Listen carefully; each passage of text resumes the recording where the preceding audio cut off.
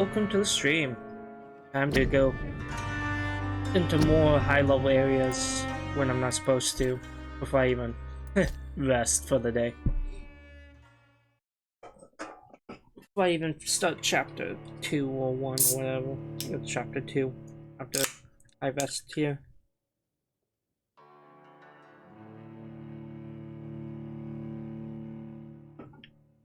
Oh, my shoulder is killing me, man. My body still hurts really bad from that fall I took yesterday. Oh yeah. Yeah.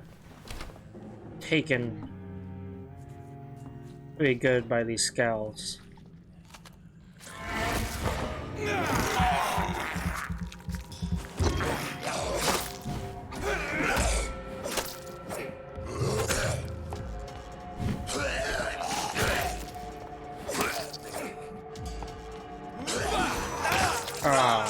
I went for a stab.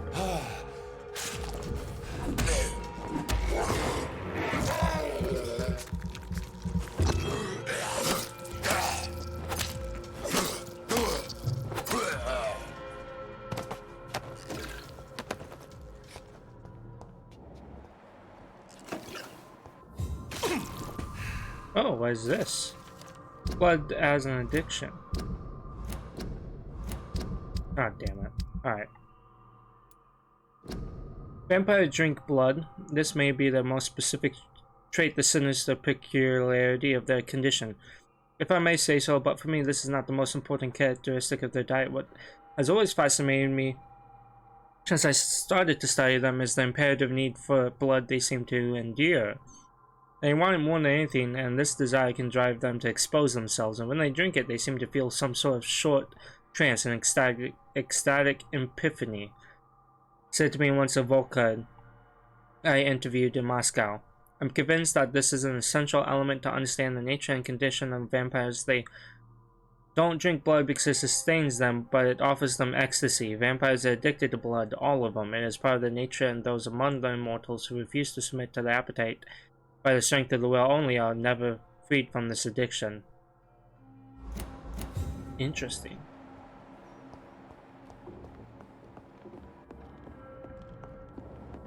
Loop, looped. Um.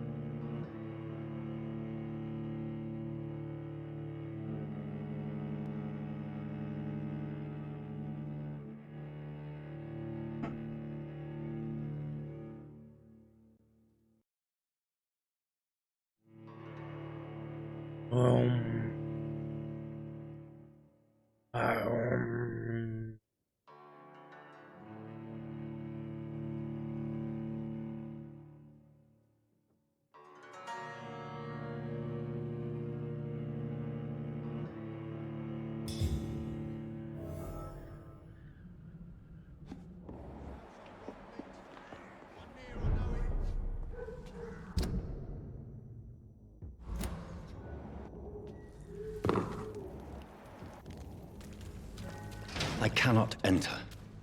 I see.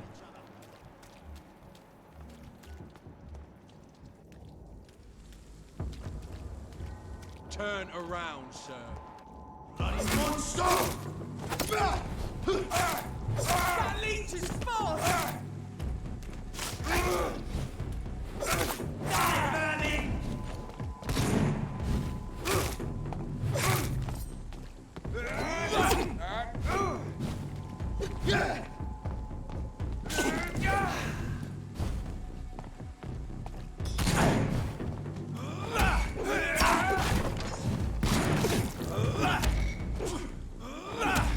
Give me your blood, please.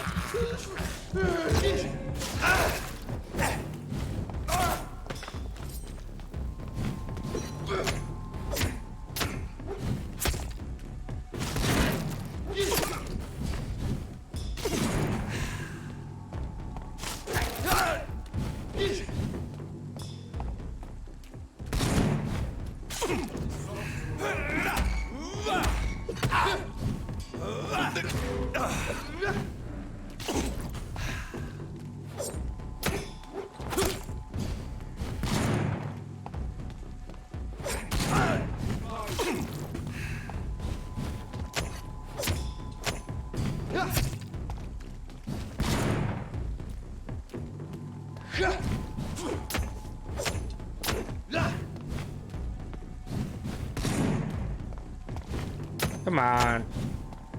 Take care of the name people.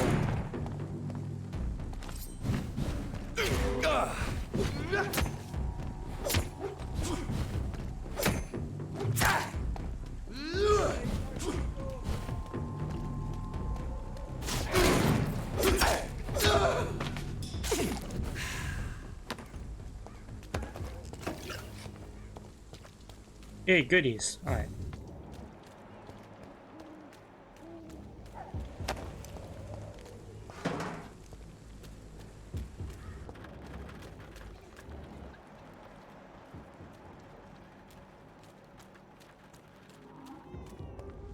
More and more of these bloody leeches more and more every year.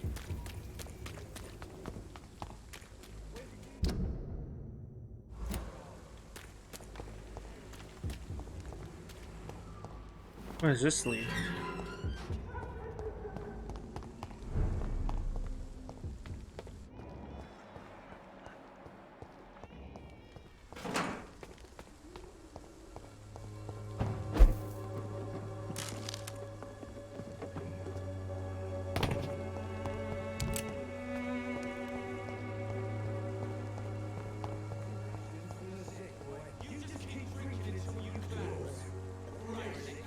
Fuck you all! Fuck it all! Stop it now, Albert, stop it!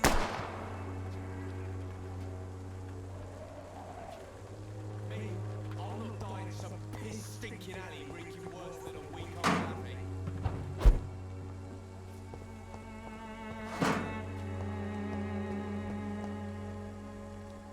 Are you all right? The bastard hit the wall next to me. I don't even know if he meant to miss. If you've been hurt, I can help you. I'm a doctor. Name's Albert. Remember it. Now bugger off.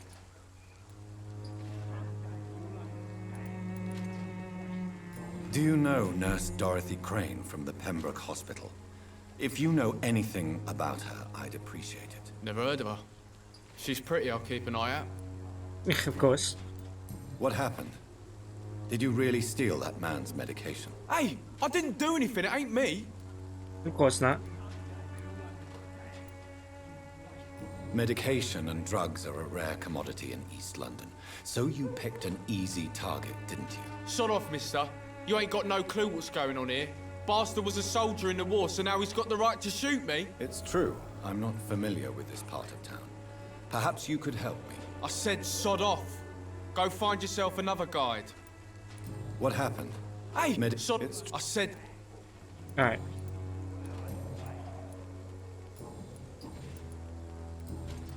I found the recruiter you were expecting. He's dead, but he carried a note.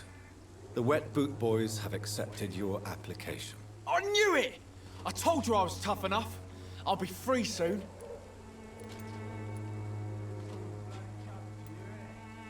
You were so You're gullible. being manipulated by these criminals. What's worse is that you're clever enough to know better. You're all fancy words, none of which concern me. Go worry about someone else. I'm fine and I have a future here. Alright, whatever. Goodbye, young. The Wet Boots will be proud of me.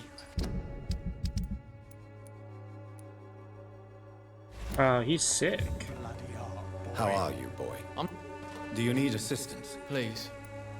There you go. Very funny. Goodbye, young man. Me? I'll not die in some...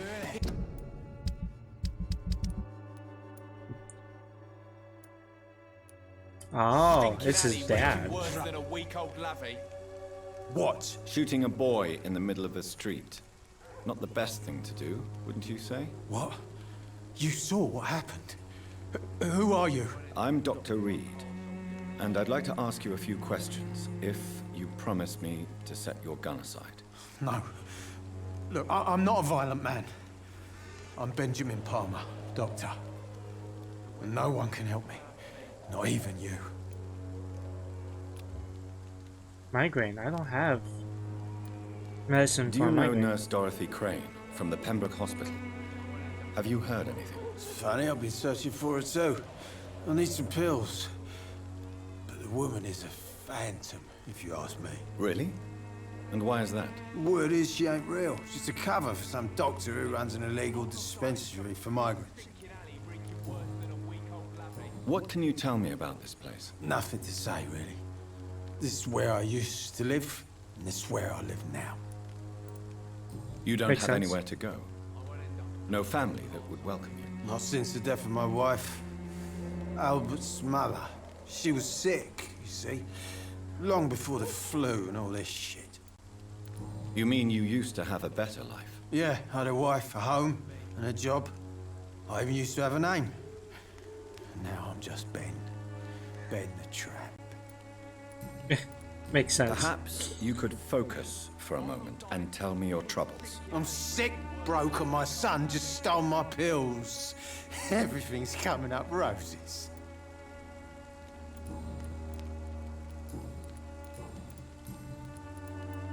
Whatever the boy did, I'm sure he didn't deserve a public execution. I swear I didn't want to hit him. It's just that I'm sick in the head, you see, and the boy he just faked me last nerve. What is it, Benjamin? It was the war, wasn't it? Your nerves are shot, aren't they? I need some answers, Private.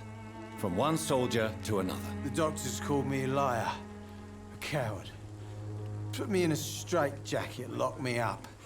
Finally, they sent me back to the front lines with a handful of tablets.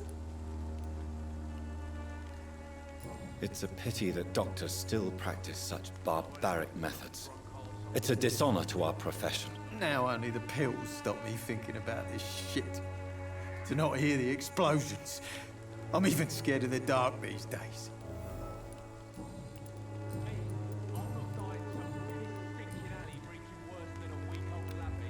Oh. A gun?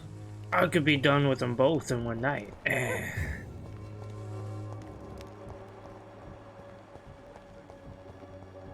It's tempting.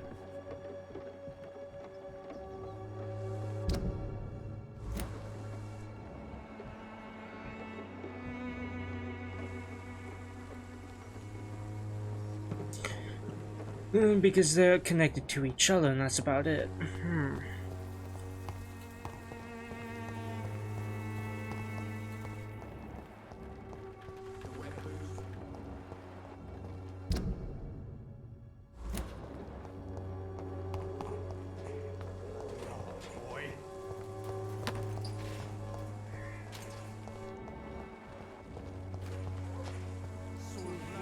When science fails you, this elixir will give you faith. The Swanborough cordial can be the answer to all your problems. Who are you? Good evening, miss. Good evening, sir. Are you interested in a miraculous cure for this unknown and deadly epidemic? Actually, I am. Then you have come to the right place. The famous Swanborough cordial is all you need to help keep you in perfect health. Oh, really? Why didn't I hear about it during my studies? I'm Jonathan Reed, by the way. Dr. Jonathan Reed. Ah, my brother has spoken of your research, sir. I'm Loretta Swanborough, and it's always a pleasure to meet a fellow healer. Do you know Nurse Dorothy Crane from the Pembroke Hospital? I'd like to know more about her. I don't like to talk about competition. Competition, you say? Never met her, but it seems she provides some sort of medical care to the poor. The whole thing has to be some sort of scam, if you ask me. And what you're doing, is it? Tell me, who intrigues you most in Whitechapel? The region itself is something to see, but I would say Camellia the mute florist who gives away her flowers. What do you think of the locals? Most of them are afraid or desperate. They all come to me eventually for my remedy. Is there anyone I should avoid? Cadogan Bates, without a doubt. The bloody bastard remorselessly exploits poor migrants as soon as they get here.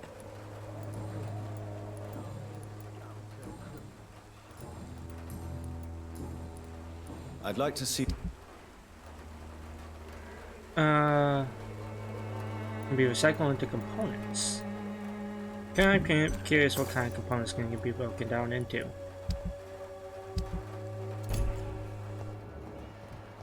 Oh, buy it.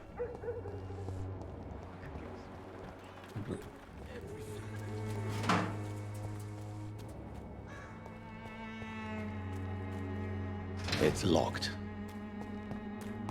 Interesting.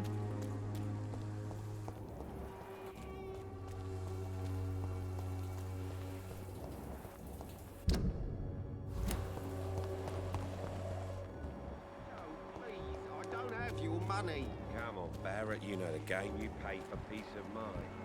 Can't you just look the other way this week, Joe? Come on, we can sort it out, right? It's not my call, Barrett. You pay one way or another. Please, Joe. How long have we known each other? We even used to be neighbours, for Christ's sake. I'd prefer not to give you another beating, Barrett.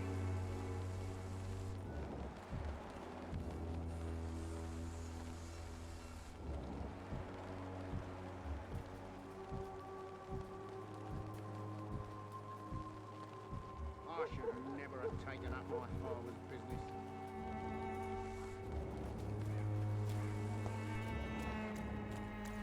Too bad I'm not interested in that right now. I want... Pay me a glass and I'll be gentle.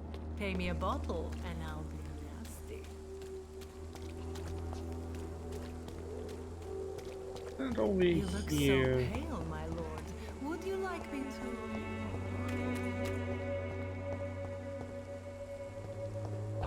Yep. It's locked, all right. Why is it locked?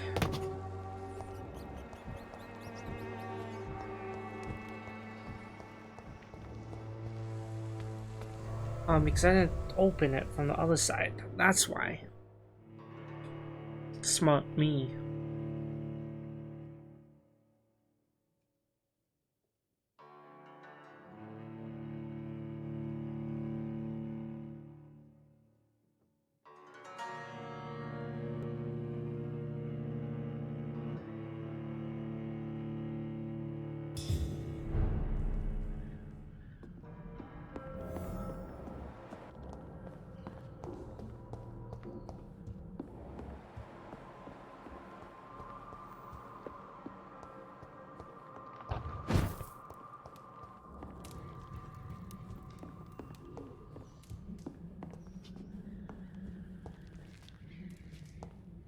Alright, table. Can I make a cure for migraines? No. Headache, migraine, yeah. I can't do it. No! Ah, that's a bummer. I can upgrade to my bludgeon.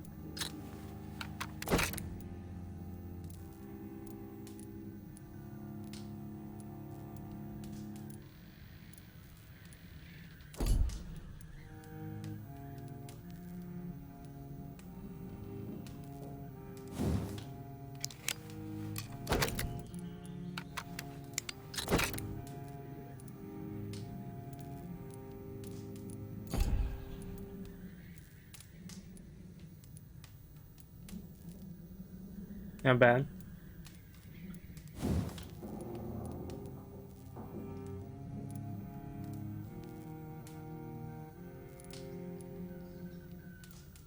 Oh, I need level 4, that's right. Never mind.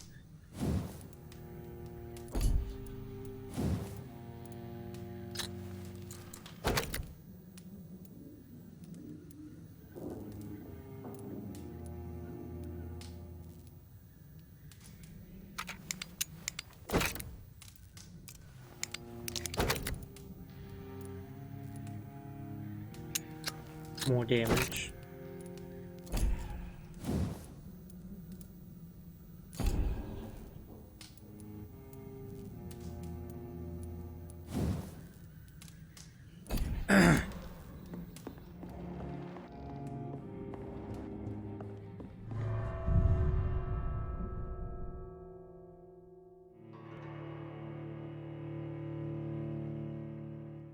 Link to the blood quality. Ah, I can't heal that dude and just be like, oh, I'm done.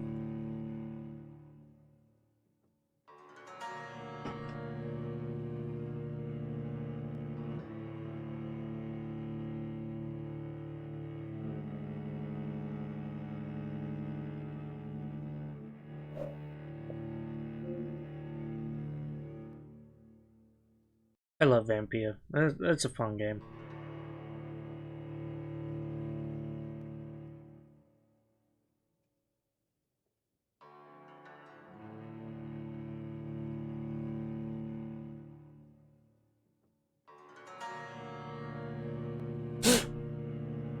I need to dust my laptop. I need to buy a duster. I don't have a duster.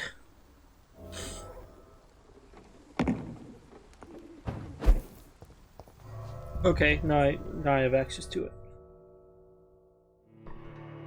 I have to wait for 2 more loading screens.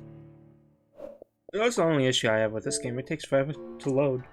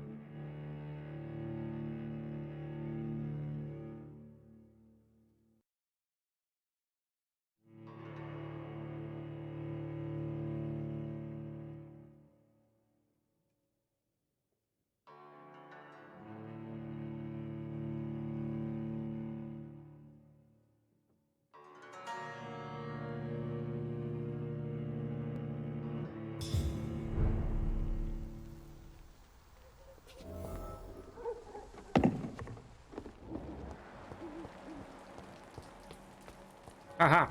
Here we are.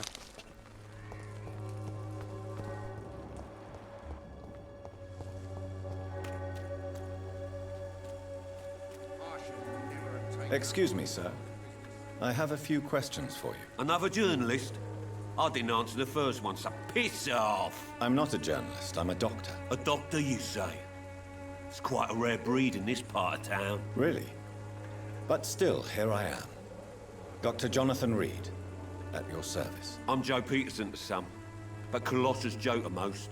And I don't remember asking for your service, sir. Yeah, you don't need it. Have you heard of a nurse named Dorothy Crane? She's a colleague of mine, and is supposed to live around here. Dorothy Crane? Yeah, I know her. One of the few good souls who dare to help the sick around here. Could you please tell me more about her? She's a nice girl. Tries to help the migrants. I offered to give her a hand, but she said my reputation would attract too much attention. Makes sense. According to you, physicians are scarce in this part of town. Why is that? Not familiar with this neighborhood, are you? I guess your fancy colleagues are too afraid of being stabbed in the back. This part of town does have quite a reputation. Would you say it's justified? Totally. Look at me, for instance. I always look my opponent in the eye before knocking him out. May Oh, I yeah. ask what you do? You tough around guy? here? I do whatever I want, and sometimes even more. Now sod off.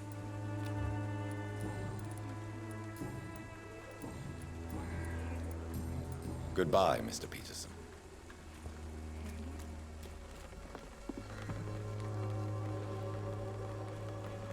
That's safe in there. Joe, please, I don't have your money. Come on, Bat. Welcome, sir. Please, take a browse of my wares. I'm Dr. Reed.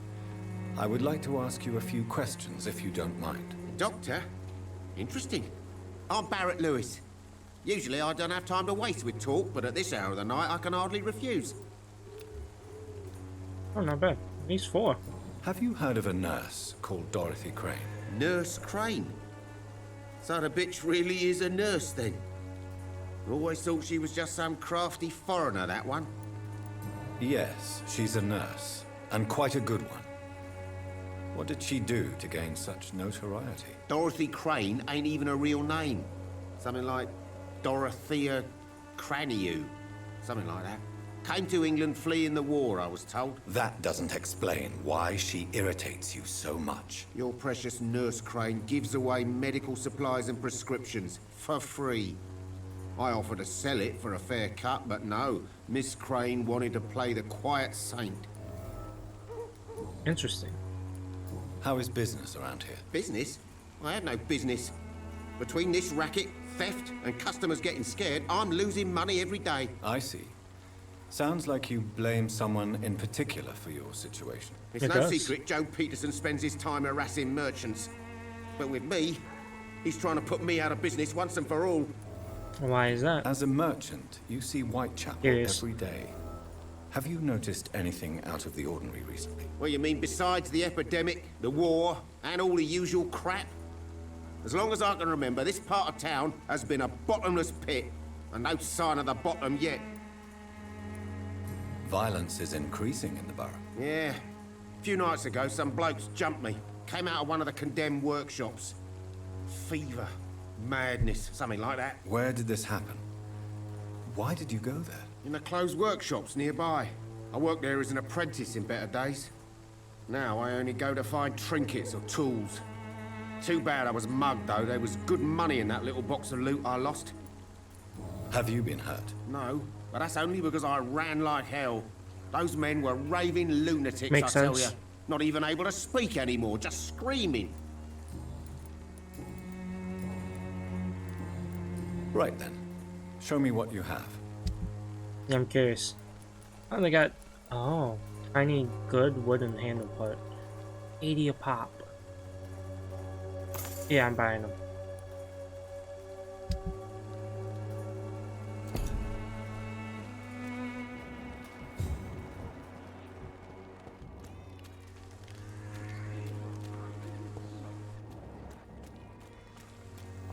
What is this place?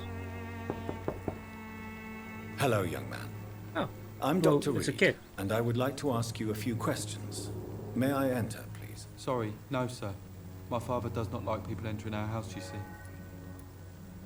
Your father is worried about you, boy.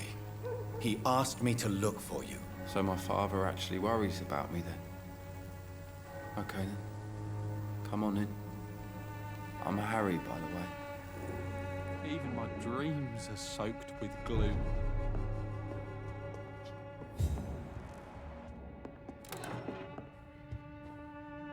So, may I ask you a few questions? I'm not bothered.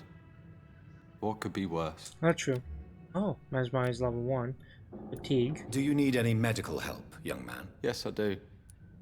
You'll feel better with this. But you need to get a grip, young man. Medication alone won't cure melancholia. I'm not sure I'm happy with the idea of living long. Do you know Nurse Dorothy Crane from the Pembroke Hospital? I'd like to know more about her. Yes, I know her. She came here to examine me when I was very sick. She said I should go out more. Yeah. Harry Peterson.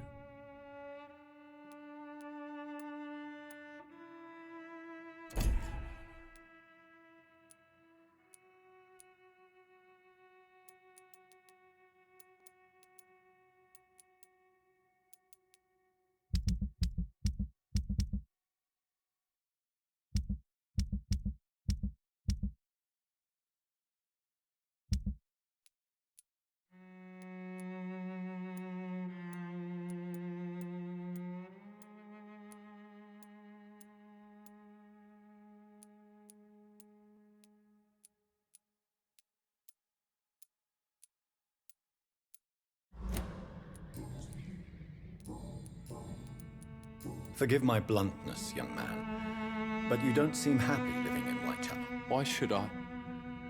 I never wanted to come here in the first place. It was my father's decision. And look around you. No, it doesn't look like a Does nice this look place like to a live. nice place to live?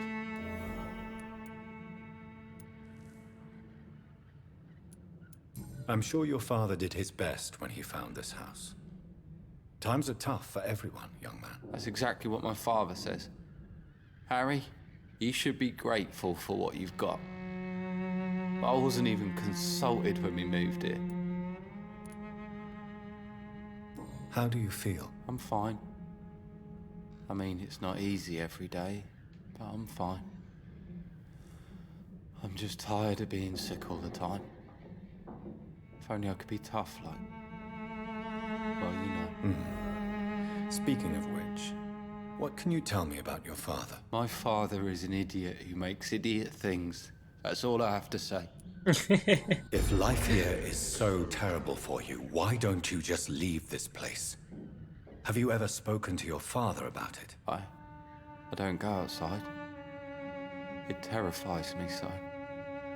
I went outside once without my father noticing and I saw terrible things. Bloody and frightening things. So that's why you stay at home all day? For fear of the epidemic? I'm not afraid of disease or death, Dr. Reed. It's the living I'm afraid of.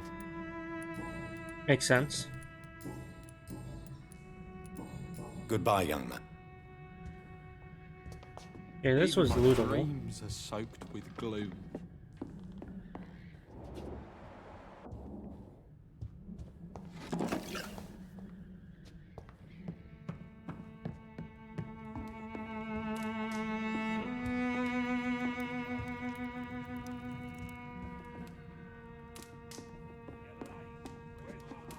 It's locked, all right.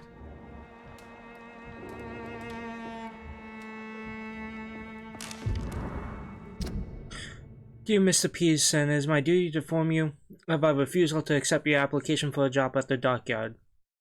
I must thank you for the time spent in our office explaining the difficulty of your situation with your ill boy and the loss of your beloved wife.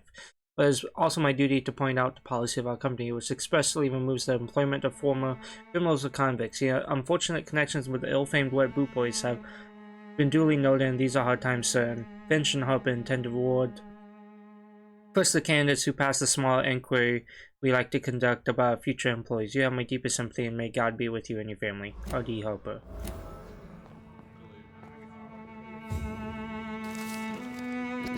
If you ever suspect someone to be a vampire, don't try to kill it yourself. You have no chance. Instead, contact me or try to inform a professional vampire killer. These men and women are rare, but they know what to do against these evil creatures. It even seems that some of them are working together under the name of the Guard of Prewin, a paramilitary organization dedicated to the eradication of vampires in London. They are your friends. You are not alone. Solutions exist. Be smart. Spread the word. They're not really there to help you, man. If you like walk toward them, even if I wasn't a vampire, they would attack. They are hyper vigilant, and that's not a good thing. So, I'm not bod. Ooh. Would it ease tensions with your father if he got an honest job? Because he tried, you know. I can't say. I'd be glad if he dropped his thuggish activities, but I'm not sure it would be enough. Why is that? Sometimes I suspect it's me, Dr. Reed. Or it's this life. It's like I can't find my place. Interesting. Goodbye, young. Is there only pain and suffering in this world? Good quality. Come on, take a look. Don't be afraid. You again? How did you become the local bully everyone is afraid of, Joe? There's no pride in roughing up poor bastards. But this is the only job I've found. And it pays well, too. A job? So you're racketeering for someone else? I got enlisted by the Wet Boot Boys, a gang from the docks. I'm their muscle for their dirty work. Makes sense. You survive at any cost, even at the expense of others.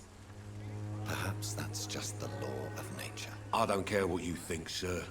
I do what I have to do for my own reasons, and that's that. I'm not sure Mr. Lewis would agree with your by all means necessary philosophy, sir. Oh, do you really think he's the poor victim here?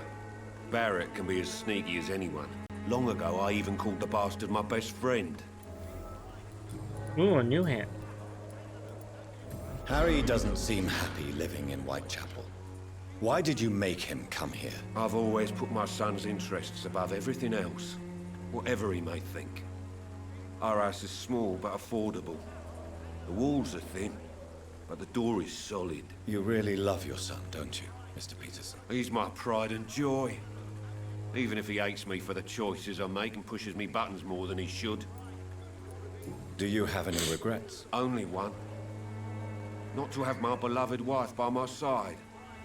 She died when Harry was little. My sweet Jane. She gave the boy confidence. Since the criminal nature of your job means you could be arrested, are you not afraid of what would happen to your boy if you were? No one will ever take my son away from me. If that ever occurred, I'd hunt the bastard down and rip off his head with my bare hands. Makes sense. Why do you keep on working for the gang, Joe? You know it doesn't suit you. It's true, I hate this job. And I know I made some bad choices, but I'm a wet boot boy now. And people won't forget it. You could leave tomorrow. Start another life in another town. That's easy for you to say, Doctor. We are poor. My son's weak. And there's no way he'll endure another disappointment. Yeah, it makes sense. Goodbye. Fancy bar. You never... What do you know of Harry Peterson? The boy seems so fragile. Not like his father at all. Harry's a good boy, but he spends most of his time complaining. He's had it tough, all right, but he needs to grow a pair. What troubles him exactly? Well, despite being his father's son, almost everything, I think. He never wanted to come to Whitechapel in the first place. Hates this place more than most of us. Makes sense. Joe Peterson. He's the villain here, isn't he? But you seem to know each other. I'd known Joe for years. I saw him box once or twice. He was a friend then. But these days, he's just another thug. What can you tell me about Mr. Peterson? Besides his behavior toward you, obviously. Colossus Joe was a decent boxer, good one even. But after his wife passed away, he found every excuse to stop training. Just wanted to pick fights with everyone.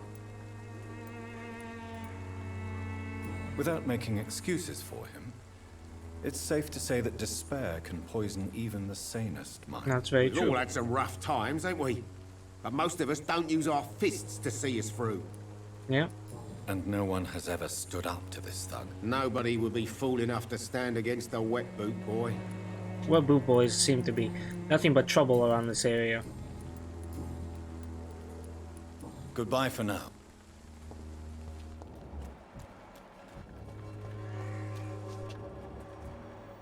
Oh, did he go inside? Good evening, Harry. May I come in? Sure. Sure.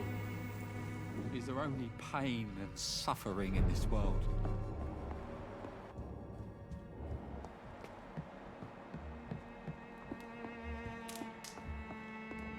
Oh, he's all the way over there.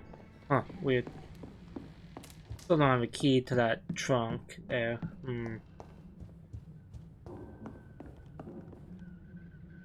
So, I'm not bothered. your father and Mr. Lewis used to be good friends.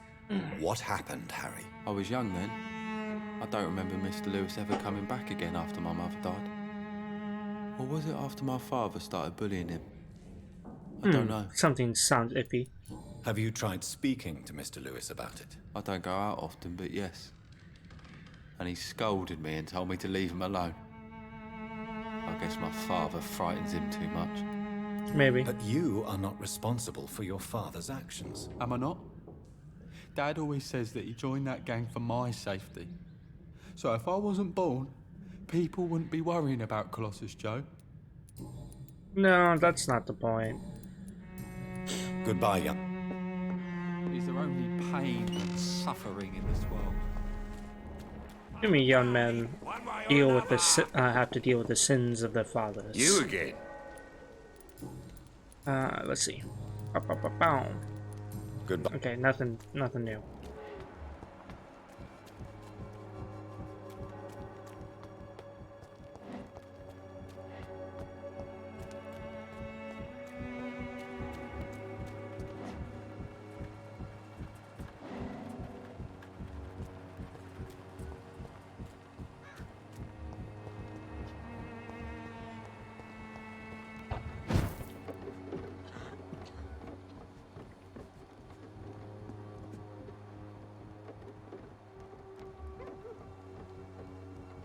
curious. I knew there would be something like this occurring.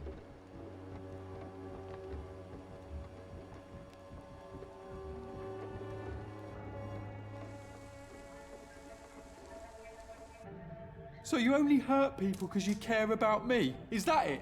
Don't be such a brat. I do what I must to provide us with food and medicine, that's all. Mum would never have let you bully an old friend like Mr. Lewis. Shame on you. Harry, I'm your father and I love you. But don't you ever speak to me like that again. What? You're gonna beat me too? Jesus. Give me patience.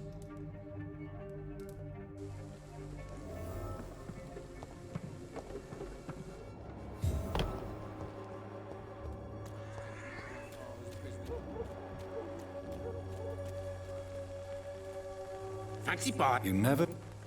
Alright, ooh, nothing new there. Okay. Goodbye for now. I have to wait for Joe to come out. I can talk to him, and then talk to Harry afterwards.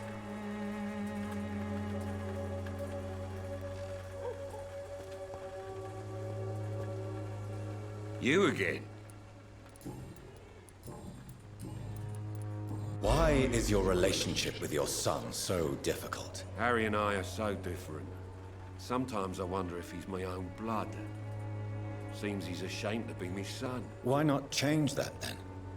If you used your strength to do good, perhaps Harry wouldn't feel that way about you. How dare you tell me what I should or shouldn't do with my boy? Who the fuck are you to interfere like that? I'm a doctor. You're a bad father who scares his son and his neighbors, Mr. Peterson. I don't think I like your attitude, sir.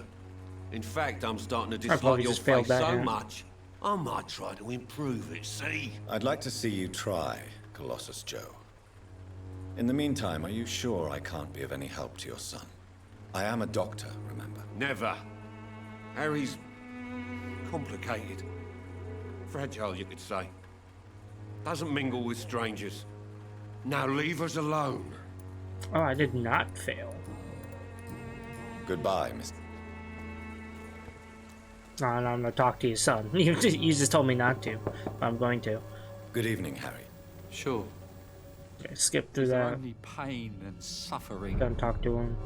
So, I'm not bothered. you and your father have a difficult relationship, Harry.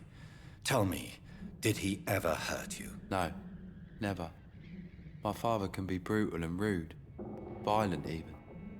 But he never touched an hair on my head. What is going on between you two then? It's his job, if you can call it a job. He bullies people. Men and women we know, like poor Mr. Lewis. It's just not right. Nope, it's not right at all. Do you know... Yes? Alright. Goodbye, young... Is there only pain and suffering in this world?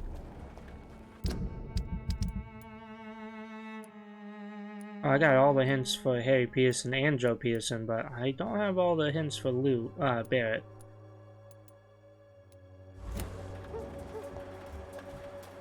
Only a few people I haven't talked to yet. Father. Forgive my interruption. Do not apologize, my son.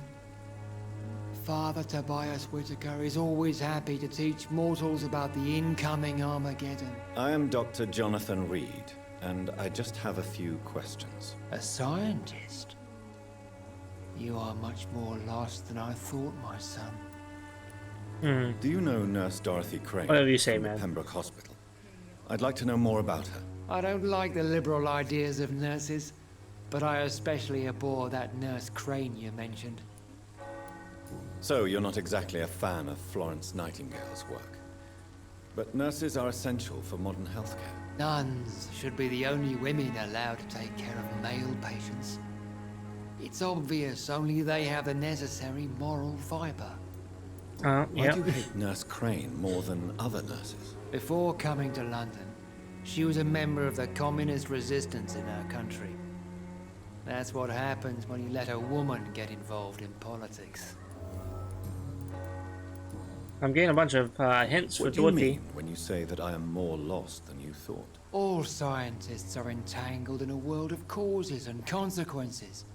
And most of them can't see the plain truth. Quite a judgmental opinion, if you ask me. But what do I know? Blinded by science as I am. But you are seeking answers, aren't you? Answers about the Armageddon about to strike the city. Answers about the hidden truth. I am. But the answers I seek are based on facts, not superstition. What do you mean when you say that I am more lost than you thought? All scientists are entangled in a world of causes and consequences. And most of them can't see the plain truth. Quite a judgmental what's the plain opinion, truth? if you ask me. But what do I know? Blinded by science as I am. But you are seeking answers, aren't you? Answers about the Armageddon about to strike. I'm listening. Well, I Tell me. suppose I can spare a few minutes listening to your so-called truth. As a doctor, you must be aware of the decimating epidemic. Yeah, I'm trying to fight it. So let me tell you that this so-called Spanish flu is just the beginning of the end. What do you mean? The beast is finally revealing itself, corrupting the flesh and the heart of men. With my own eyes I have seen them, those minions from the abyss. Oh no, the minions. Really? And what would be your answer to this biblical threat? We must fight the disease before this legion outnumbers us. But not with scalpels and microscopes. No. What is left then? Cleansing fire. Oh. Tell me, Tobias, what exactly is your plan concerning the cleansing of this city? God will recognize his own. More than once this city has risen from the ashes, hardened and purified by the flames. But where do you put the woman? Purification by fire has proved useful, but where do you stop? Burn the clothes? The buildings? The corpses? Worse? Your lack of faith is predictable. But my task is to convince rational minds like yours to see the light. This is God's will. You're mad and dangerous. You're nothing but a soulless butcher. A small-time Torquemada. The Savonarola of Whitechapel.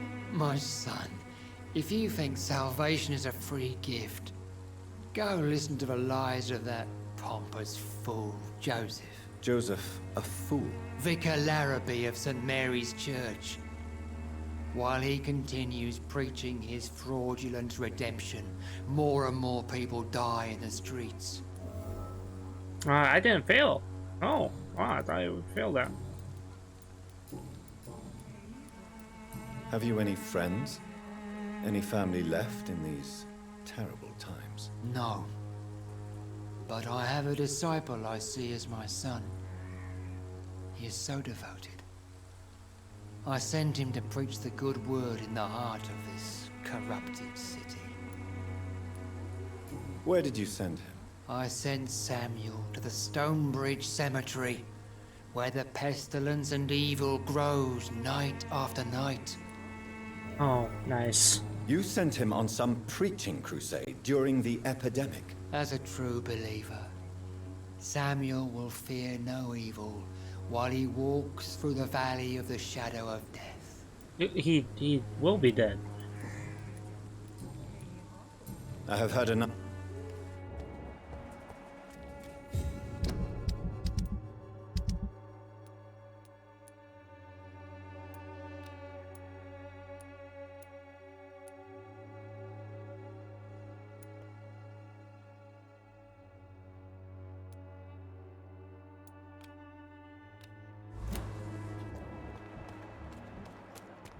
Have I talked to everyone here? I feel like I have, for the most part. Oh.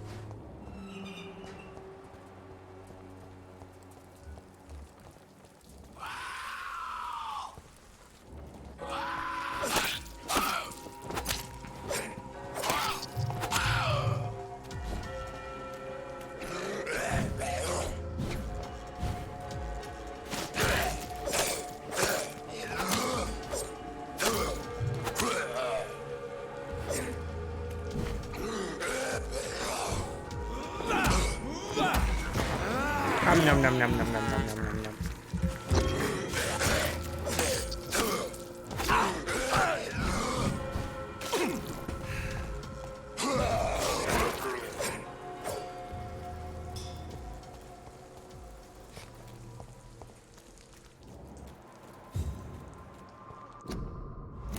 Quarantine zone. That way.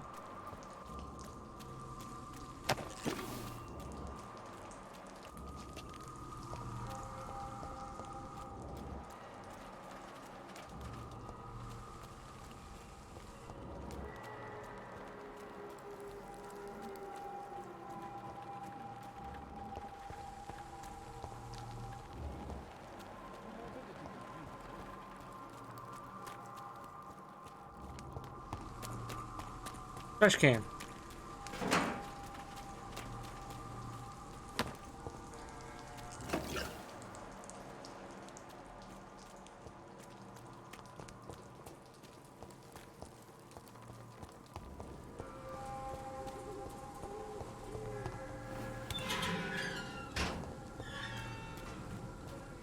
Protection against malevolence and trickery.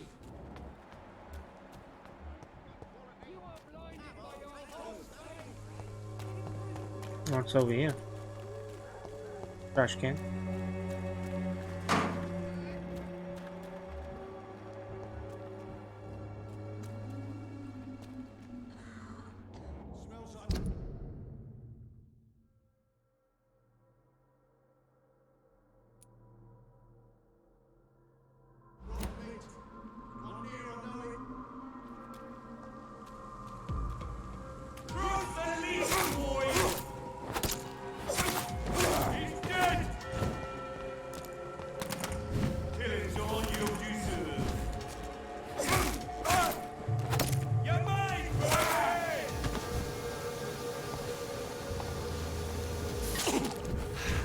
Want some of this?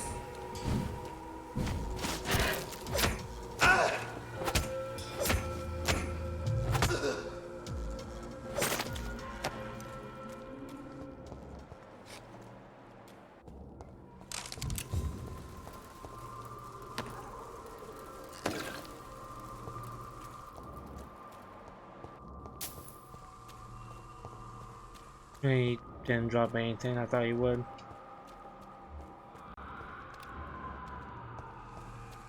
Large beast in there.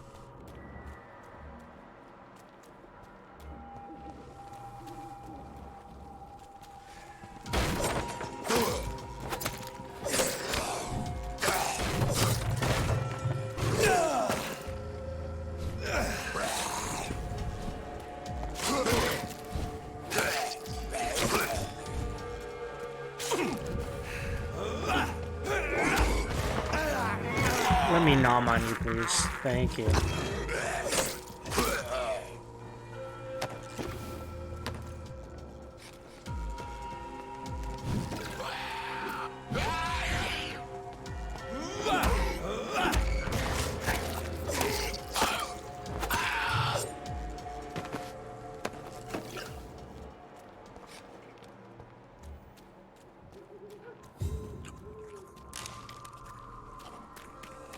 All this loot.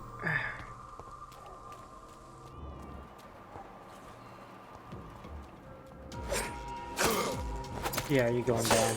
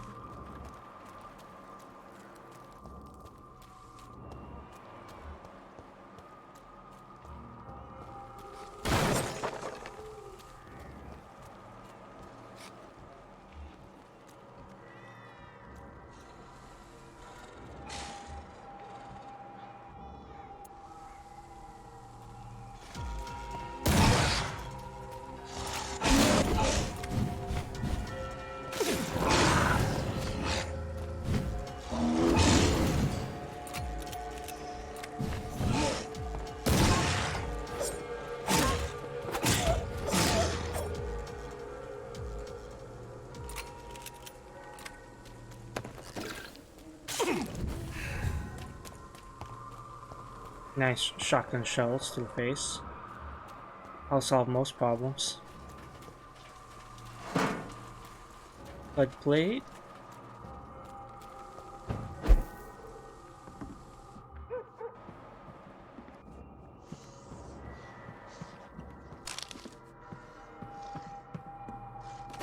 Oh, a used hatchet. Interesting. New weapon. While you look around, folks.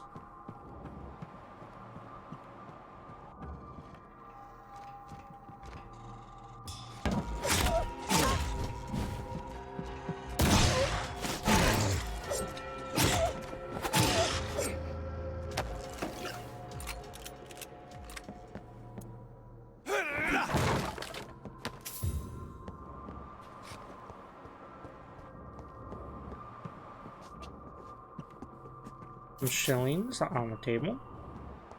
Replenish my shillings from the ones I spent on those small handle parts.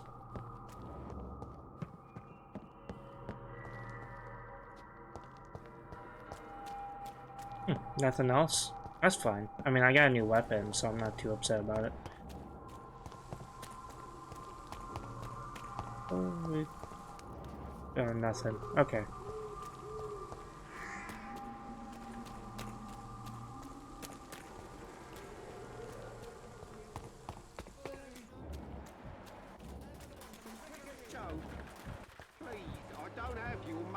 Come on, Barrett, you know the game. You pay for peace of mind.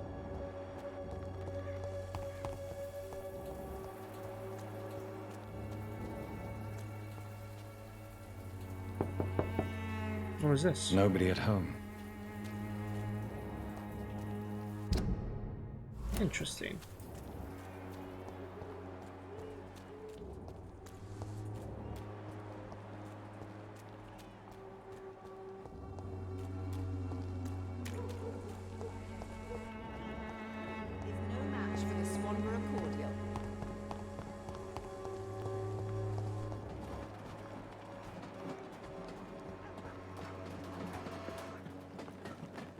Nothing over here.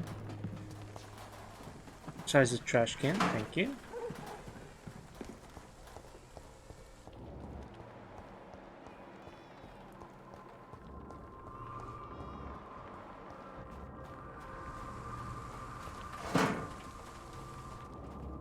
I cannot enter.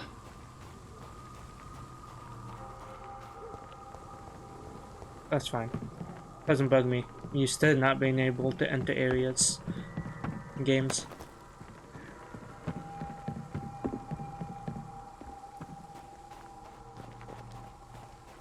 Even flu is no match for the Swanborough cordial.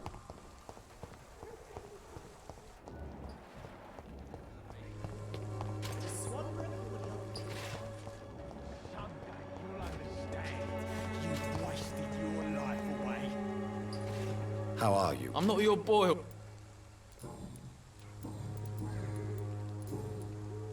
Goodbye, young. Me? I'll not die in some piss-stinking alley reeking worse than a week-old lavvy.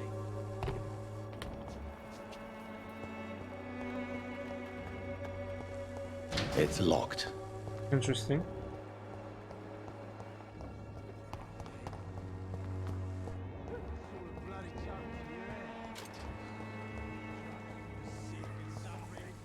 Something shine over you?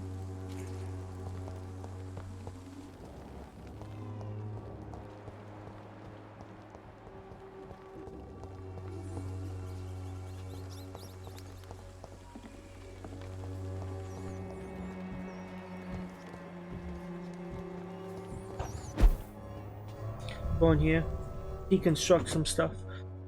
A leg.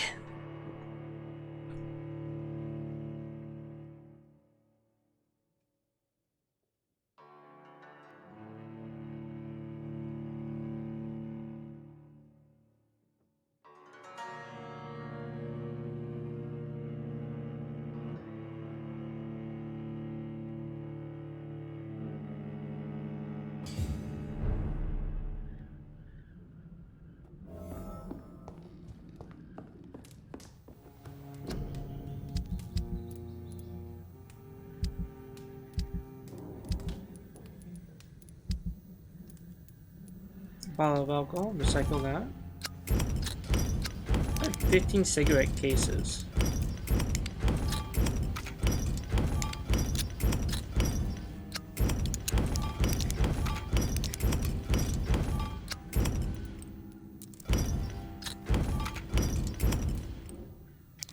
Is this glass vial? I spent 35 bucks on a glass vial? Unbelievable. Ah, oh, I'm one away.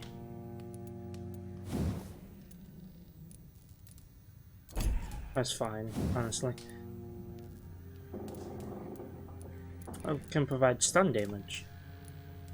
Oh, and blood absorption. It's either blood or stun. I could do both.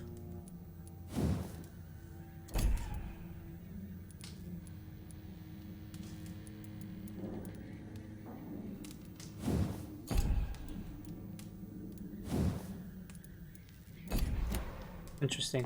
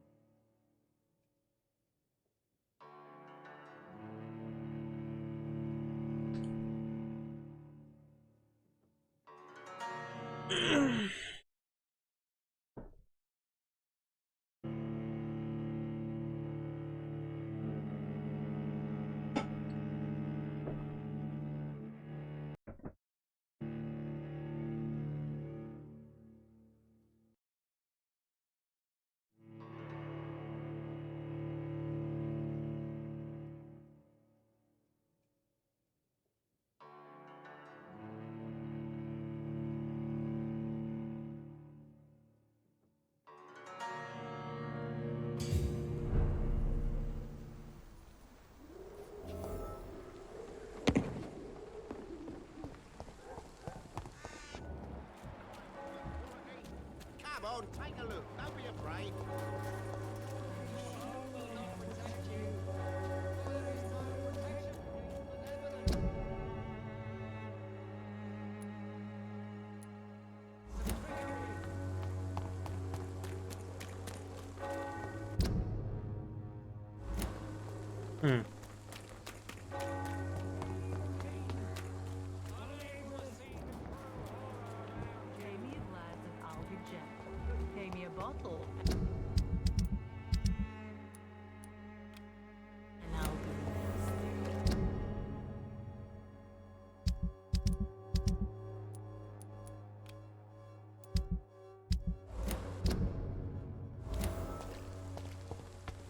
I was just over there.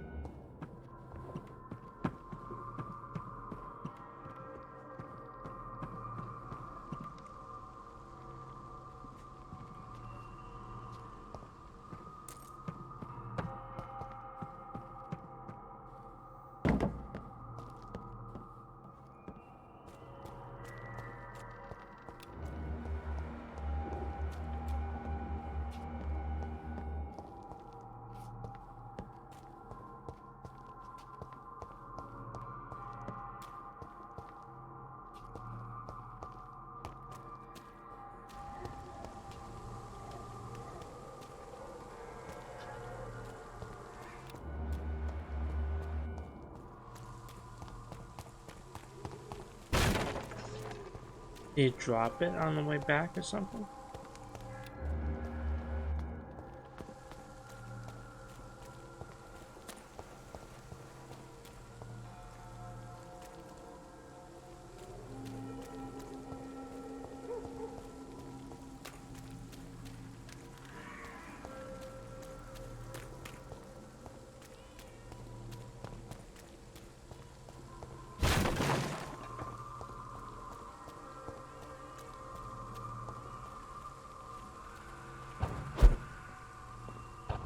Oh, there's a second story. This could be the box Lewis.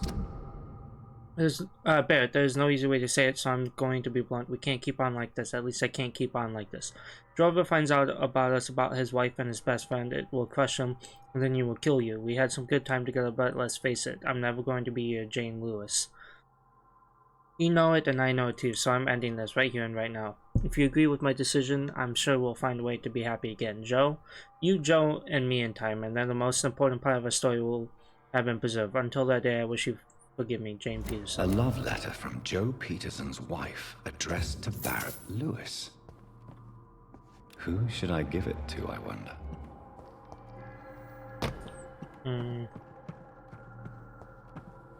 I'll give it to Barrett. That seems reasonable.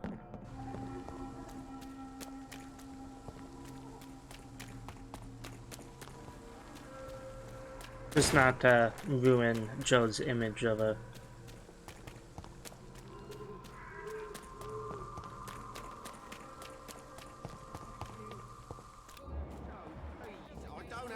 Money. Come on. Barrett, you know the game. You pay for peace of mind. Fancy buying some? You never lose. I found this box in an abandoned building nearby. I believe it belongs to you. Let's have a look. Yeah, this is mine. So, you faced those loons that roam around there. Extraordinary. I suppose I was lucky. Luck is a commodity round here. Yours should be properly rewarded. About this package, it's not just tools and trinkets, is it? I want to be rude or anything after your kind gesture, but it's none of your business. Barrett, you had an affair with Joe's wife, didn't you? Yeah, I did. She's the only woman I loved. My first regret is that she stayed with Joe after Harry was born. The second is I never shed a tear when she died. Did you ever try talking to Joe? Never. But I suspected he knew everything, even without knowing it. And he decided to make me pay in his own way. I mean, you kind of... Do you mean you're Harry's father? No one will ever know for sure. And it's better that way. And I don't believe I'd have been all that bad as a dad. Joe...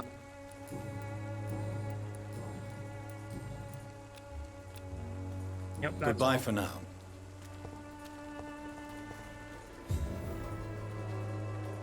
You again? Goodbye.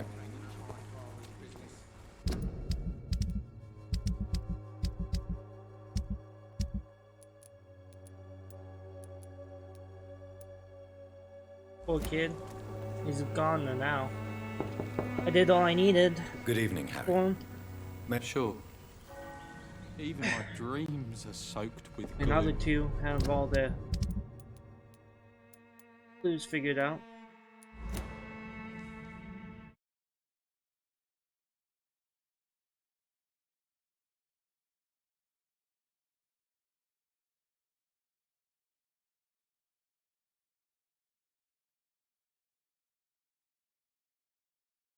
So, may I ask you a few questions? I'm not bothered.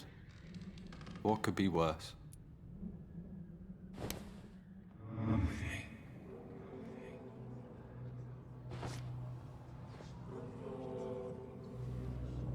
Dun dun. Dun dun.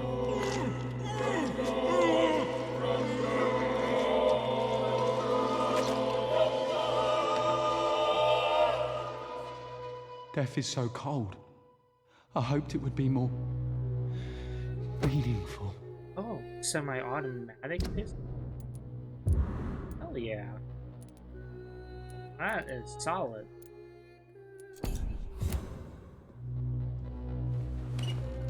And they'll soon suffer the consequences. That's fine. But this district has always been wretched. Don't let your guard down, sir.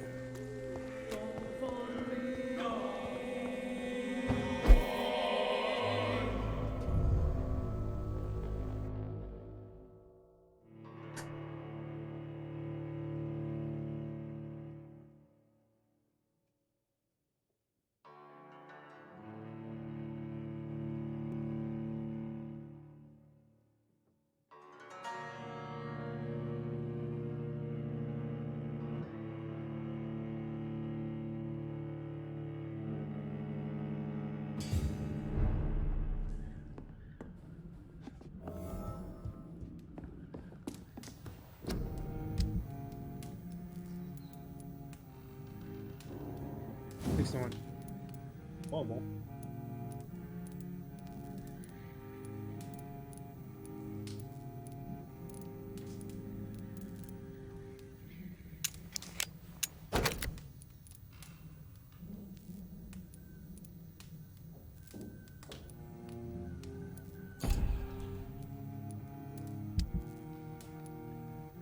Bunch of junk.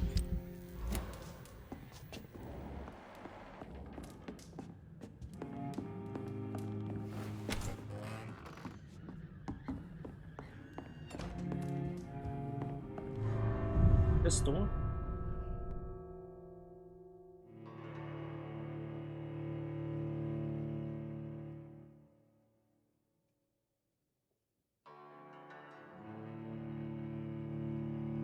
Dun, dun, dun.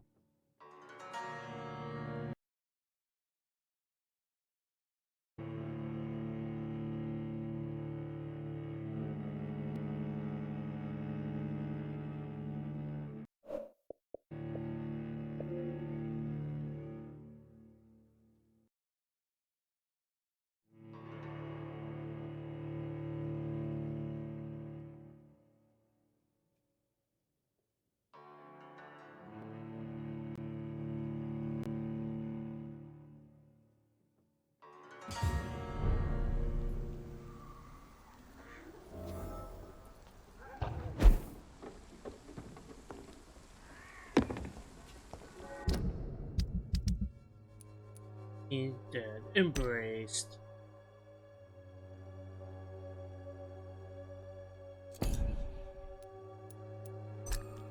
A. Peterson is 18 years old. Peterson was the son of Joe Peterson, who moved his family to Whitechapel shortly after the death of his wife. Mr. Peterson didn't take the move too well. His awkwardness and angst prevented him from forming friendships. The boy chose to stay at home while his father worked as a lackey for the local, gradually forgetting his promises of getting a cleaner and safer job. Eventually, Mr. Peterson's weak body pushed him outside and into Dorothy Crane's dispensary. He had no other acquaintances than his father and Barrett Lewis, old friend of Joe's who was bullied by him and turned picked on Harry. As they killed the boy, he wondered about the meaning of death and found his personal aim. The Lewis caught him.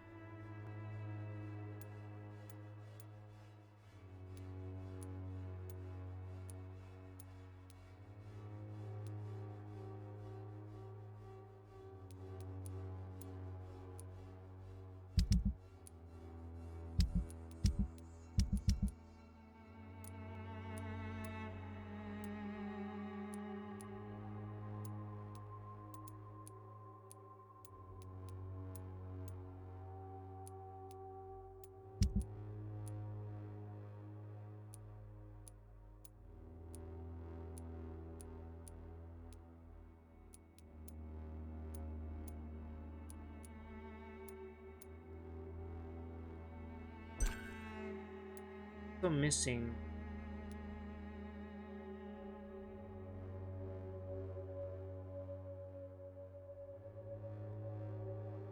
I don't know what it is.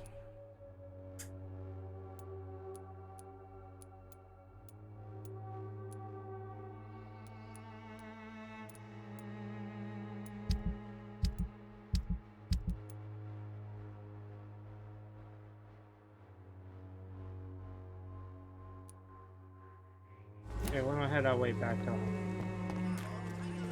You look so pale, my lord. Would you like me to revive you?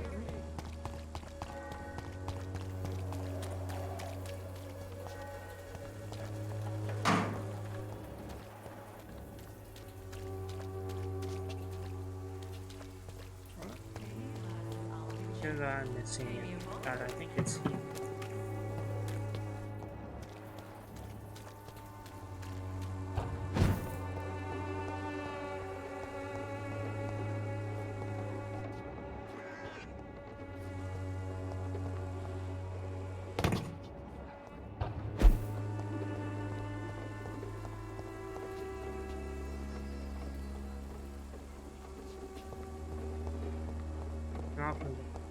Helpful.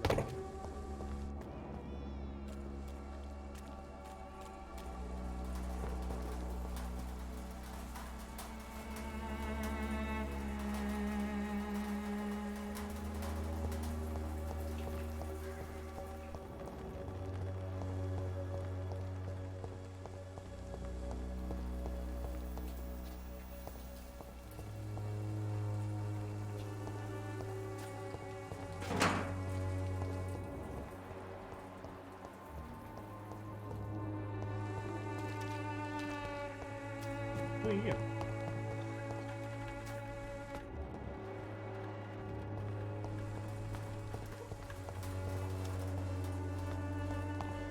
Now, how do I get to you? Oh.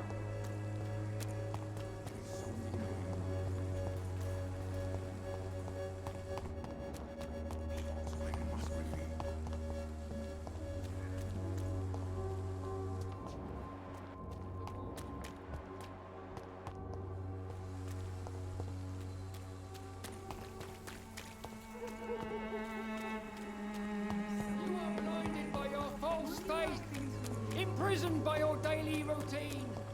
Yeah. Talk to them about it. Okay.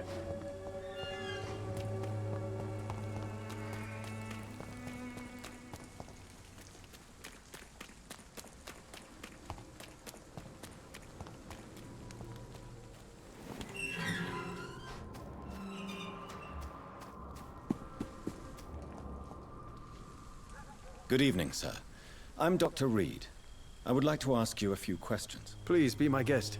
Although I may not be the best informant regarding this part of town, my words speak about that which the eyes cannot see. Really? Are you an artist of some kind? I'm a poet, sir. Richard Nethercott, at your service. May I ask what you're doing at this hour of night, sir? Do you live here? Not at all. I'm just enjoying the pleasure of a quiet walk. Though night talks are always preferable, if you ask me. Especially with strangers. Yeah. But are you not afraid of the epidemic? Oh, why should I? I see some equity in the Spanish flu. No flesh should be saved, say the scriptures. Good or evil, rich or poor, all are equal in the eyes of the flu. That makes sense. If you say so. But as a physician in a time of epidemic, I must caution you to avoid unnecessary exposure, sir. Thank you, Doctor. But we both know the seeker of truth has to go boldly where the weak dare not. Makes sense. Are you aware that your life could be in danger in this part of town? But this is where I must be to feel the real beat of the city. I had to come, see it for myself, alone. Oh. I understand your need for solitude, but it's not safe around here. I don't care. I don't have many friends, Doctor, and my family despises me. If some misfortune came upon you, who would be here to help you? Well, you for a start, my dear Doctor. Makes sense. What are your thoughts on the terrible situation in this city? Terrible, you say? No. Of course, the death of so many innocents is a tragedy, but the scourge has not been all bad for the city. Oh, no, sir. What are you talking about? Do you remember London before the flu? Noisy, cacophonic, quiet nowhere to be found. And now, listen to this oddly peaceful silence. I'm really silent, you fucking yabbering on. Yes. The enjoyable silence of the grave. You have a unique perspective on the situation, I must admit. Most people fail to understand my perspective. I don't blame them.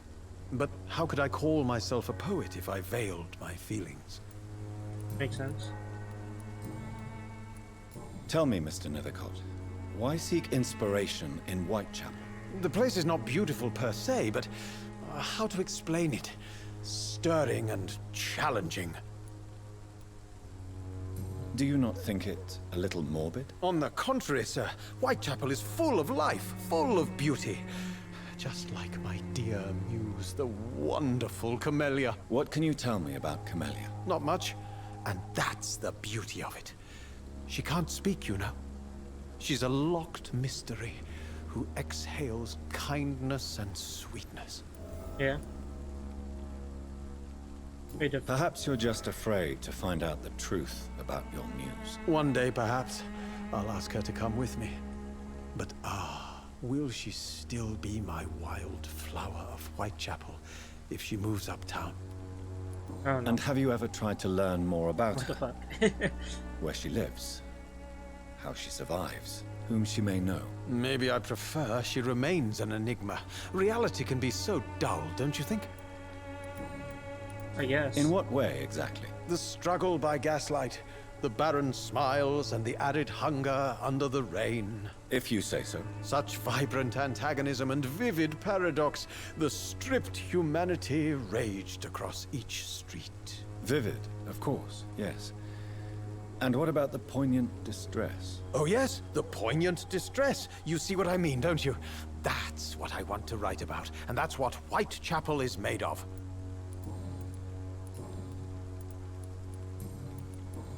I'll leave you alone.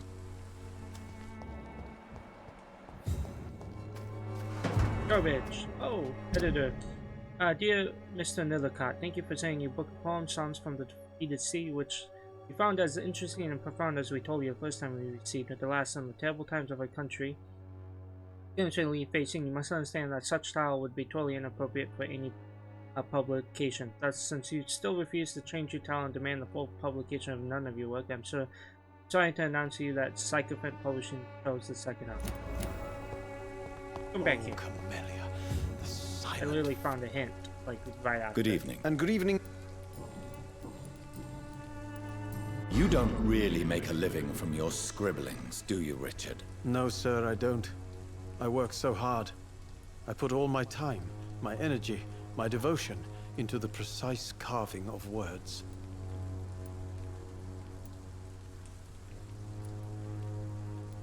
When she was younger, my mother was a painter and a poet. She told me many times how poor her artist friends were. And how she nothing is my more parents pay for my truer rent, my than food, today. and my clothes. It is, all I have to give them in return. It can have a good is return lies if they you do not believe. know how to You seem market yourself embarrassed. properly. Someday I hope to proudly Market offer yourself my into first work, publication but to my everybody's parents. commissions. Until that day, Like, I'll remain the failure of a son they have I to have like 1,000 followers. I can give you a bunch of free. I'll leave you. I forget that.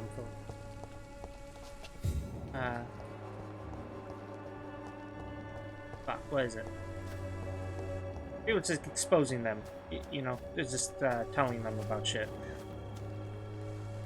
Good evening, miss. I'm Dr. Reed. I'd like to ask you a few questions. I know what you're thinking.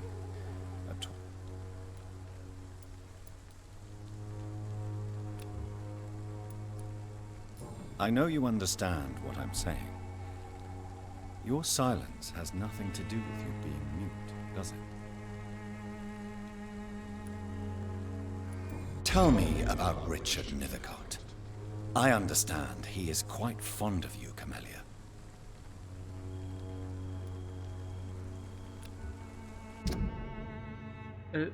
Caesar has a locked mystery. One more. What the heck? You don't seem to need. Very well. But yeah, it's a cold. Some of us come to this world already touched. Good evening. And good evening. Do you need medical? It may be wise to let you...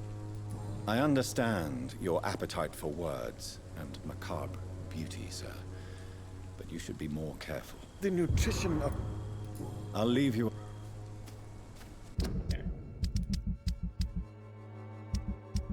Behind me. I still have one more thing for cold.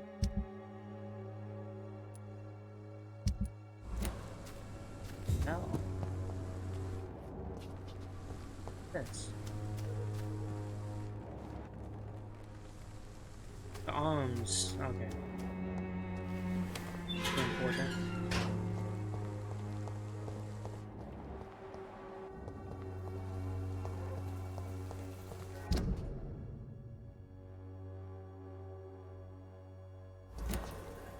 Okay, well, don't go back to the hospital now.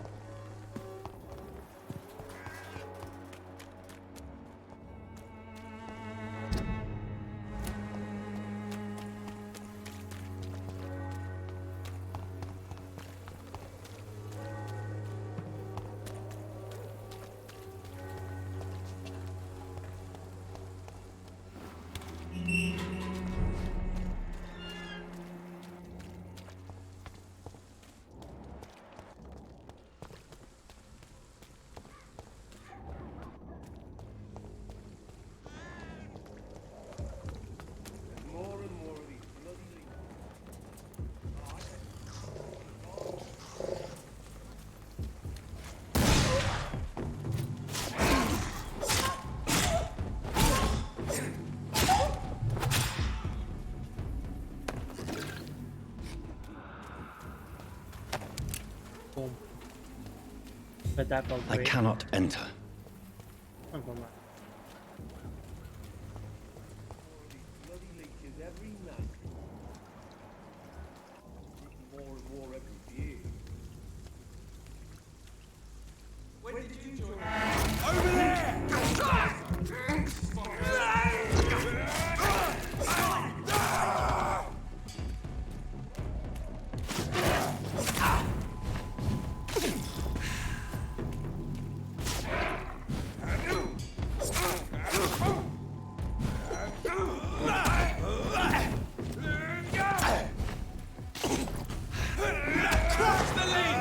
Give me that blood, boy.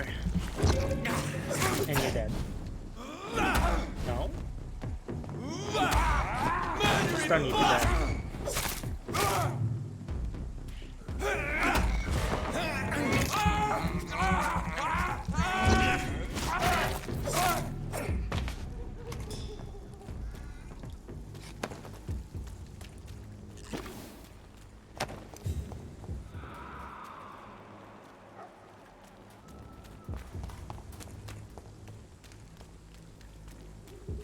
Better than exploring the city.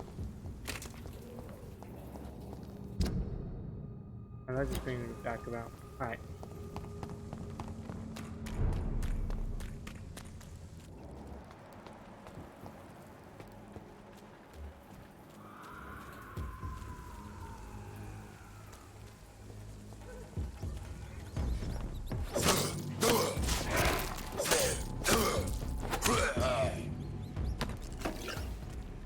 You?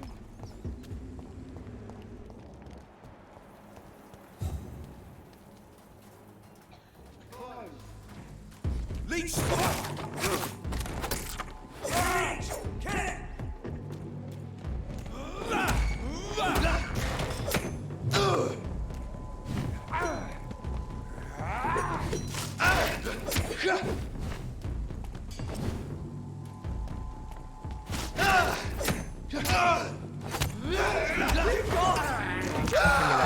Please, thank you.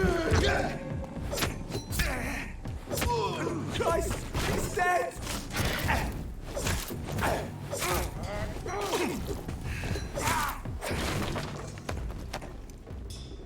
I took common trigger bolts, thank you. Those are nice.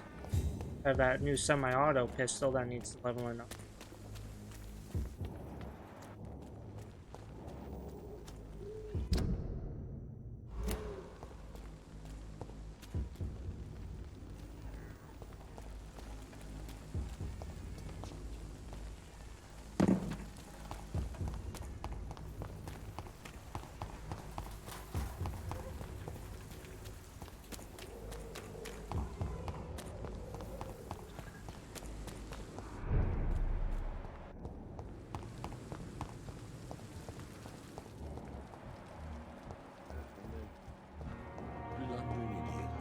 I think there might be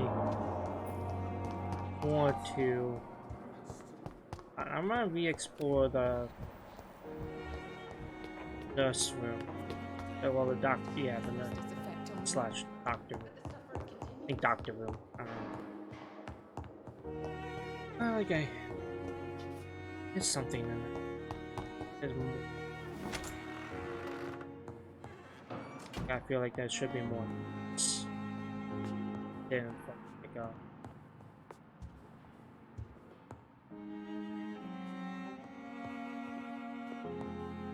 There's a note.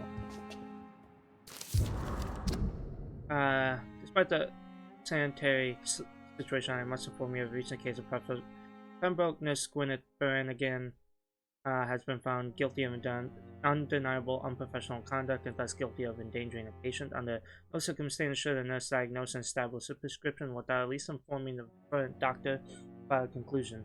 You know me, Edgar. I'm not against personal initiative, and it's for the best interest of all, especially during a crisis like the one we are facing. We cannot allow a nurse to perform a diagnosis and decide on a procedure to apply to a patient. The fact that she said patient survived is no attenuating circumstance. It just means we dodged the bullet this time. I demand the strictest authority on this matter. It's locked, all right. It's locked.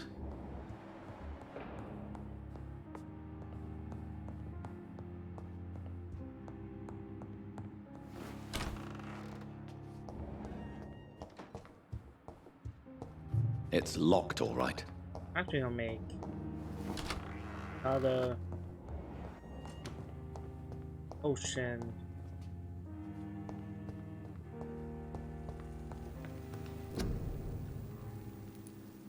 Or I need to make some people. And another treatment for cold. Pneumonia, and I would have. I feel pretty good on that.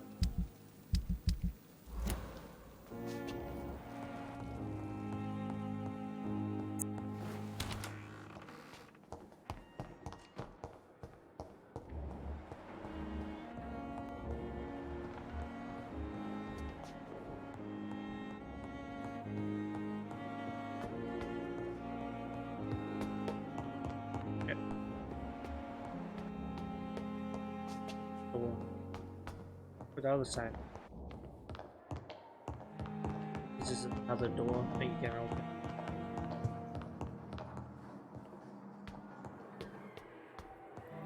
Interesting. Okay.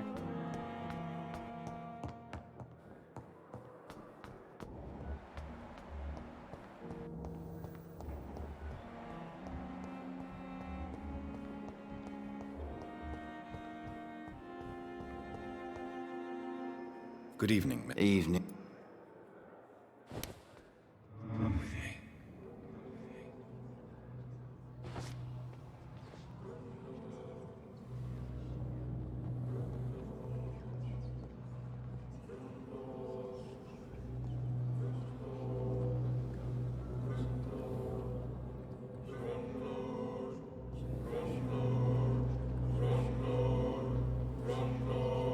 Nom nom nom nom.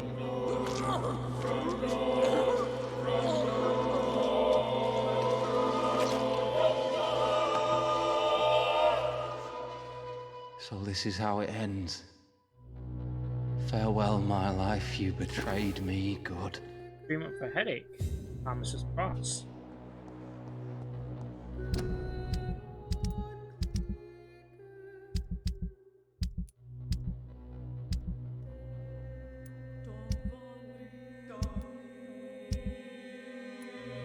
More valuable.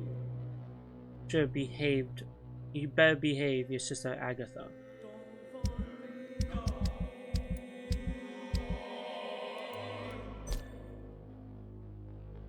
Thomas Elwood, 28 years old, male. Mr.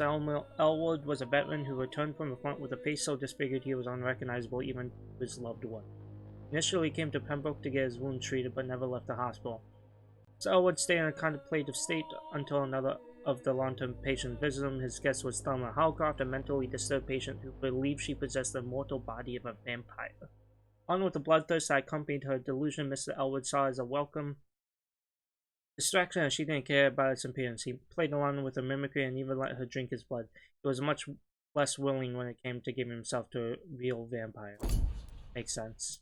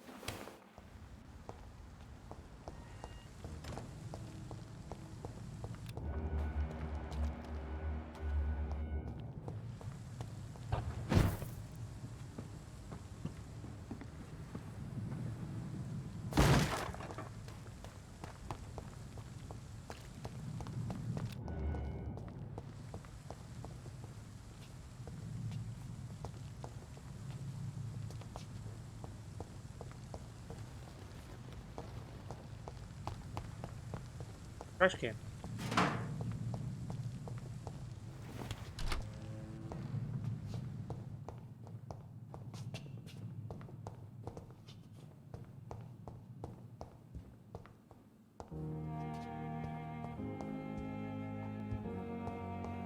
No way going there.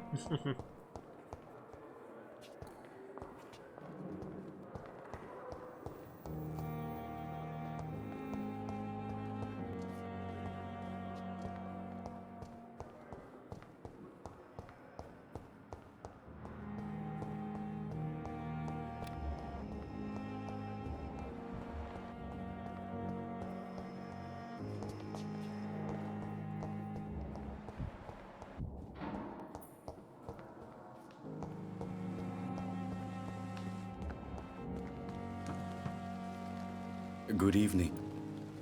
Please show me. Of course.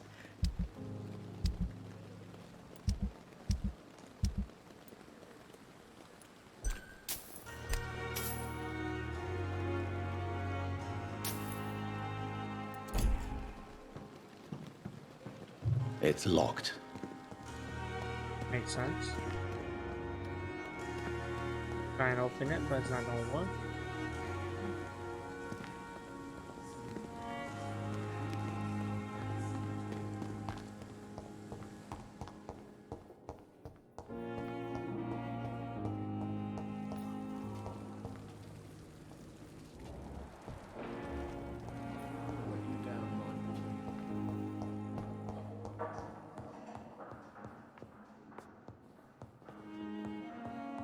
I'm alright.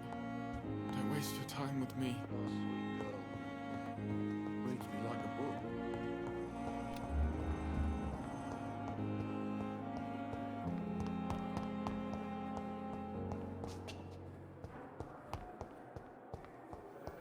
Looking around because I want to doubly sure, make sure I'm not. It's locked, all right. It's locked. Hello sis, how are things in the big city here in Brum? Things are not so good. It seems the flu is here again and we have many new cases of infection in the neighborhood. Do you remember Miss Scheller, the old drinking hag from the 3rd floor? She passed away 2 days ago and the flat is already occupied again. Jeez. You have had to pay me a huge amount of money to go sleep in a bed which a woman died of the flu just a few hours ago. Sorry, I did not take time to quickly answer your last letter. Between taking care of little Paul, Mom, and Dad, and my job at the factory, I really find time to write to my favorite sister. By the way, my son says hello to his Auntie Pippa. You should see the little bugger already driving me mad, and Mom says you should bring back some of those marvelous cakes the next time you come back home. You asked me anytime I quit your job at Pembroke Hospital. I have to tell you, Pip, you better think twice. There are always jobs at the factory, but wages are shit and as boring as they got a shag. Well, I have a new fiance, and no, I'm no slut, you more bitch, you. If you really want to quit and do something more useful than counting the dead every morning, maybe you better stay in London. That band you don't know about, the God of Privrin. Something like that. Never heard of them, but if they're, like you said, some sort of civil militia trying to make a difference, then maybe it's a good choice for you. Just be sure to let others go in front. That's how my poor Billy got killed in France by leading too many patrols. Bloody war. All right.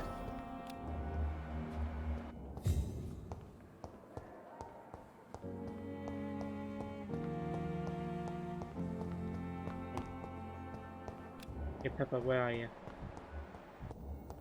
I wonder why the Goswicks came here. Good evening. Good evening, Doc. Pepper, are you sure you want to leave this hospital? To become a nurse was a little girl's dream. But in the end, I don't feel that useful. I want more. I want to make things change. You should be proud of what you've achieved. This hospital represents hope for many people in need of help. Maybe you're right. But at the moment, I feel like we're just a cemetery waiting room. Makes sense. What steps are you prepared to take to feel more useful? I don't know yet. My sister believes that the real fight is in the streets nowadays. Maybe she's right.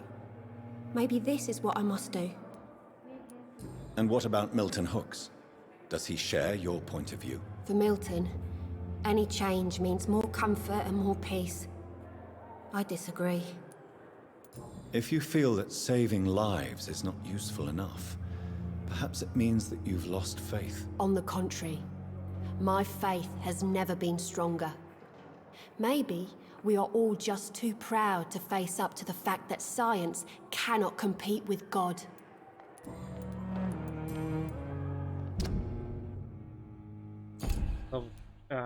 3. Goodbye, nurse.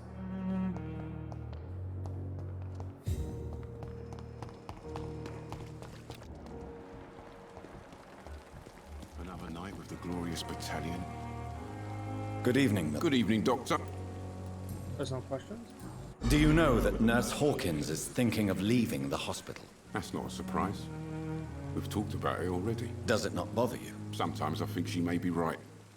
We should run away while we can. Question is, where can we go? Where is it safe? I'd like to... Wise choice, Doctor. Yeah, what do you got?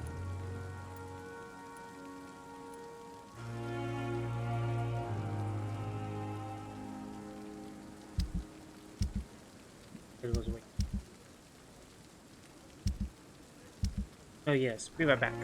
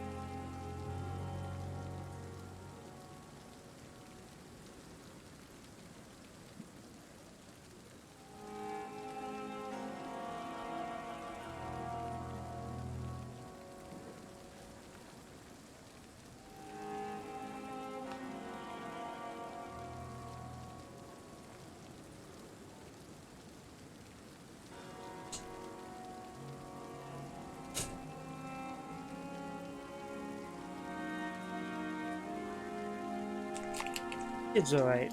He just had a bad dream. Gave him some food and drink and turned on a movie fun to watch.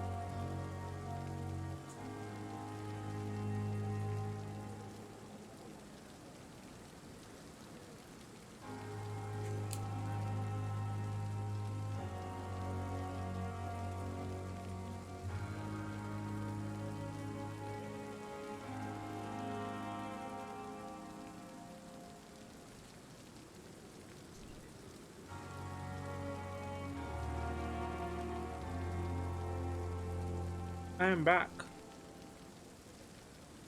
Perhaps I should reconsider the offer of Whitechapel confirmed.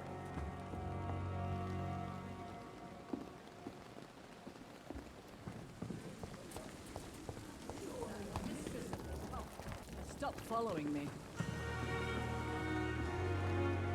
Good evening, Nurse Brannigan. Good evening, Doctor.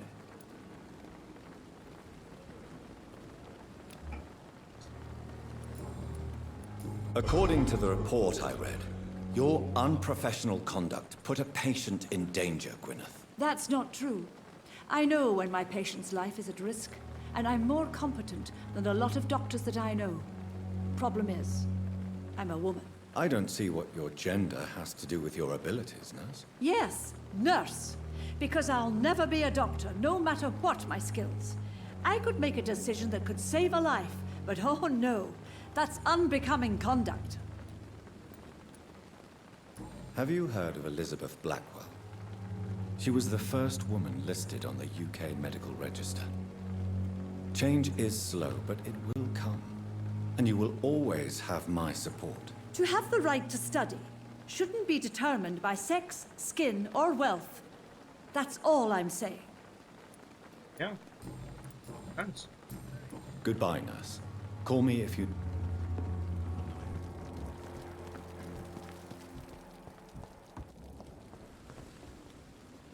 Good evening, Dr. Tipp. Dr. Reed. Nurse Brannigan has been recently accused of neglecting her professional duties. Tell me what you really think about it. This kind of protest is nothing but elitist bullshit. I trust Nurse Brannigan with my life. She has what it takes to be a great doctor. Do you really think she could be the next Elizabeth Blackwell? Believe me, Dr. Reed, a time will come when skill and skill alone will determine who can be a physician and who cannot. My eyes are fucked. Has it been feeding?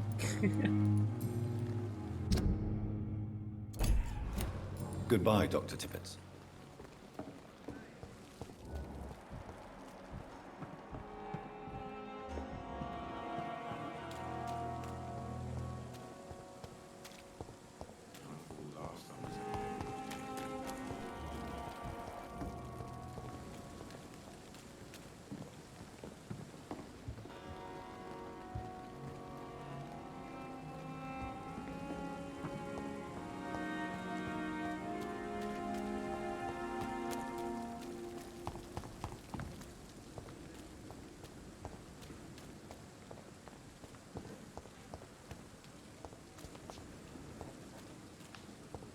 Okay. Guess it's time to rest. It's the last thing I thought. It's safer here than anywhere else in these days.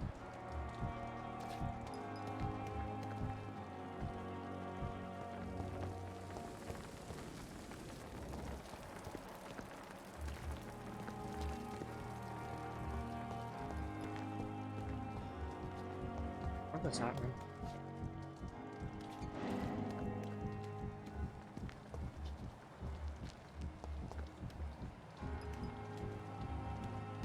I need.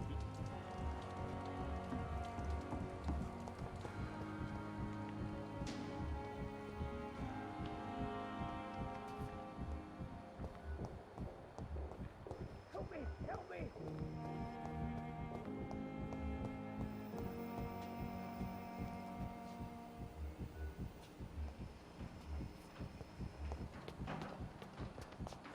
Oh.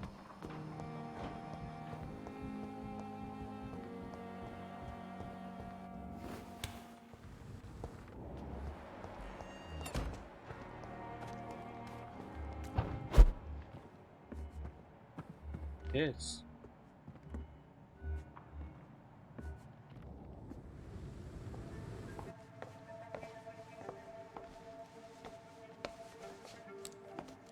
Are you juicing up?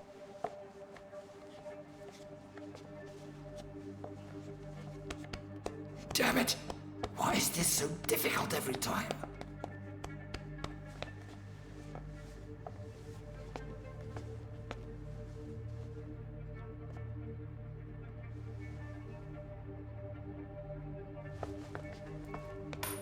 That is better. That is better. I will make it through one more night.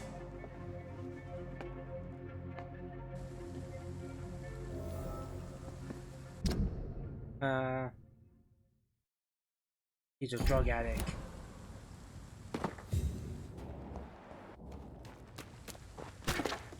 Something like that would happen. First I thought it was just going to be something that Brannigan and Tippett, like they had to meet up. No, he's apparently a drug abuser.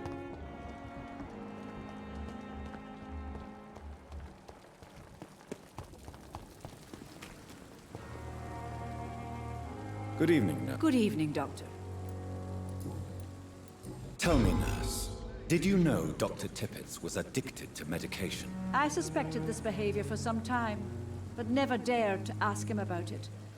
Until the day he confessed to me. Why would he confess to you about his addiction, Nurse Brannigan? Don't you know you doctors can't hide anything from a nurse? We're always there, even if you don't notice us. Do you consider yourselves our confessors, Nurse Brannigan? I wouldn't dare, Dr. Reed. But I'm intrigued. How did you discover Dr. Tippett's secret? What can I say? I seem to have a knack for discovering secrets. And for hiding them as well. Do you approve of his addiction? Of course I don't approve. But I understand he needs it to fight the exhaustion. Let's hope he'll stop injecting himself once the epidemic is over. And what if he doesn't? Then we'll have to convince him to stop. I believe he's still in control of his addiction, for now, but we must remain vigilant.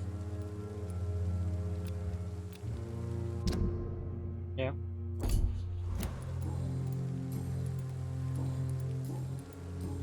Goodbye, nurse. Call me if you need assistance.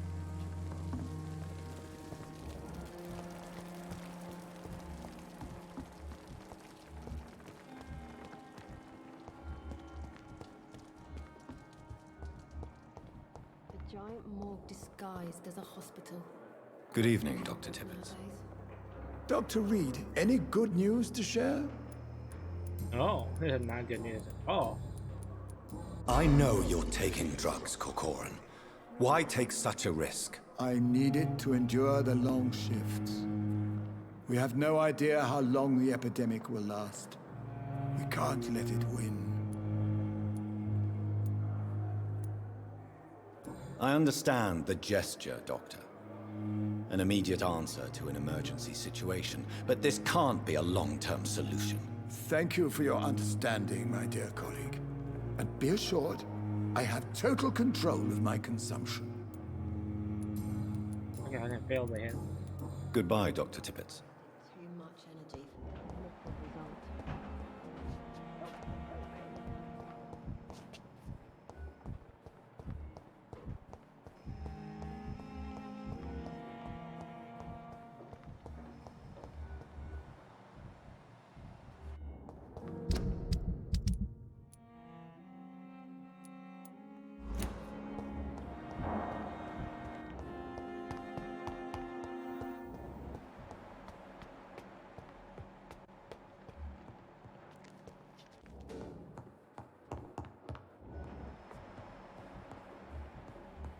Alright, time to rest.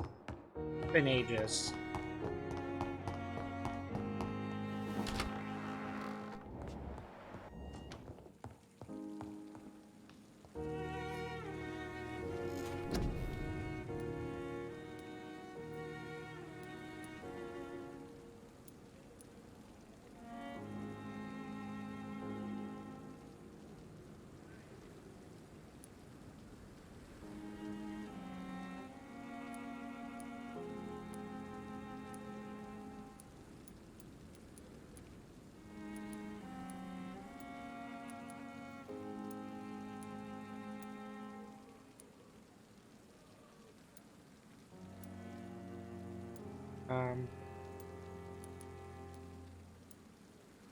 Let's see. Do Shadow Mist?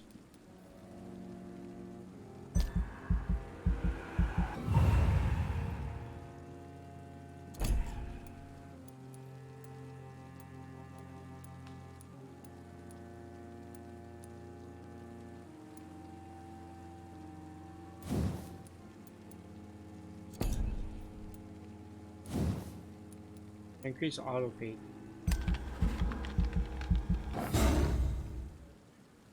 Nice.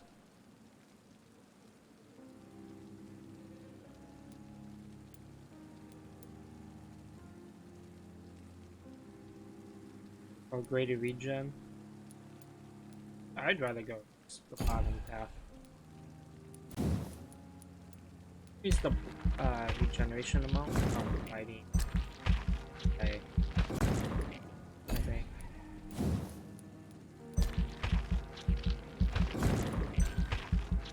Damage with fight.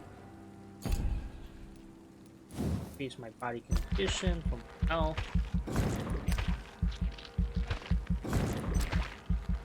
That's 600. Let's see. Increase my endurance. I'll do more. Endurance thing. Increase my blood capacity. Be horrible.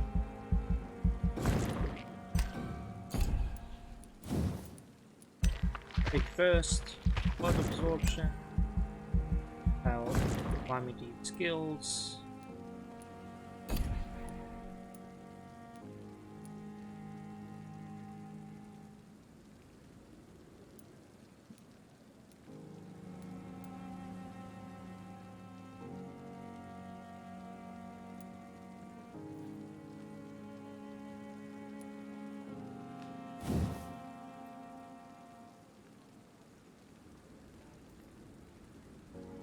Some abilities are so powerful that even vampires fear them, and this is one of them. The vampire concentrates summoning the shadows and appears darkest form. Shadows capture the vampire's prey and toys with it like a cat. A mouse. After a brief moment, the shadows strike, impaling the prey. Because of its dark nature, the type of ability cannot be used. And a powerful vampire is terrified to be by the tempest. Some abilities are so powerful. Blood Cauldrons, one such ability. The vampire concentrates the power on one target and makes the victim's blood boil. Through this process, the vampire will regenerate and absorb part of the target's blood. The vampire will release their prey after a few seconds, leaving damaged blood cells within them. These cells will continue to impact their host before exploding after a short time. The blast will affect any living creature near the host. Because of the dark nature that...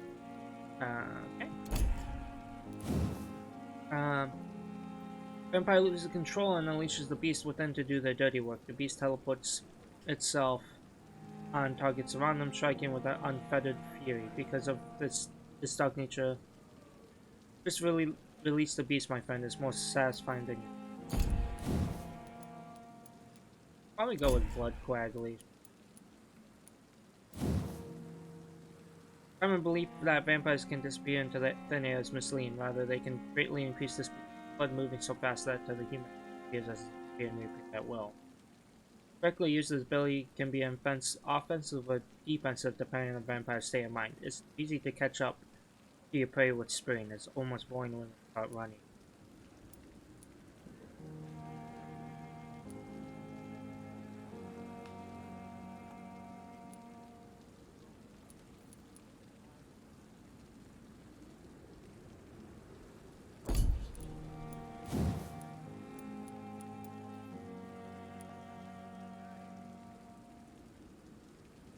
Useful tip, rookie. If think you see something moving, shoot what? Just shoot.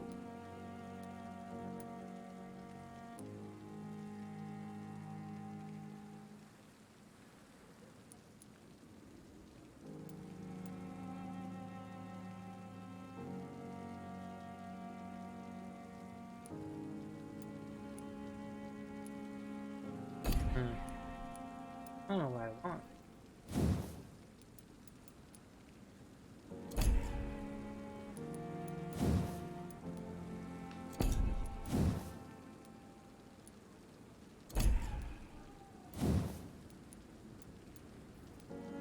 No, I'm gonna go with more.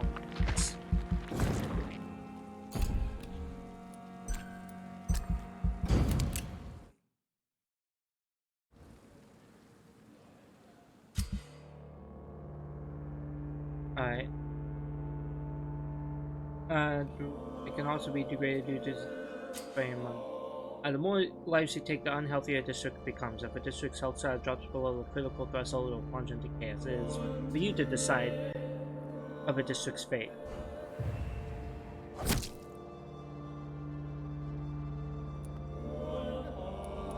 Healthier now.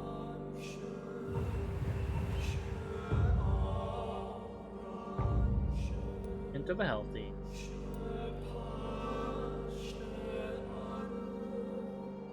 They have changed.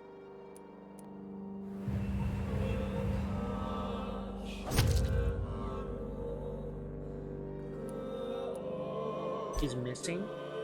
Oh no.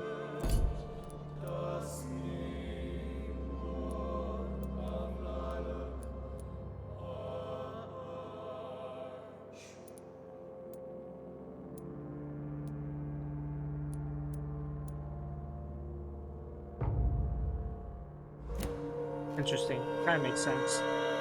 If I'm to stay here until my research is complete. But the result is only partial. The blood sample was much more unstable than human blood and showed heavy mutation, but not what happened to me. Searching? I need to gather more evidences of what is going on. Time may be on my side, but not in London's. The epidemic is killing thousands of cities are on the verge of collapse. I'm starting to believe all of this must be connected somehow, but I can't see any pattern of blood. Now I must play the doctor and try to do my best to keep those who may need me while I continue to search.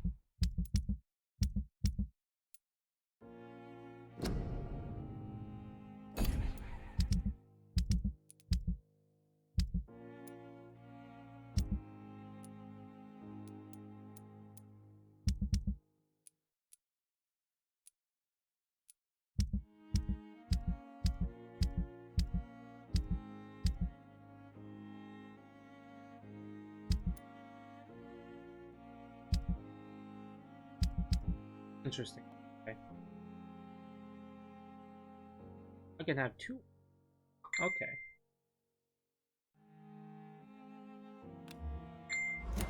Oh.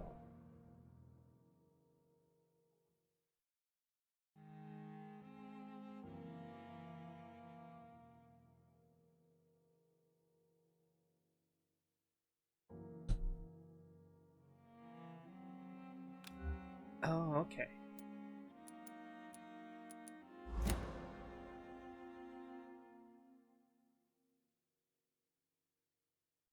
Life 710, blood 110. I'd better learn to hide my true nature from the mortals. But what about my thirst for blood? You eat. So. Come on, I don't have all night. Yes, Nurse Crane? How can I help you? I'm so sorry. I know Dr. Swansea wanted you to rest, but we have somewhat of a crisis. A crisis, you say? Our supply of antiseptics is nearly depleted. I was hoping there was another box up here, but...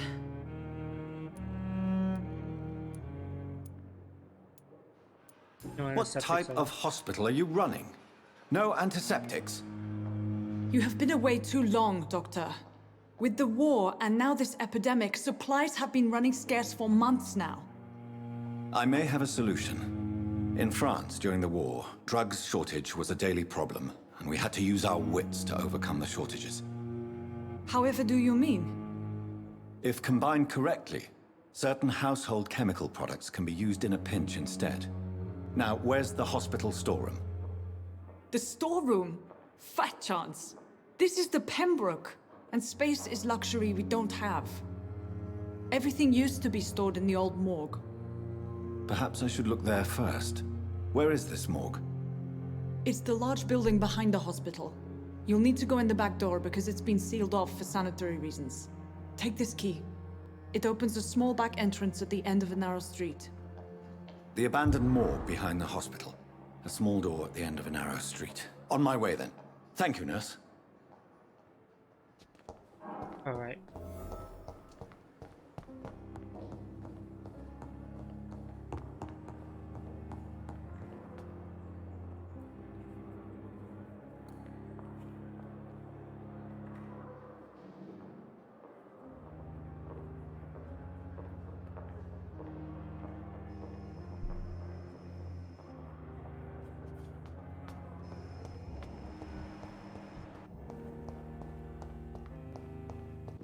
Yeah, I'll do the old one stuff now.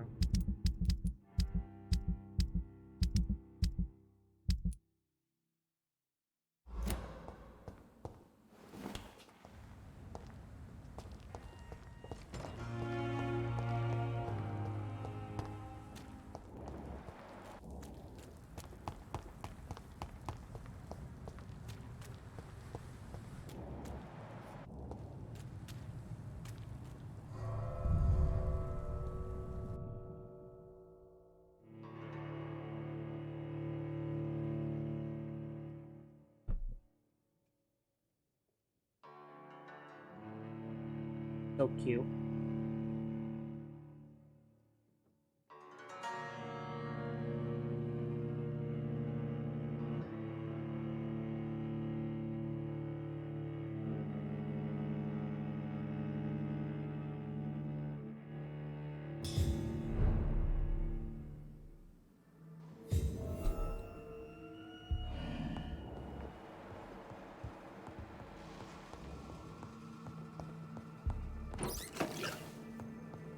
Folks around here? I don't want missing.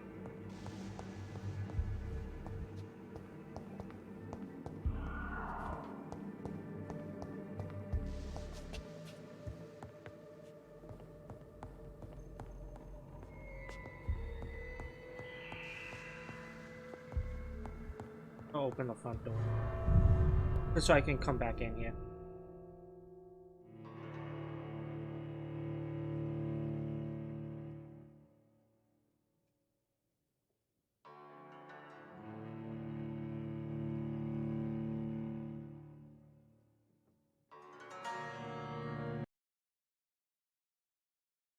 Find scowls and preachers for your presence with Shadow Veil. Good to know.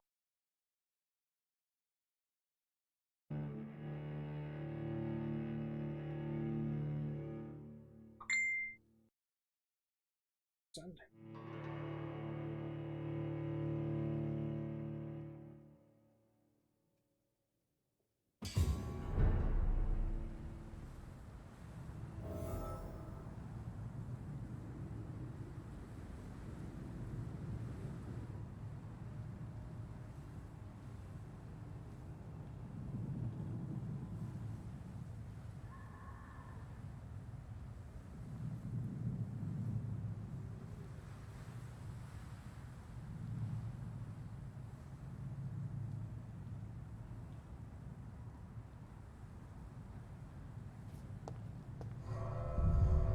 But is nice and asleep.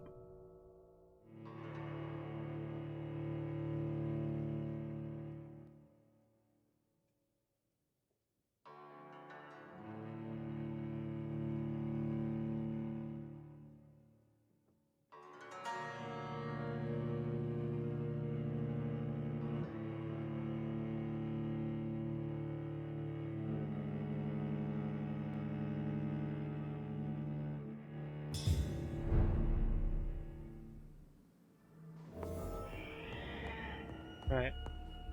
Can I find you?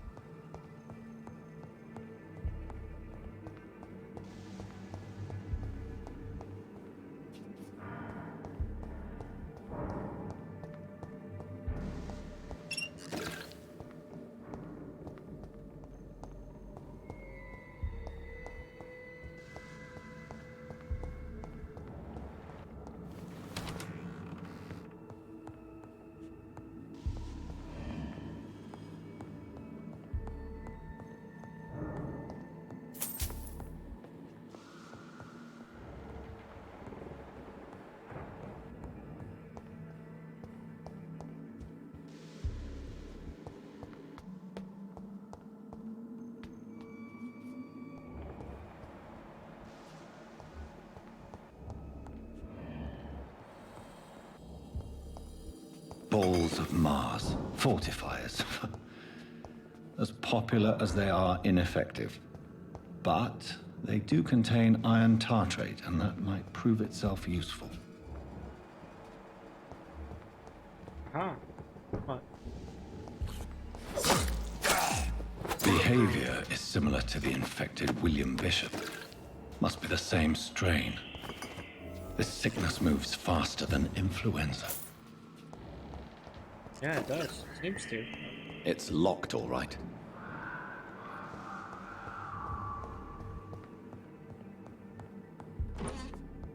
This key will surely grant me access to the basement.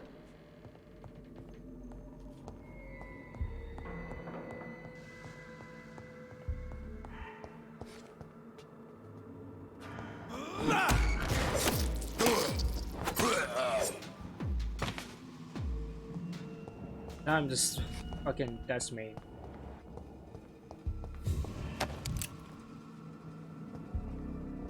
The pre-win. What he's doing here. He's like, help me! Does he grab the fucking boards to what, the elevator? I think that is?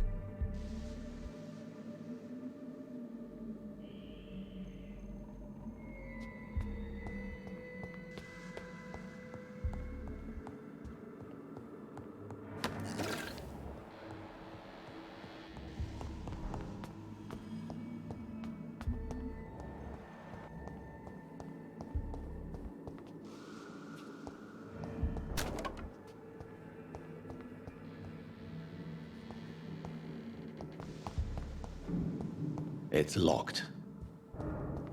Definitely a door that I can probably go into. I just came up. I go down. Basement.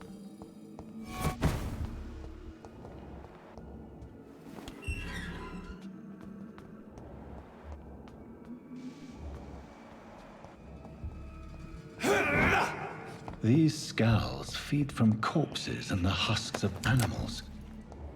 They're not after blood.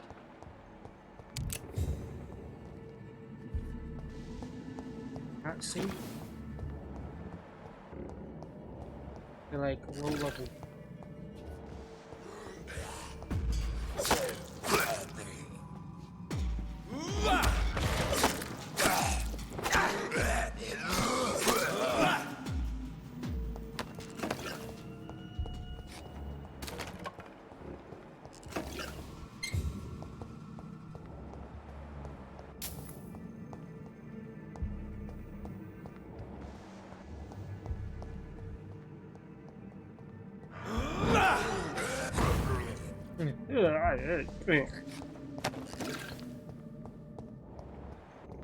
Where I gotta go.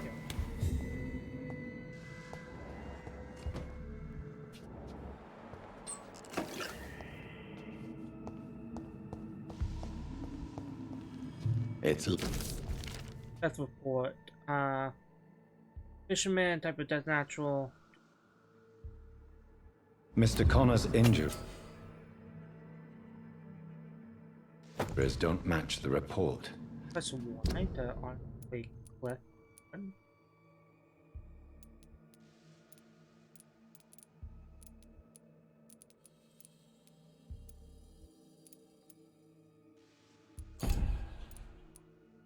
I'd better look into this. I never really have to grab anyone. I have to attack them.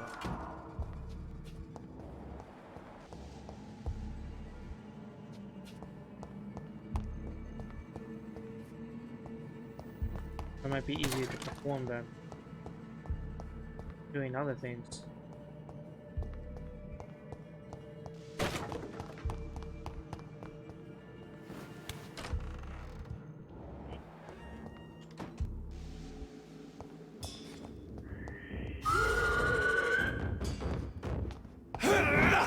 Bye-bye.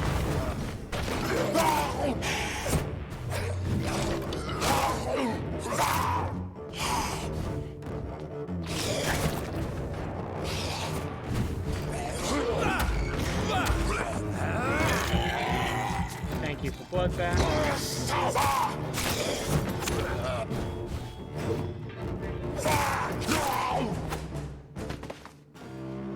Skals can be so ferocious. I'm not sure I can defeat them without becoming stronger. To drink blood is so tempting. I've already succumbed. What are you talking about? Sodium hypochlorite. Dangerous to administer, but efficient in the proper dosage.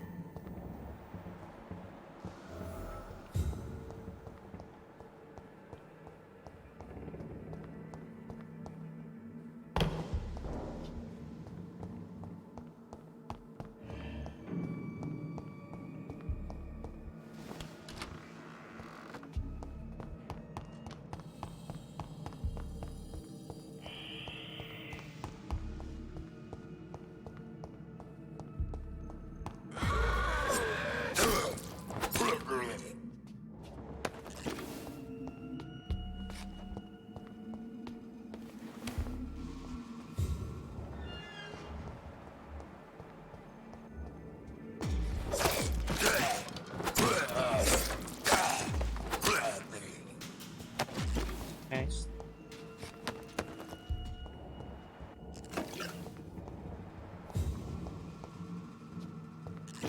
That new? Seems new.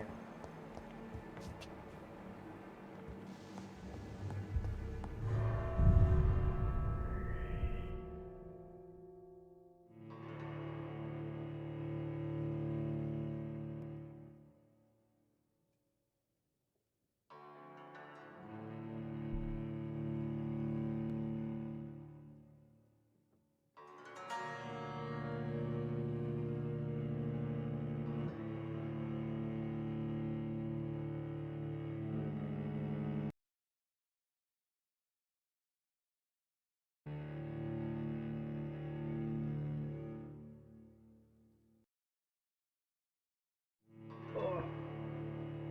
My feet are stiff.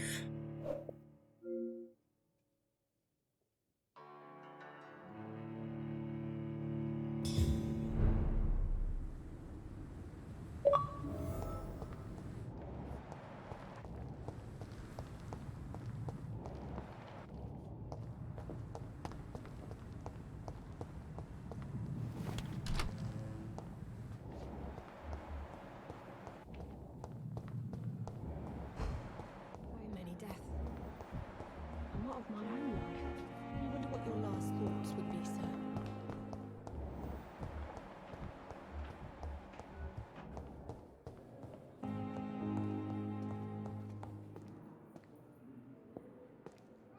Good evening, sir. Finally, you've returned, Doctor. Did you find anything of value? Yeah, I did. Yes, nurse. You've worked your first miracle, Doctor. Now, this patient here needs immediate treatment. Duty calls? When the storm has passed, I'll show you how to mix the remedy yourself with the same basic ingredients. Many thanks, Doctor. When you've finished, you ought to report to Dr. Swansea in his office. He's been looking for you. Seemed pressing.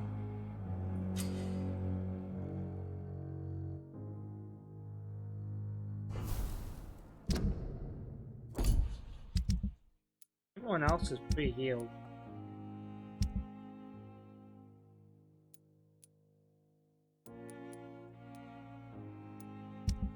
I need to make my way back to Whitechapel, because there's people to talk to.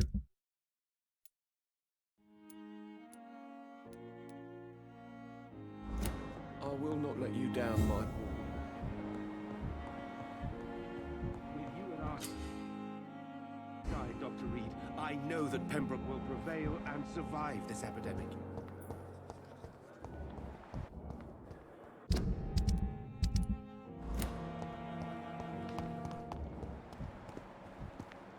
Perhaps I should have considered the offer from that cabin.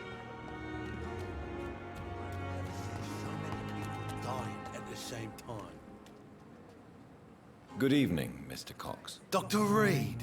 Still working at night, I see. I like that. And why is that? People who don't sleep at night always seem more alive.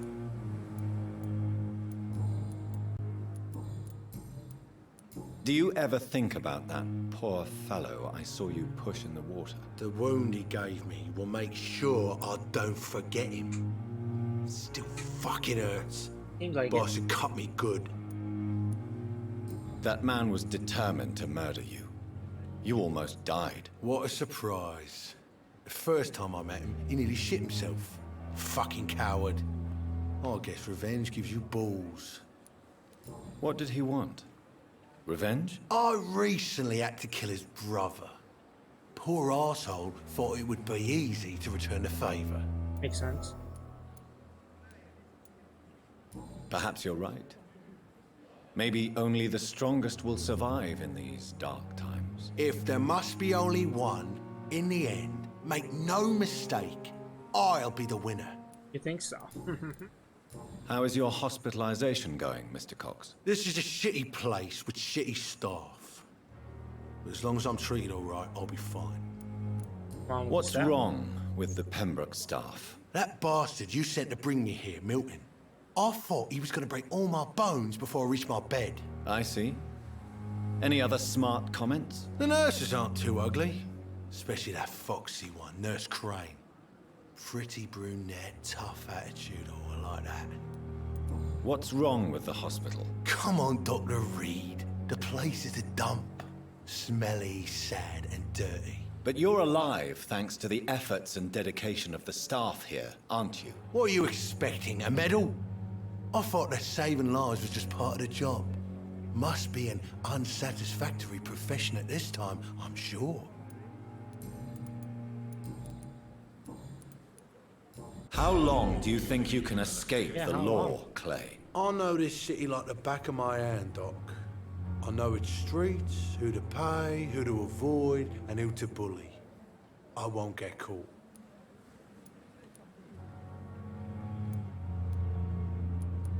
We can't escape the consequences of our actions. The past catches up with us in the end. I ain't afraid of death. I don't hide who I am. I live my life honestly, which is more than I can say for most folks. And who are you, then? I'm the leader of the Wet Boot Boys. One day, I'll leave this shitty place and punch in the face all who thought I would not come back. Makes sense.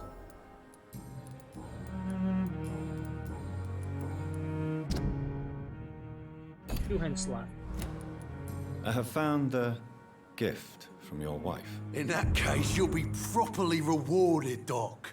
Clay Cox is a man of his word. I hope that won't make me an accomplice to your future crimes. Who knows what I might do now I feel invincible again.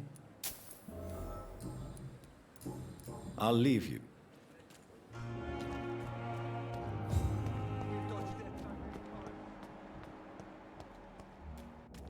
Can't just die like this. Who are you? Please, sir. I need help bad. What's going on? I'm Blight, sir. Newton Blight. I've lost my mate. Can't find him anywhere. I'm Dr. Jonathan Reed from the Pembroke Hospital. Please, calm down and give me more details. Oswald and myself were both infantry, sir. We were en route for the hospital, but we had a disagreement. And Oswald ran off towards the canal. How long have you been searching for him? I can't go there. Too many rats by the water. Fucking rats. Can't stand them since the war, sir. Can't stand them at all. Don't be ashamed, Mr. Blight. Many soldiers who survived the trenches suffer from musophobia. I'll see what I can do for your friend. About yourself? What can you tell me about yourself? I'm Oswald's best friend. We served in the same regiment, sir. We've taken care of each other since we came back from the front.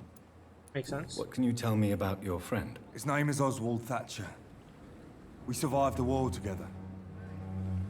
Oswald is nervous and quite fragile since we came back from the war. This is a dangerous part of town. What are you doing here? We were looking for the Pembroke Hospital. We both need help. Treatment, I mean. To get some sleep. Just need to feel better, sir. Where was your friend the last time you saw him? He went down by the canal. He didn't want to go to the hospital. I think he went to the sewers on purpose. So I couldn't go after him. Makes sense. I have all the information I need. Thank you, Doctor. I cannot enter.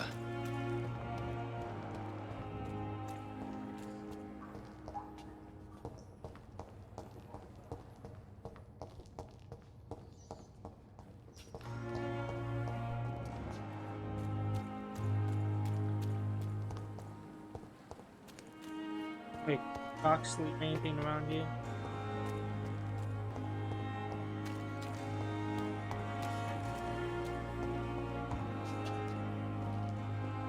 Good evening. Dr. Goodbye, Dr. Tippett. Interesting. Holy shit, Clay, what the fuck did you do? All the bloody docs are gossiping about how my husband has just got that stupid kid. How many times did I tell you to count to 20 before drawing your blade? How can we expect to do proper business and have people obey if we keep on killing everyone who dares cross you? Now, rumor says some blokes from the dead's family are looking for you and one of them swore to kill you. Don't come home tonight. Seen strange men patrolling the streets. They maybe some commie militia or something like that sent to arrest you. Go to a safe place for a few days. Maybe go to a hospital, Whitechapel. Make yourself useful for once by checking if any business could be settled over there. When the situation is calm, I'll set a wet boot boy to let you know when to come back.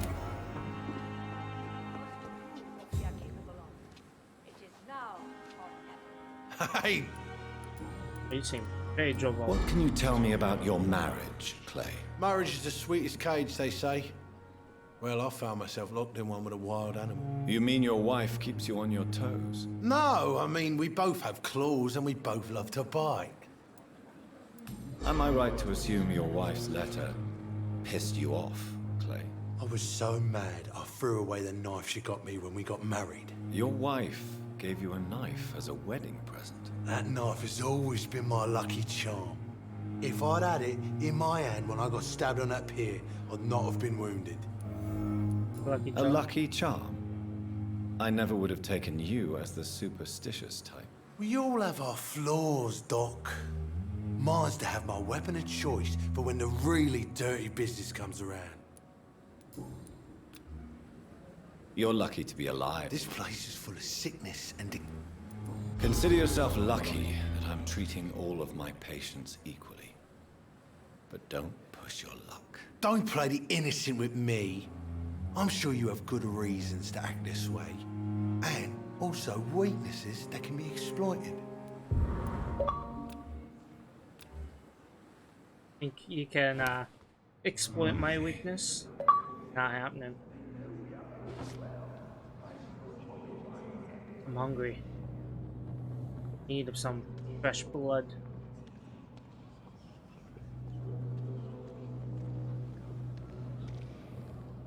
It's safer here than anywhere else in the East End.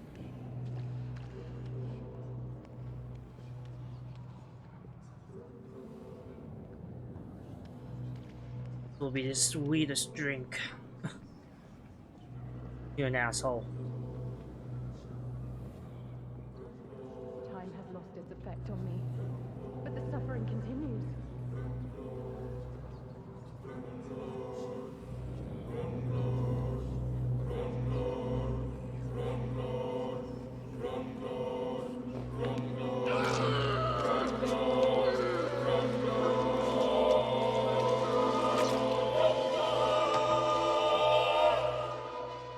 I killed, extorted, stole.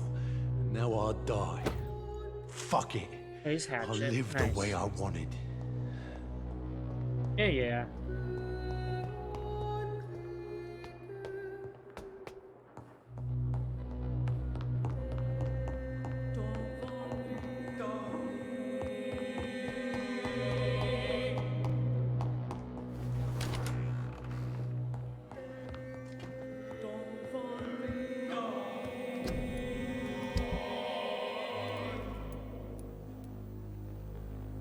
Good solid hatchet often found on boats. This one belonged to the clay coxswain, customized to be of a better use in a fight. Does more damage than hatchet.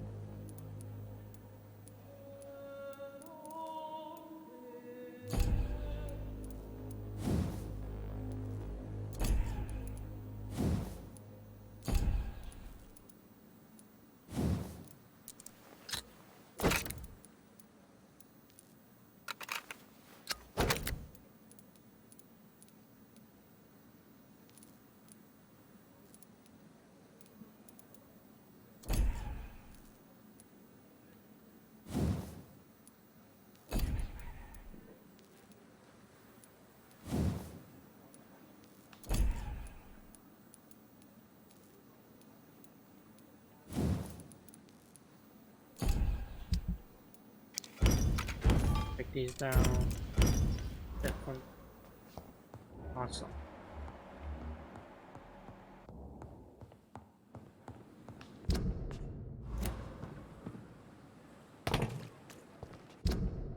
And we had. Oh. Find out what this event is.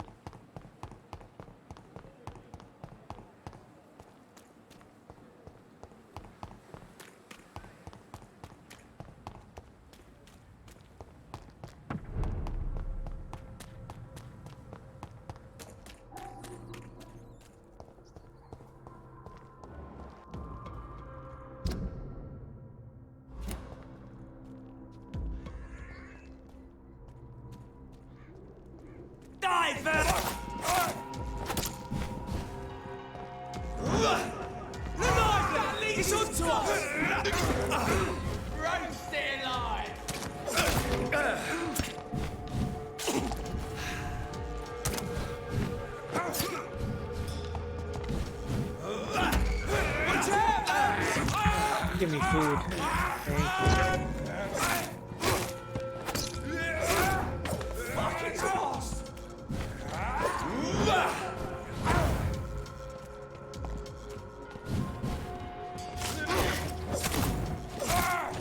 Filthy piece of shit!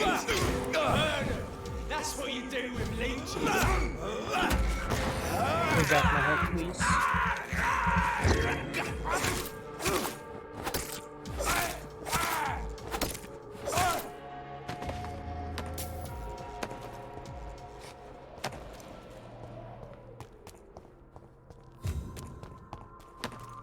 Thank you.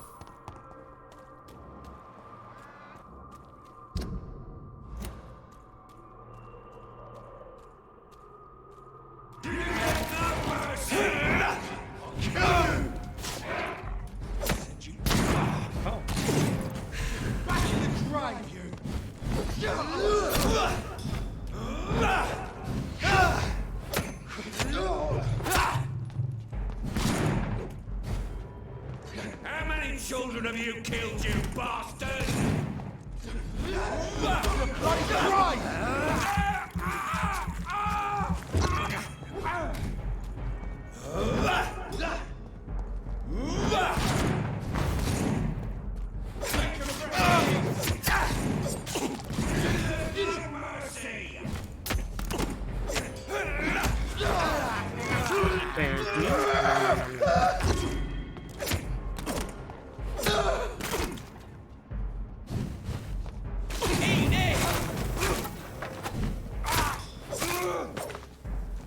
Don't die too quickly. I want to see you suffer.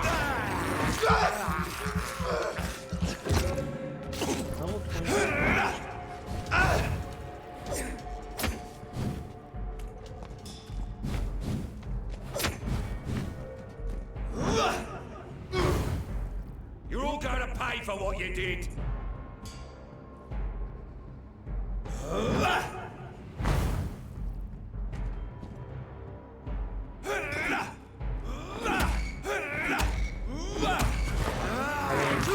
Stand there. How many?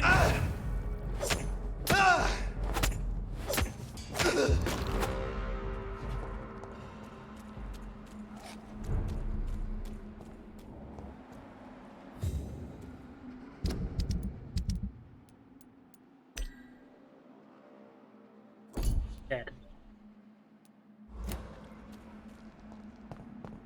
A leech!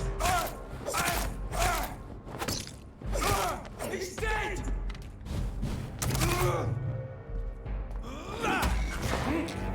Give my stamina back.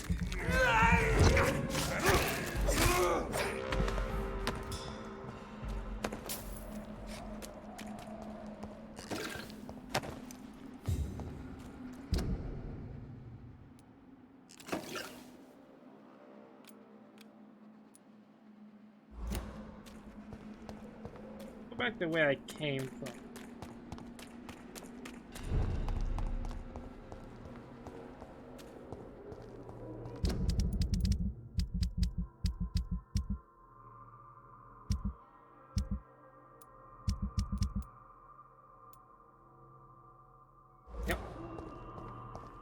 trunk in the house.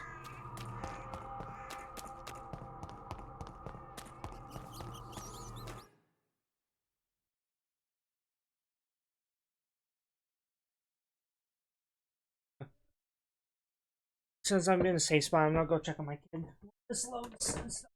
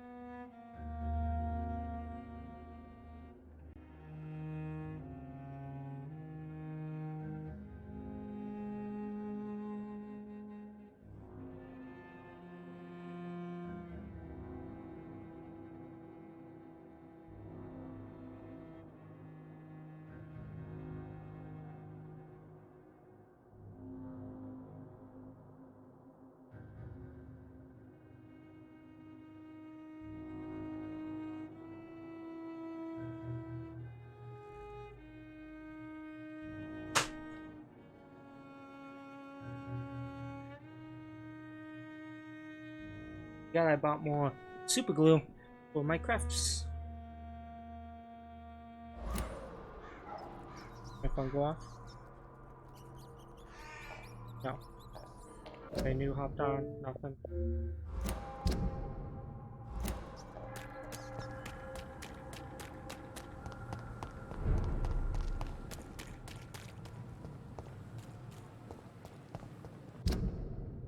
A lot of people just join the God of Prayer win. I mean, it makes sense.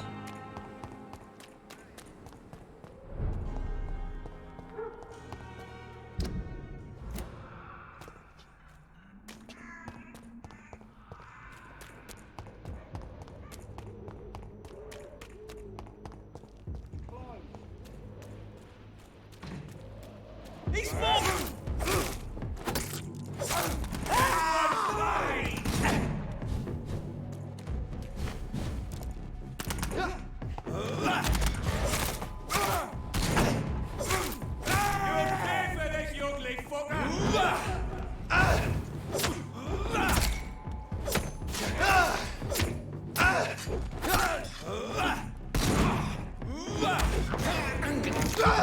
Give me that blood, boy.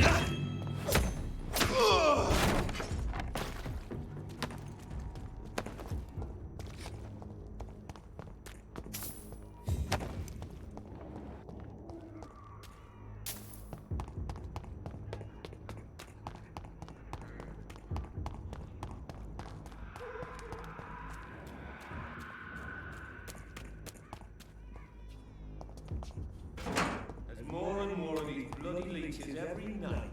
Aye? But the guards recruit more and more of Die, vermin! We have to stop it! Shoot that leech! Die, vermin!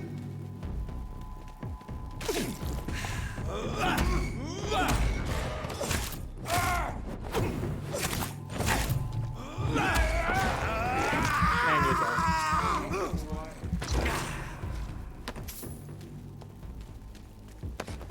Keep for the loot.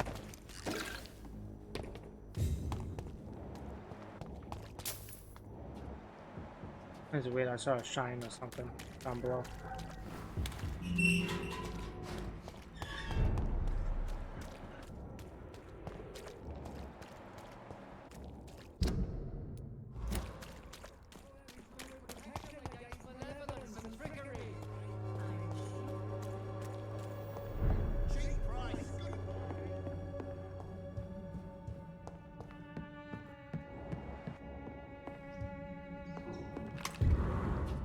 Quinine and perfect bottle.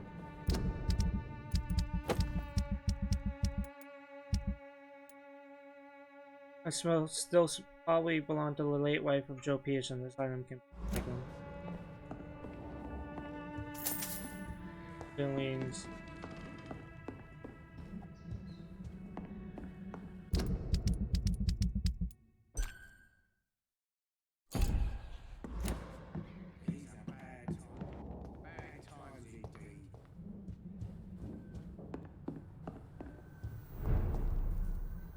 Good evening, Mr. Lewis. This evening's not as good as expected.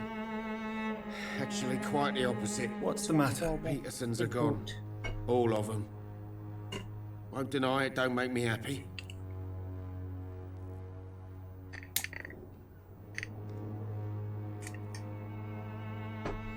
There we go. Should smell better in here. It pooped. How's so. business? Well, what can I say? Business is about the same. Make some, lose some. I'm surviving, so far. You only work at night? Old habit. Some years ago, I realised that was the only way to create a dedicated clientele. I got used to it. Makes sense.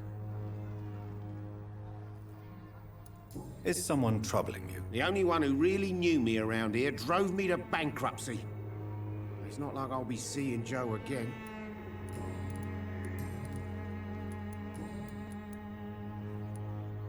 What will you do, Barrett, now that your nemesis is no longer holding you back? My what? Your enemy, Joe Peterson. The one who used to threaten you and demand money from you. Joe wasn't my enemy. He was an arsehole and a thug for sure. But I ain't a saint myself. You sound almost sad. Are you planning on changing, Mr. Lewis? I don't know. I just make money while everyone around me dies. Feels a bit odd. Like grass growing on a grave. I didn't know you were a poet, Mr. Lewis. But you're right. It must be strange to thrive on the misery of others. Hey, I'm still Barrett Lewis, the night merchant of Whitechapel. Don't care where the money comes from as long as it ends up in my hands. Makes sense. But business is improving now that Joe is gone, yes? Of course. It's always easier to make money when you're not being ripped off by your oldest mate. Fucking bastard. Total pain in the arse. Makes sense. Why are you so affected by the loss of the Petersons? Maybe because they were the only ones who knew me.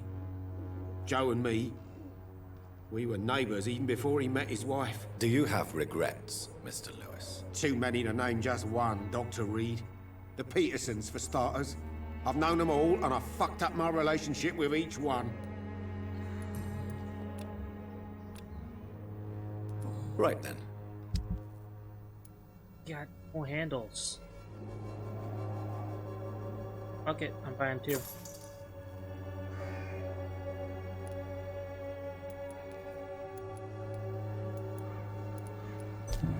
Buying 2 of these as well.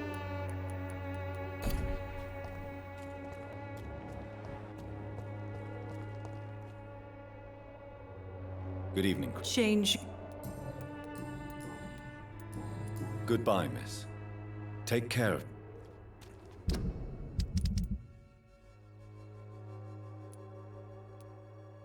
Christina and Clayton have passed of some.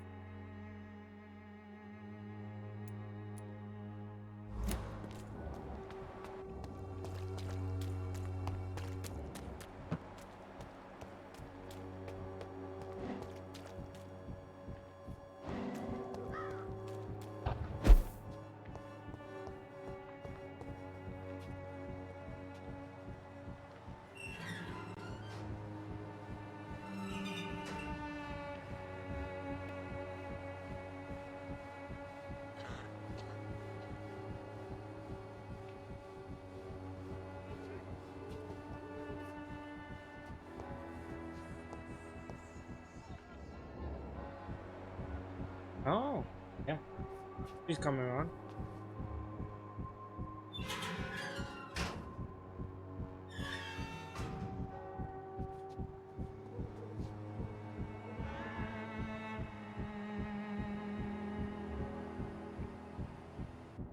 You still want more from Christina?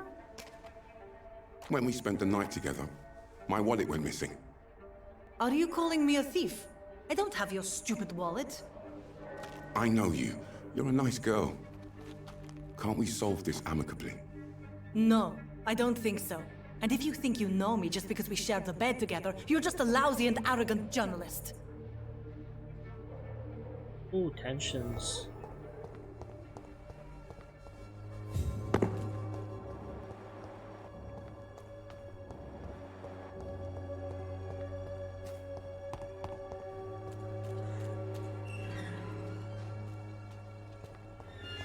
Talk to Clayton first.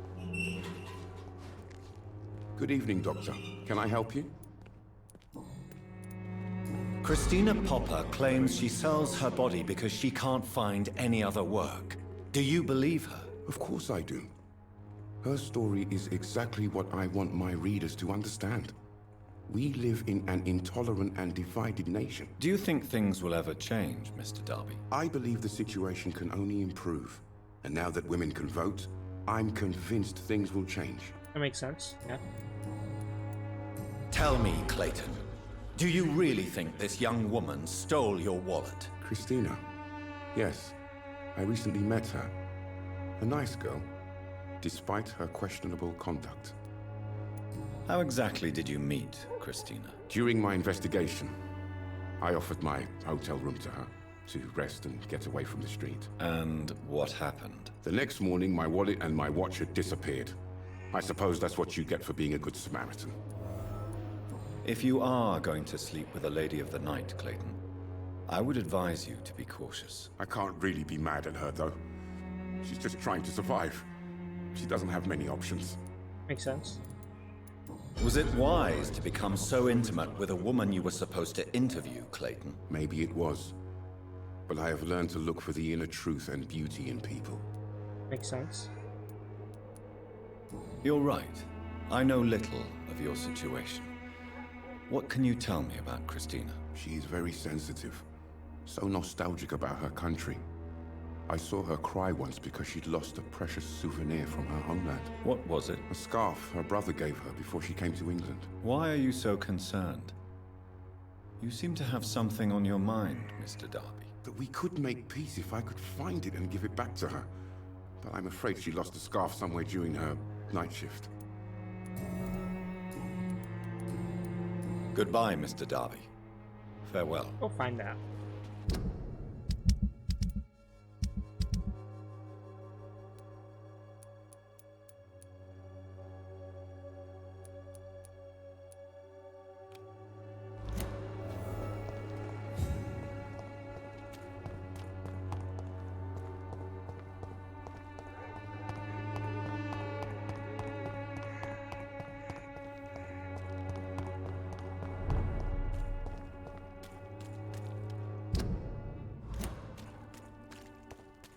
Please, sir, can't let you through.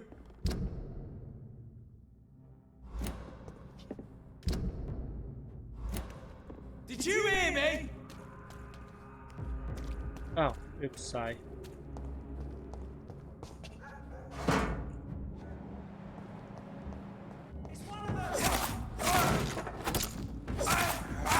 He's too fucking fast.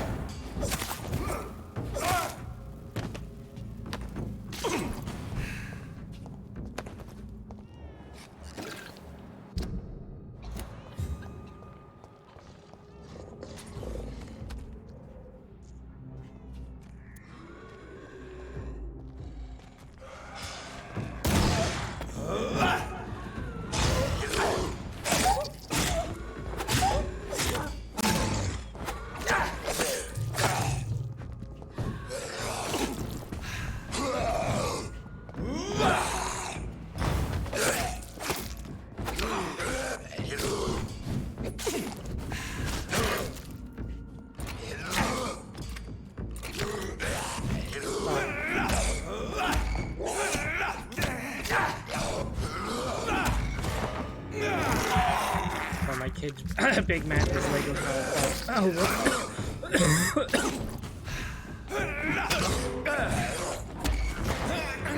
choking out there, but hey, nice.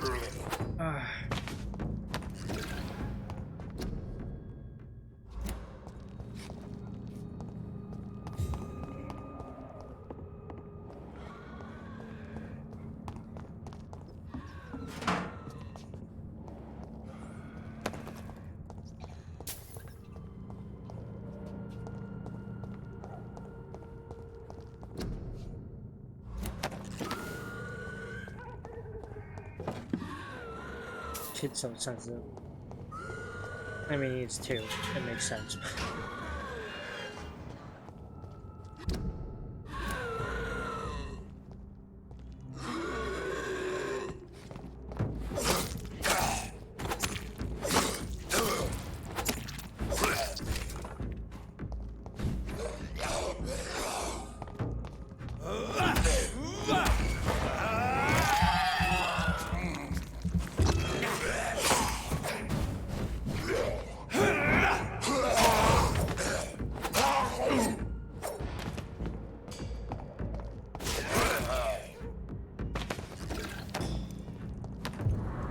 Oh, the wool scarf, got it.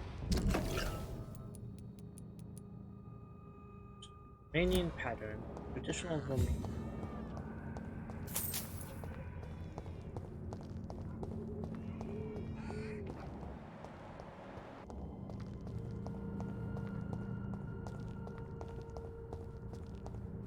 Nice.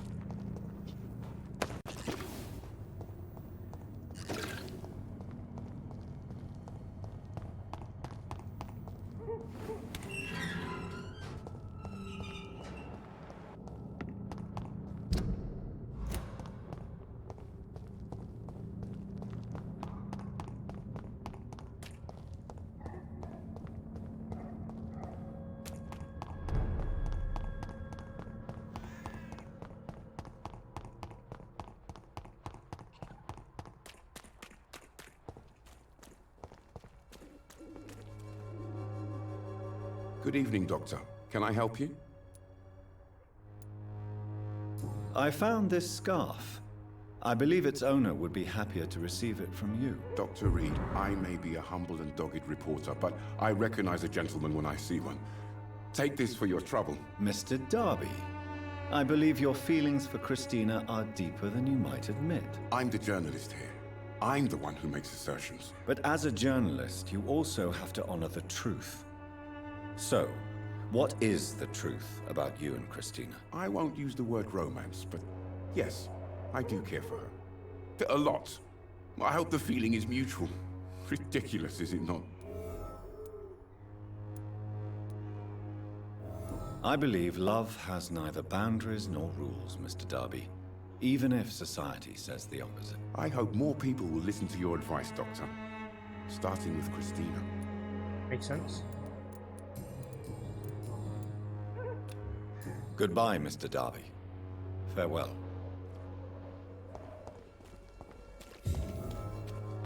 Investigation succeeded.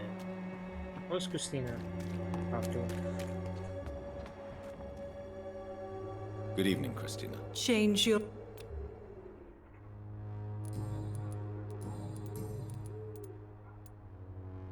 Clayton's feelings towards you are romantic and serious.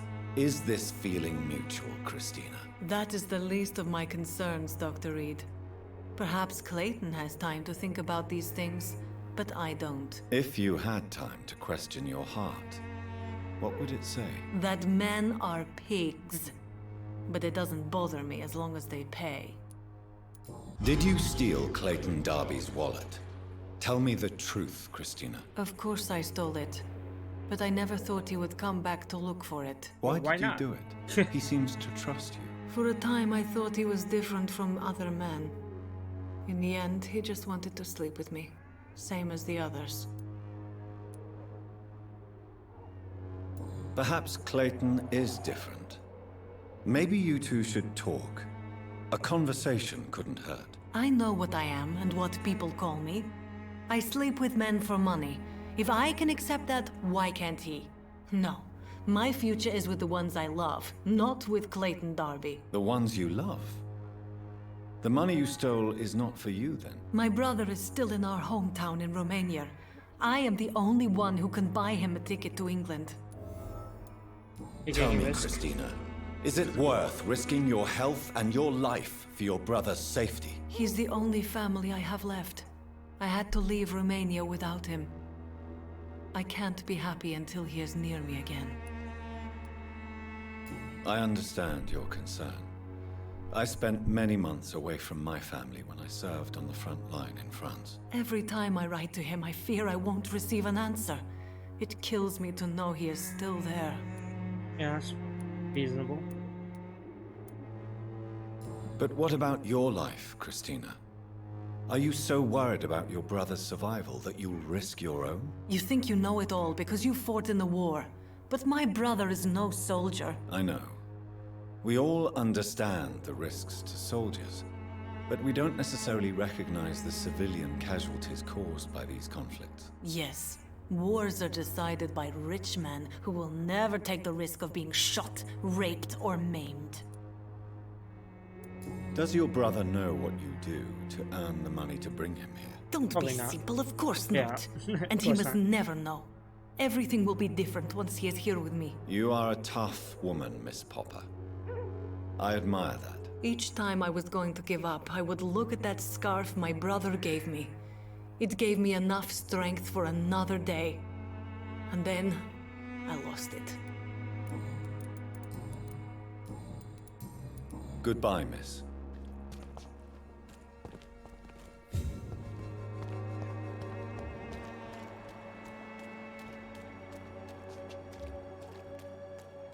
Ah, Clayton's over here. Yeah. No.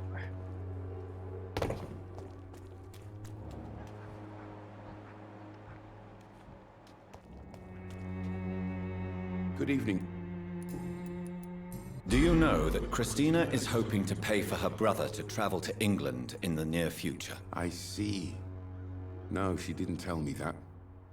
But that explains many things. Do you believe she will ever see her brother again? As long as the war rages in Europe, I'm afraid her chances of seeing her brother again are slim to none.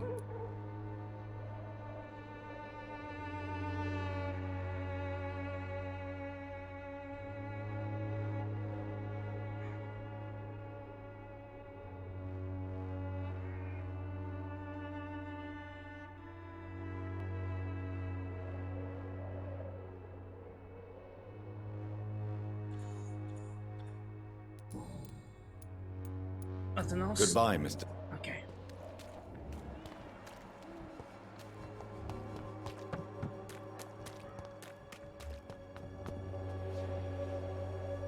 Shake.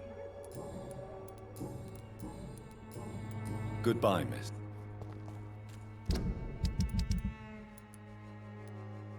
They're both done. Alright, cool.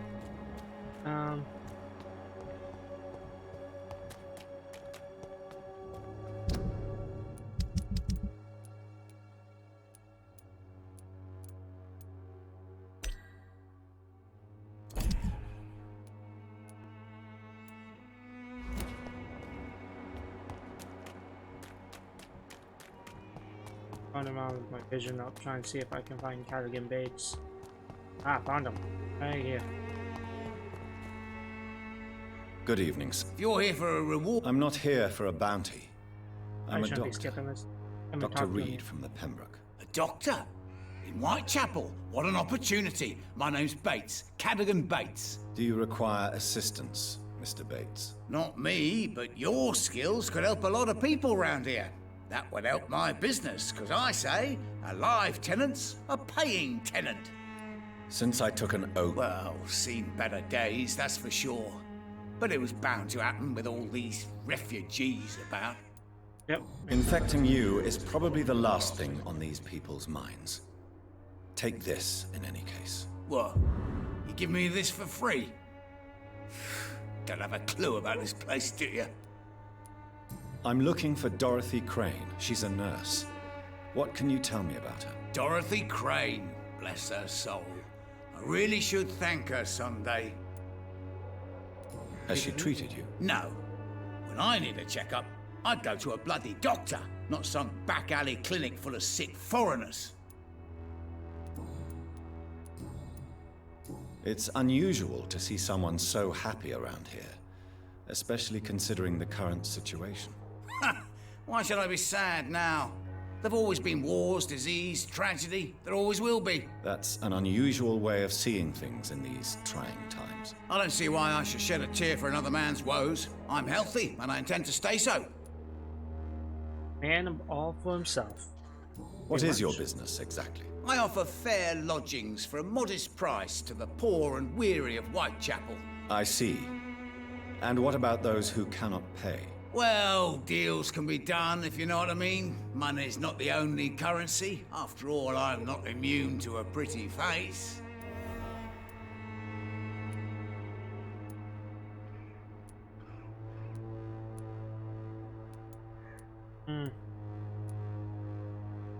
In other words, you take advantage of these poor lost souls. Begging your pardon, I thought you was a man who could appreciate the complexity of the modern world. Things ain't just black and white, you know. Makes sense. What help could I possibly be to your business? That's simple. I already get good money from all those fleeing the war. Can you imagine what they'd be willing to pay if I could offer medical assistance too? Mr. Bates, do not make me regret saving your life in this quarantine zone. I understand, Dr. Reed, you're from a good family. Don't want to get your hands dirty. That's fine. I'll be happy to act as your middleman.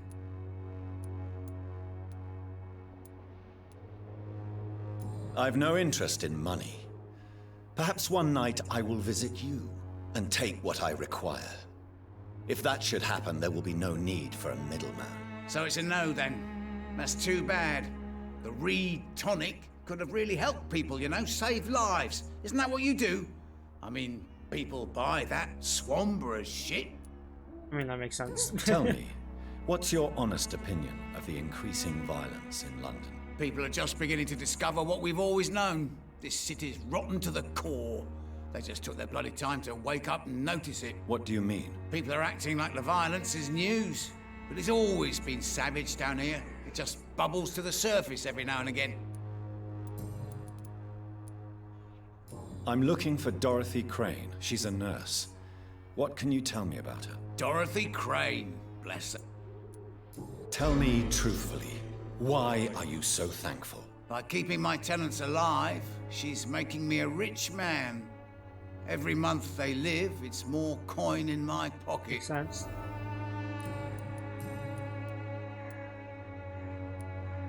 You seem to have recovered well since your attack. Do you ever think about what happened to you? Not much. It was a fucking nightmare. Savages, absolute bloody savages. Their appearance, Jesus, it made me want to puke. You'd better not come back here. I won't be around next time to save you. Yeah. I want to know everything about the recent violence, Cadogan. And I want the truth. Well, rent may be a bit high, and yeah, I've had to evict a few people. But that's business, isn't it?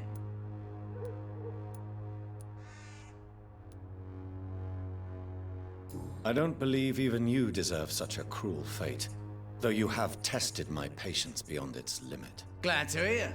Nice to know there's another civilized individual in these parts. Not like those bloody savages. Corporations suck. People who raise rent on people suck, but ultimately, they either worked hard to get to that position to where they could do that type of work, or not. I don't know. Difficult to say at times.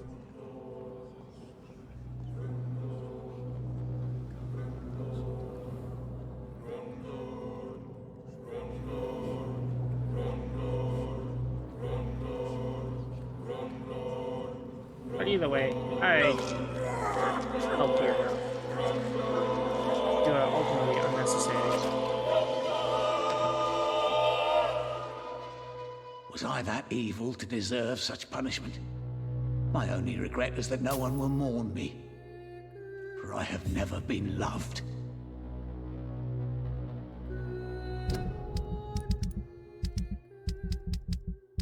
Cadogan treasure? What's that? Large bag full of small items received by Cadogan Baines as payment for renting. Alarm clock, music box, broken watch, etc. I should visit Hideout.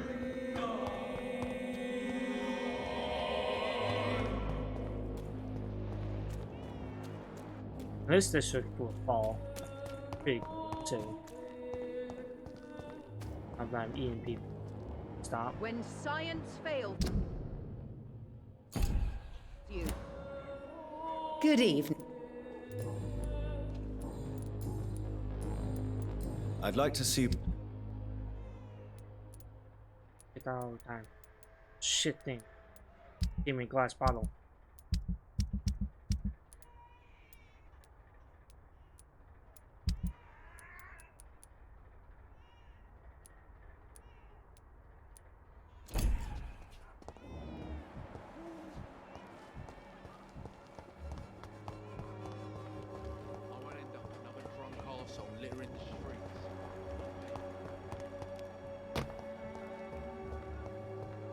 Benjamin.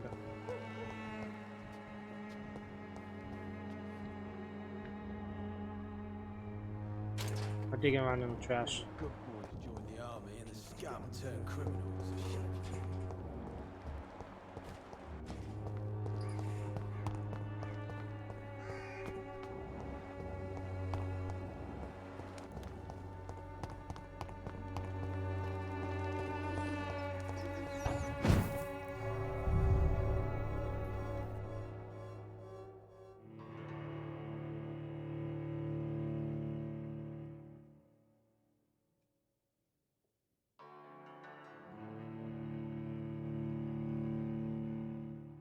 By reported missing, you mean they'll just become parts of the Guard of Pre-Win to help eradicate the menace that is the vampires.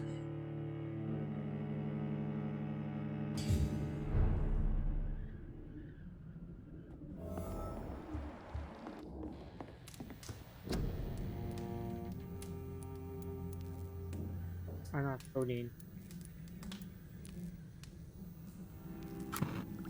Make a few more ones.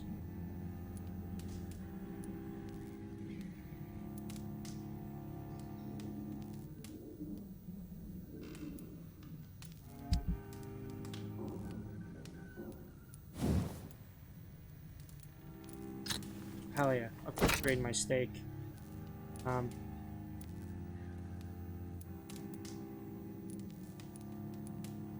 I want to increase the stun on it.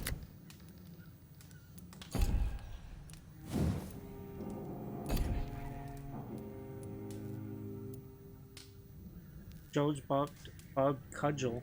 Large one stick reinforced with a barbed wire, probably used by Joe the Colossus Peterson when exploring merchant to hug his passerby. Weapon ability. I'm not gonna stun. Blue.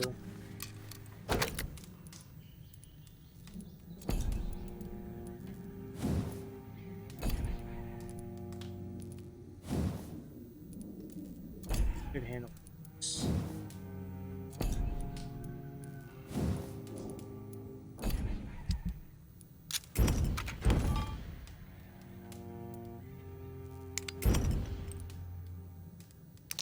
Why not? Cycle that.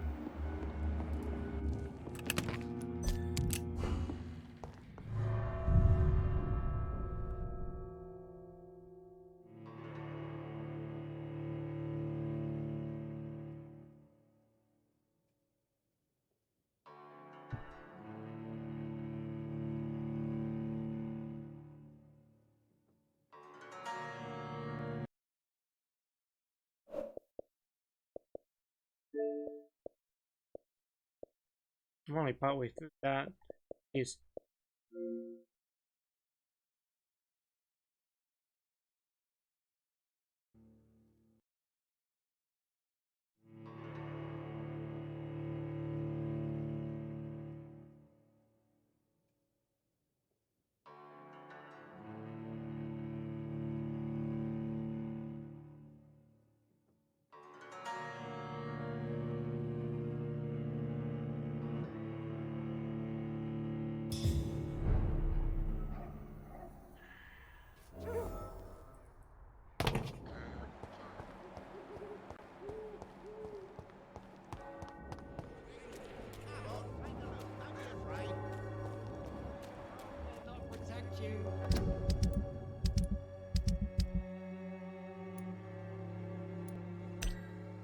a 45 years old male, a crooked landlord from Whitechapel. Mr. Bates made his fortune offering accommodation to immigrants in need and extorting them for rent at any cost. The extortion was so severe that many tenants had to sell themselves as the yoga shelters. Of course, Mr. Bates presented himself as a facilitator for such methods. He fished most of these lost souls in Nurse Dorothy Crane's dispensary, selecting his residents by the color of their skin, difficulty in handling them.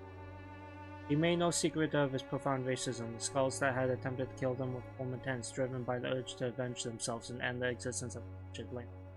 Mr. Bates had a clear understanding about the villainy of his actions and the hatred people had for him. He died regretting his lack of loved ones. I mean, that's your own fault, man.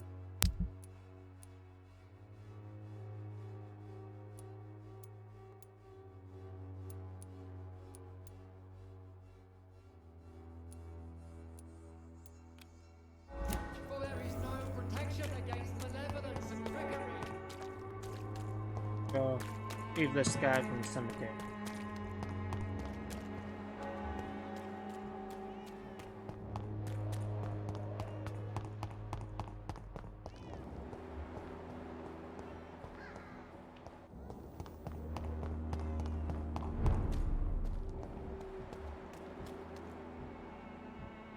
This is no place for a gentleman. Look lively! It's on to us! Ah! Stay back! Die, Vermin!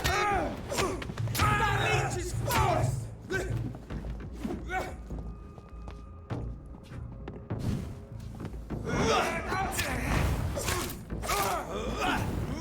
Roll back to the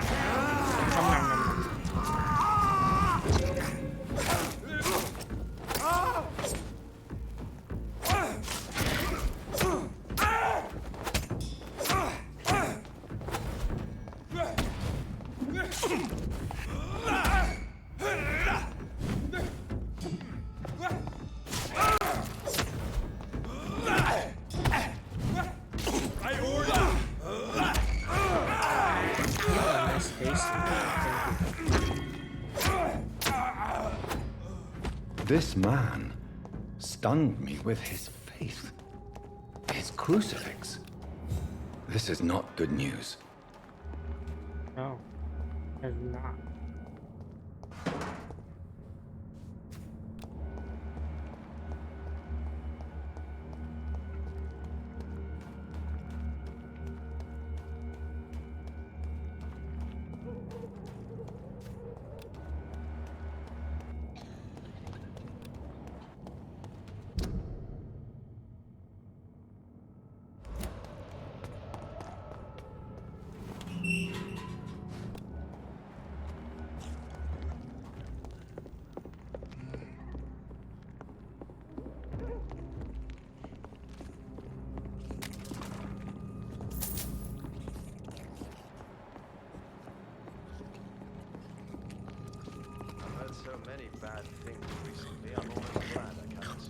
Hello, sir.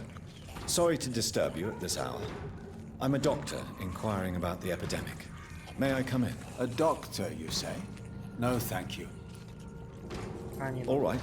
I shan't insist. Goodbye for now, sir.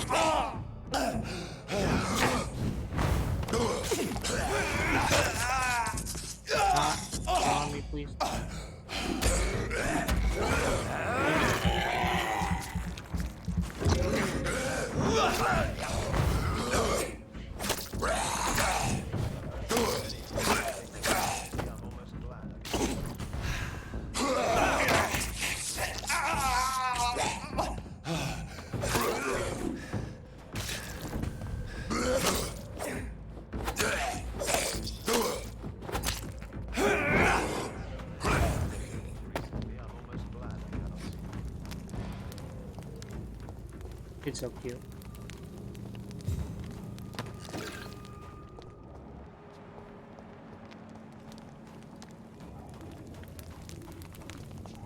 Oh, nice. Feet on the ground. Didn't give me anything. Okay.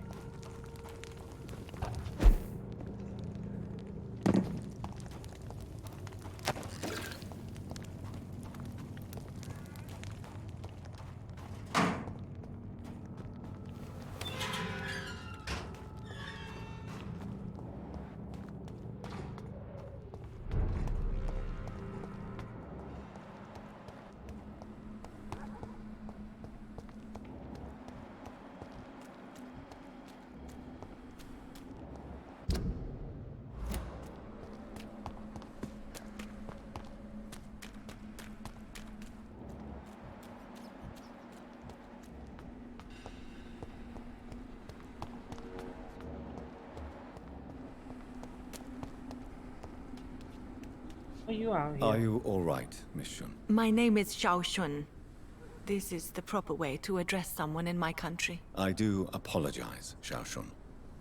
Are you all right? Yes, I am. This is the only place where I can find some kind of serenity. Some way to remember my dear Matthew.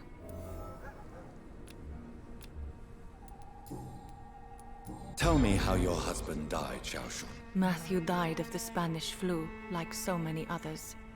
It's a mundane cause of death these days, but for me it meant the end of the world. At this time, there is so little medical science can do to defeat this terrible epidemic. I'm truly sorry. The worst thing is not his death, even if it tears me apart. The worst is not to have seen it coming, to have lost him so quickly, even before realizing it. Did he hide his condition from you? Matthew was a smiling type, a happy sort. Everything that I am not. Did he laugh at his death to come, or did he not realize what was going to happen? I'll never know. The Spanish flu may be the worst disease mankind has ever faced. Why are you blaming yourself? You don't understand. Ebola. I didn't know he was so sick. I didn't realize the gravity of his situation until it was too late. As harsh as this sounds, we are all equally vulnerable to this awful disease. It can take the strongest man in just a couple of days. I never said goodbye to Matthew. We never realized how bad it was. We laughed about it even. He always made me laugh. Now I don't have enough tears to shed. Are you on your own? Do you have any friends or family who you could be with? I have family and friends, but I need to be here alone. One day maybe I'll go back to them, but not now. I need silence, and I need sadness. I've seen many deaths in my life, and we all grieve in our own way. Some stay silent, or need to shout. Others need company, and some just can't stand it. Thank you for your sincere words, Dr. Reed. I Yes, sense I'm you trying to trying help you. to help me, even if I don't quite understand why. Look like a delicious fill my blood bank. Do you know Nurse Dorothy Crane from the Pembroke Hospital? I'd like to know more about her. Sorry, I don't know her.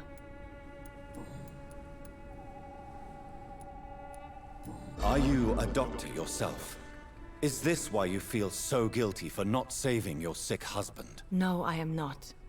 But I still need to blame someone for Matthew's death. And who else, if not his wife, who did not see it coming? I'm a physician, one of the best in the country. But I was unable to save my own sister, Mary. She died in my arms. Why tell me this? Is it supposed to make me feel better? No.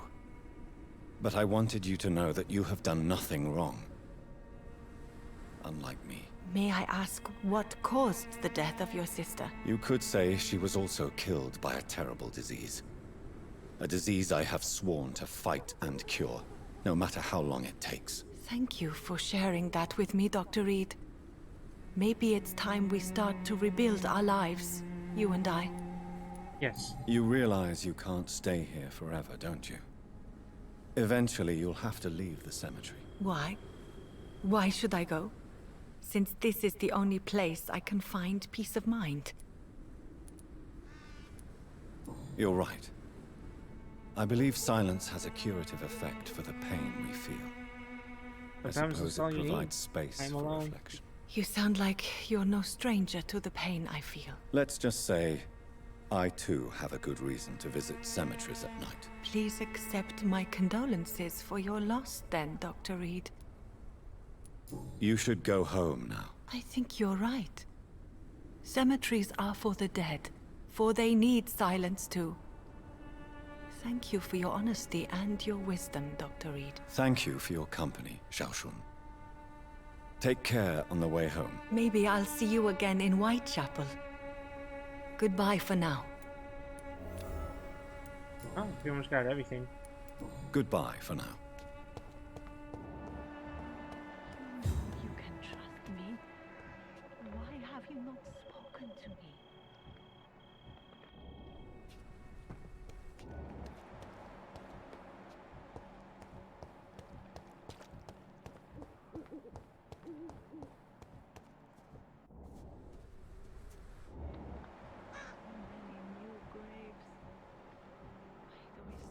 so disconnected.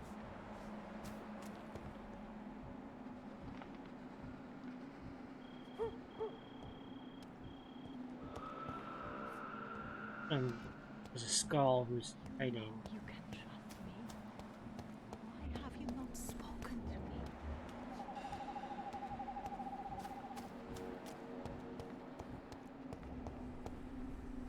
Maybe I'll see you again. Goodbye for now.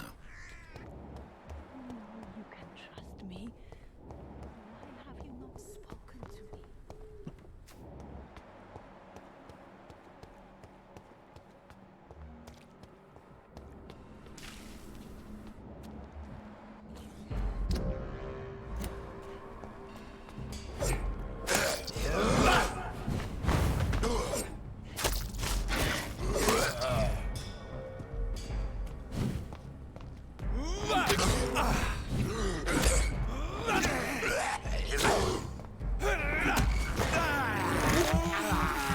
Thank you for your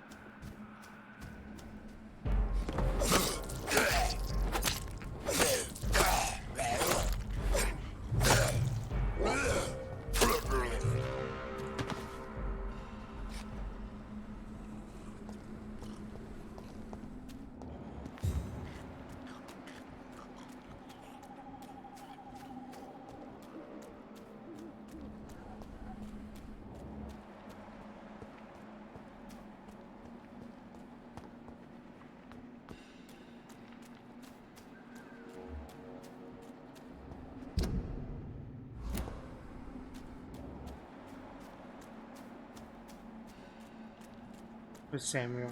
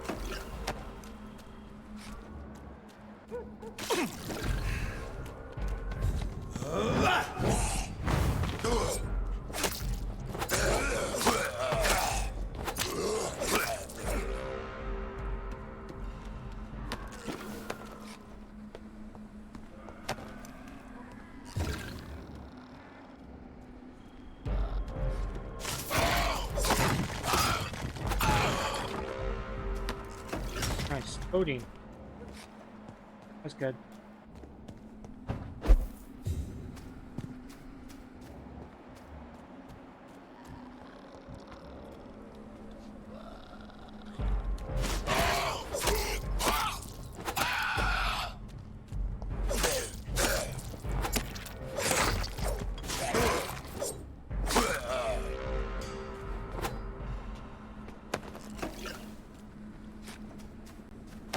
Probably end up dumping more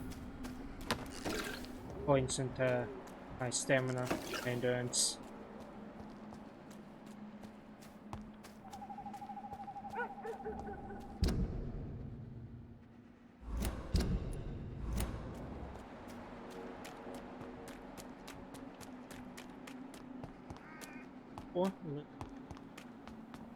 Carnage. Is Father Whitaker's disciple among the bodies? This man's far too old to be Samuel. No. By the look of his clothes, this man's a docker. Samuel isn't here. I had better follow the blood trail.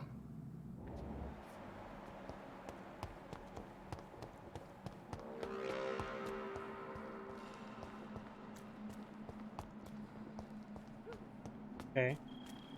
Boom. Boom.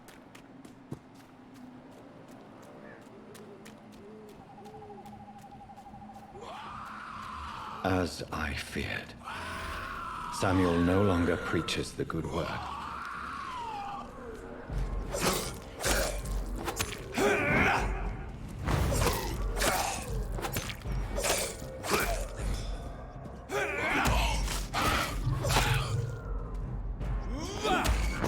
Give me your blood.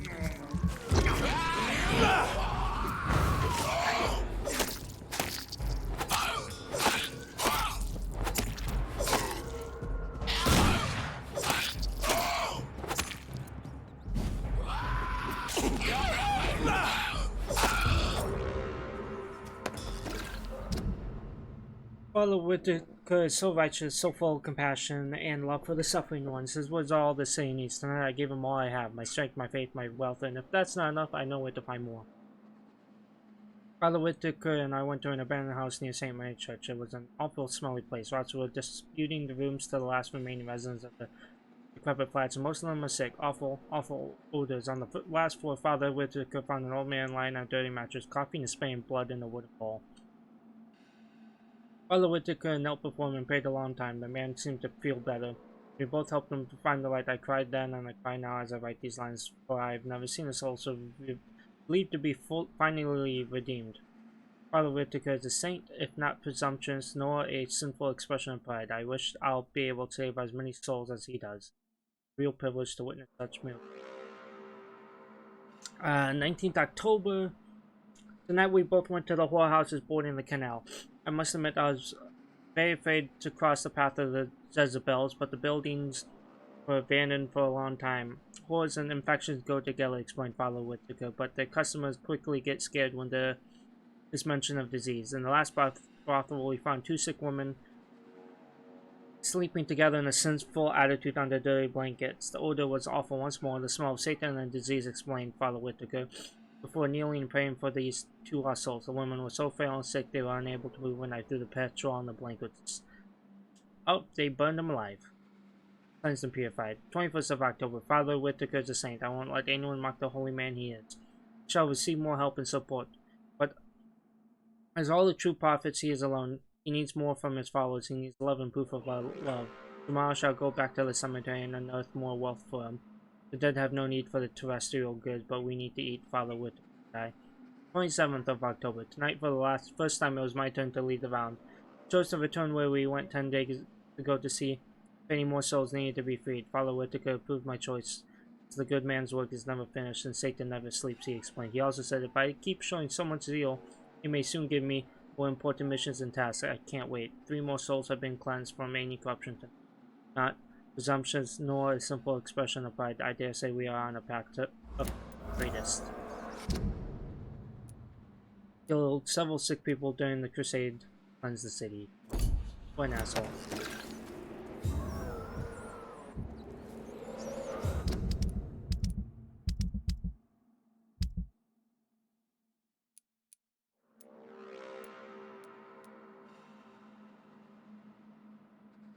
Has migraine.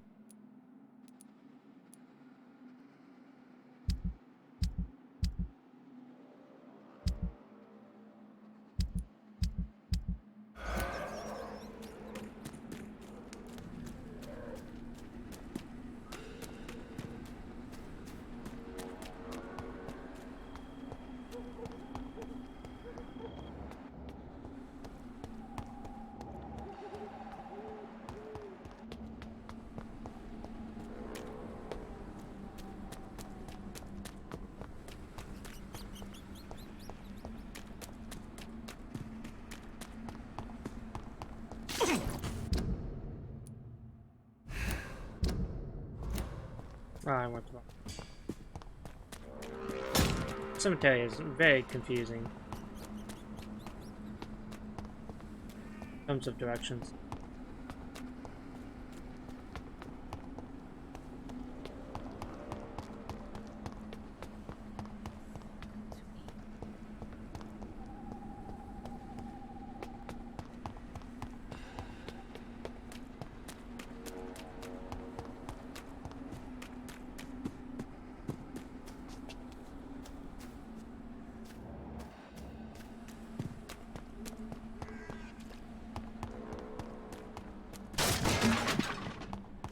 Yes, my powerful shins estimate all there is about, Burn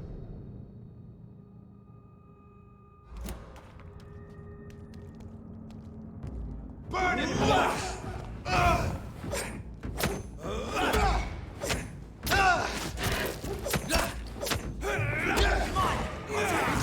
Get my stamina back, get my blood back, heal too while I'm at it.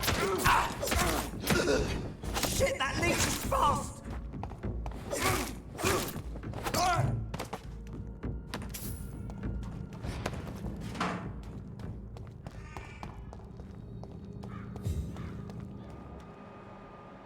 Oh, what's up here? Oh, this is just the hideout up here.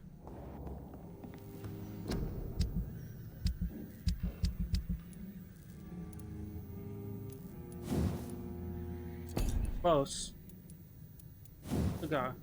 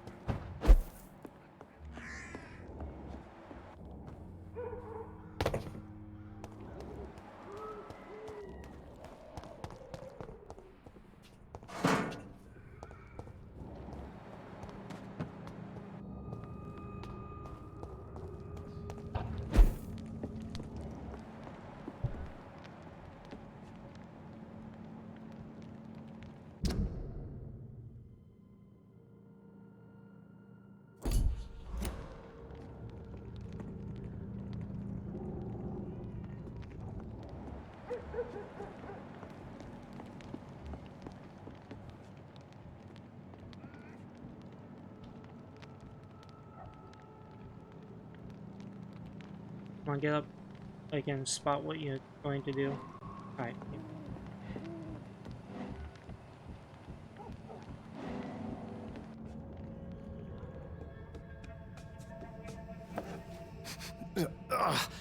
Alright, time to make some more of that miracle stew.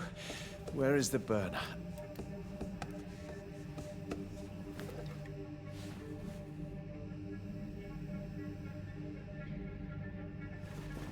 Ouch! Oh, shit! Ow! Oh shit, no more chlorine. Well, the next batch will be a little less miraculous, that's all.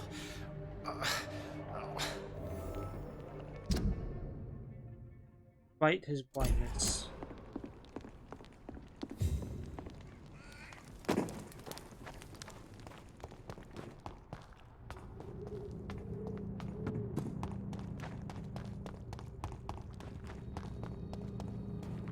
Guys are dead, no thanks to me. Haha. Oh, and loading screen. Damn it.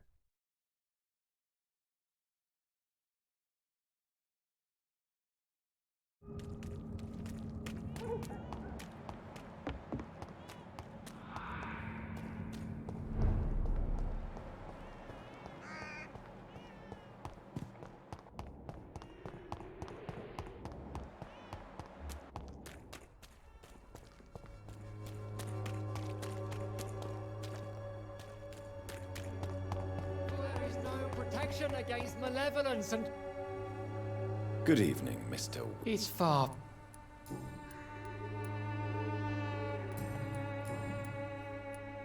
Tobias Whitaker, confess why you burnt those people alive. I have done what no one was ready to do. I will smite the flesh of the unclean to protect the righteous. You are just another heartless murderer. This guy reminds me of the exploiting cleaners the from epidemic Division. to kill with impunity. No! No. The only way to contain the spread is to strike at the source itself. The proliferating sick. You're not the savior of London. You're Guy's just an a asshole. glorified sadist. I take no pleasure in this awful cleansing, Dr. Reed. I am only driven by the thousands of innocents I save each night. Why did you send Samuel to the cemetery, Tobias? What did you see there? I sent him on a vision. A dream of a dreadful and laughing queen covered with blood, sleeping with the dead and feeding on the fear of the dying. A laughing queen dressed in blood. Tell me more. This epidemic is her feast, the announcement of her return. Against her, science is no more than a child's toy. But who is she? She is the mother of harlots and abomination of the earth. She is Babylon, drunk on the blood of the saints. Why? I sent him on... You sent a man to die because of a stupid vision. I have heard enough of your nonsense. Goodbye. Good evening. It's far...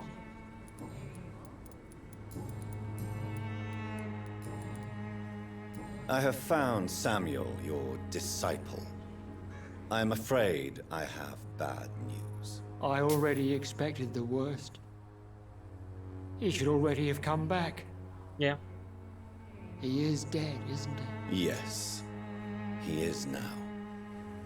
The epidemic took him. Samuel steadily made donations to our cause. He would have rewarded you himself if you'd found me in that awful cemetery. Please accept this money. Your disciple, Samuel, stole from the dead in Stonebridge Cemetery. I have proof of his crime and proof of his death. No! Samuel was the best of us. So devoted, so zealous. He gave all he had for the cause. He tirelessly preached the good word. He defiled the dead with his petty thefts. That's how he financed your misguided crusade. Think what you will. When this city is saved, he will be praised for his devoted fortitude. He walked boldly into the mouth of abomination. He was a crook. Your precious Samuel used you. He was an immoral crook. If that's true, then he will be my burden to bear during this endless night. I got everything for this guy, but I can't eat him. 5. I have heard an...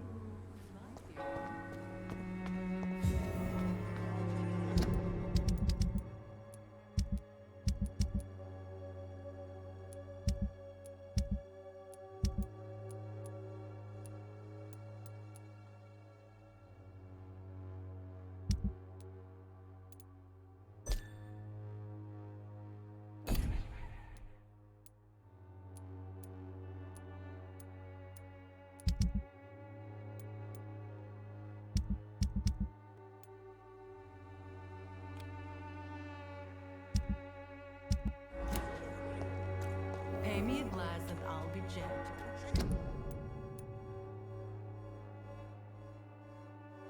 I need to go all the way back to the hospital.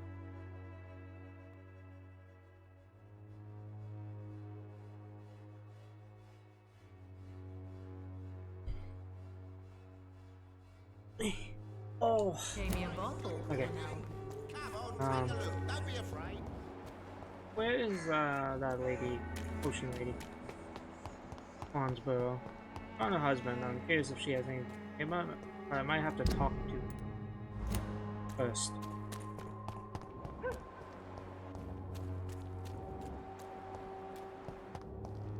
This.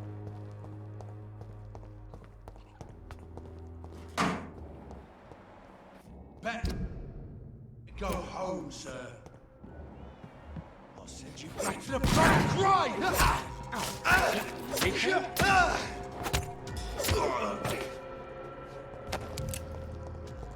Where's the guy T-posing?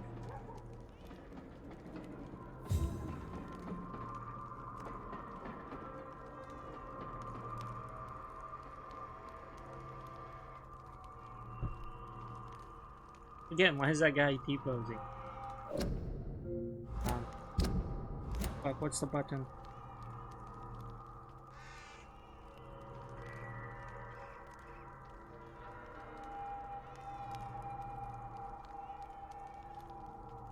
That button did.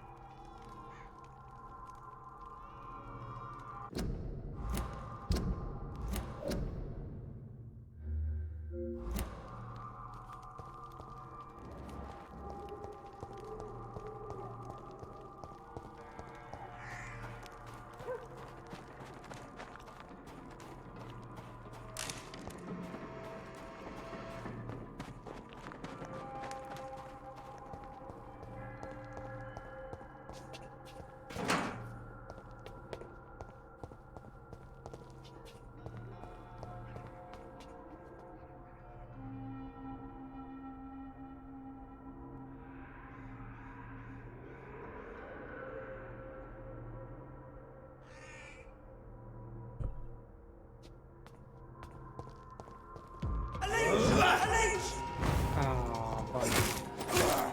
See them?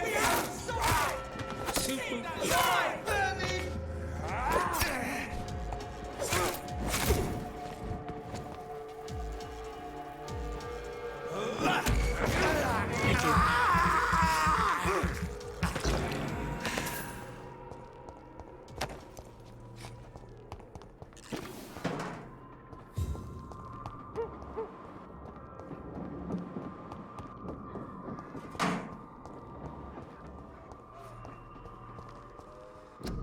Quarantine contagion area permission. Yes. Here's quarantine. It's locked, all right.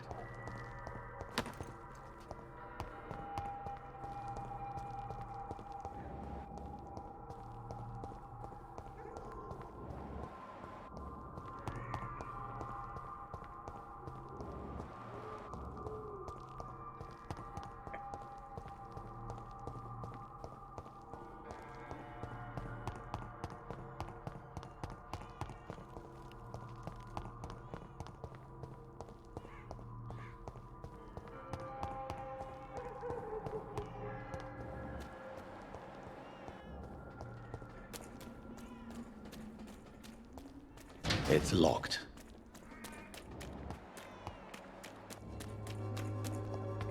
Makes sense.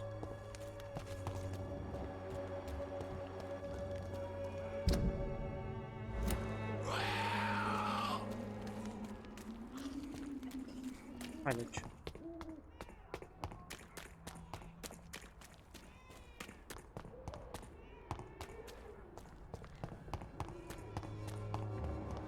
Ah, here we go. As long as you That have is the one. money.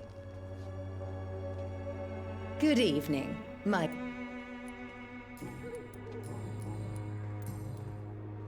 Goodbye, Miss Yeah, no Swanborough.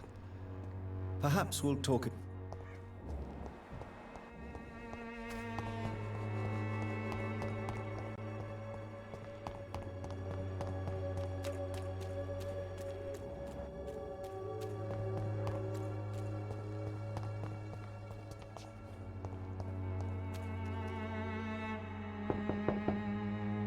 There's no one in. Good.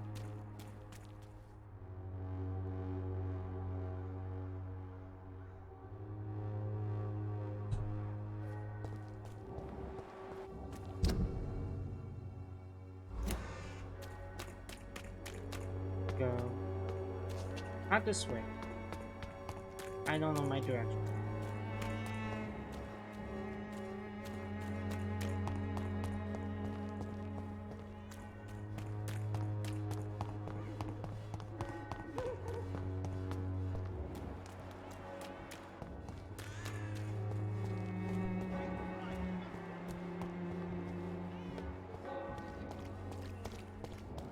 Pay me a glass and I'll be gentle. Pay me.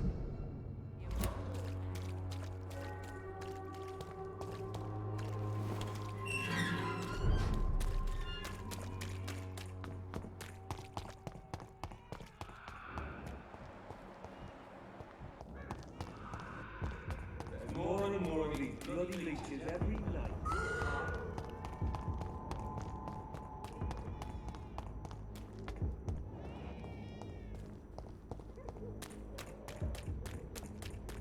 Do-do-do-do.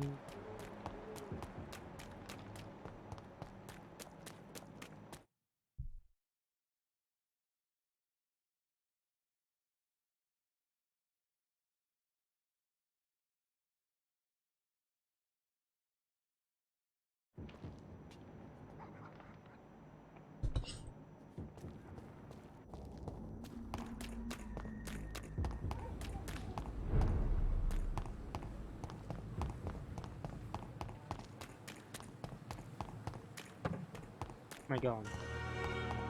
Still back in.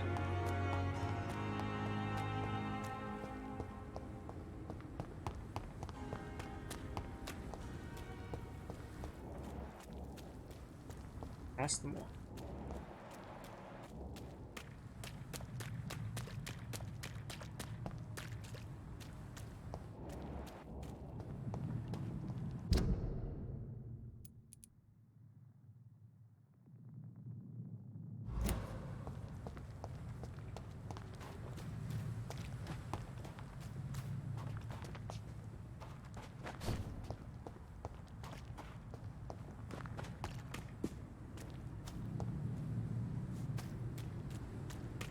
Hold on, give me a second. I'm gonna check out my kit.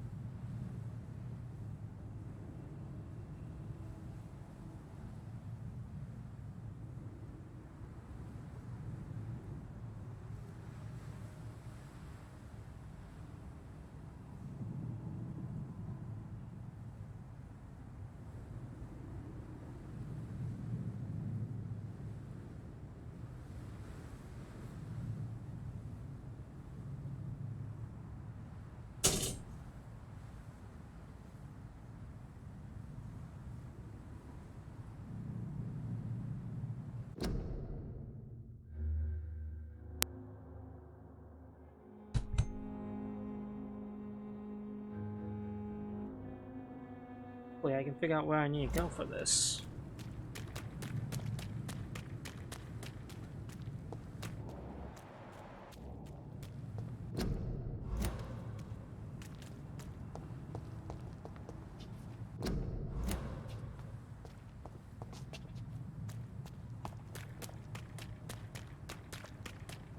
We go into the morgue.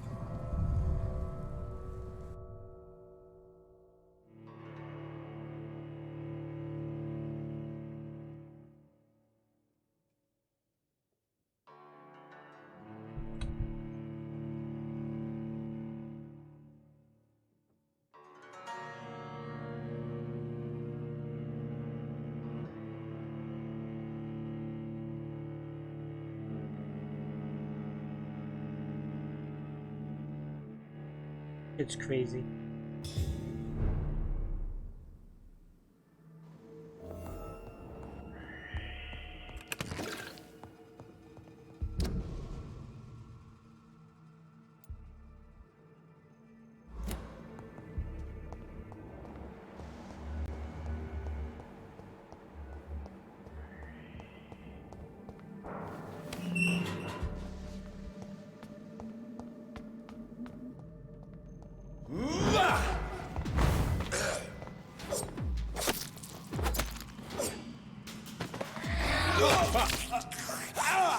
Get the hell out of here.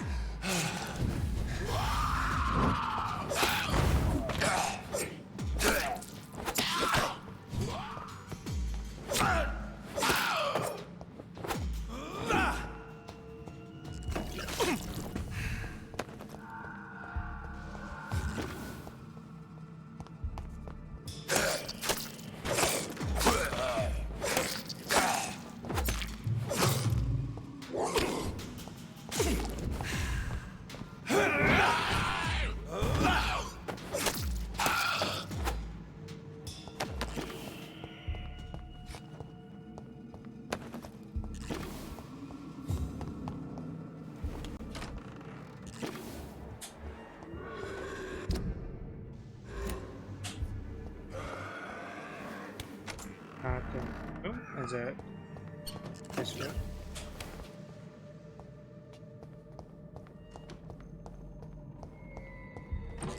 Be the case.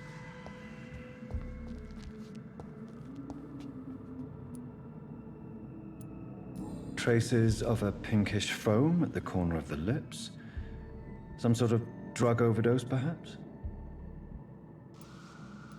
Multiple abrasions and scarring on the arms and legs. Old and distinctive injuries of a sailor or a fisherman. The chest was originally opened to perform the operation. The sutures are clean, but the chest has been reopened. A puncture over the left lung, possibly a chest tube insertion. Not the cleanest work, but I think it was successful. Signs of internal bleeding. So, Dr. Tippett's anesthetics were incorrectly dosed, causing the patient's death. And then, he tried to operate on him again. Tippett has made an egregious error. It's time we talked. Yep.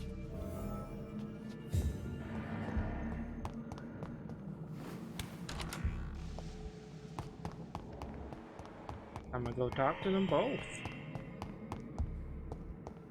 Seems I found the last hint. Them both.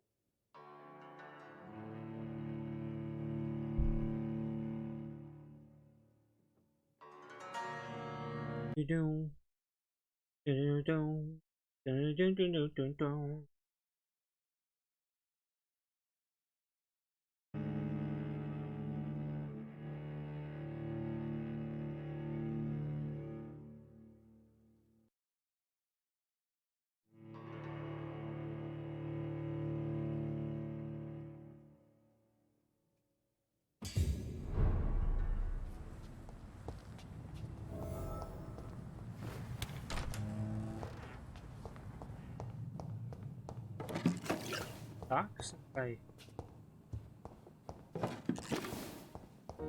pressed it.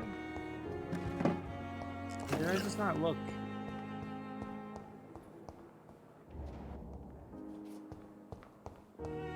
No, I think it's shocked.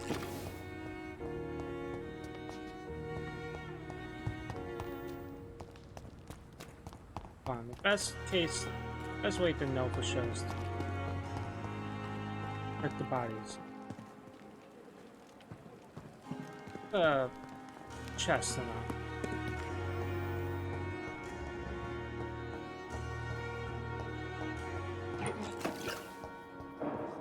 So many deaths. And still Dr. Reed.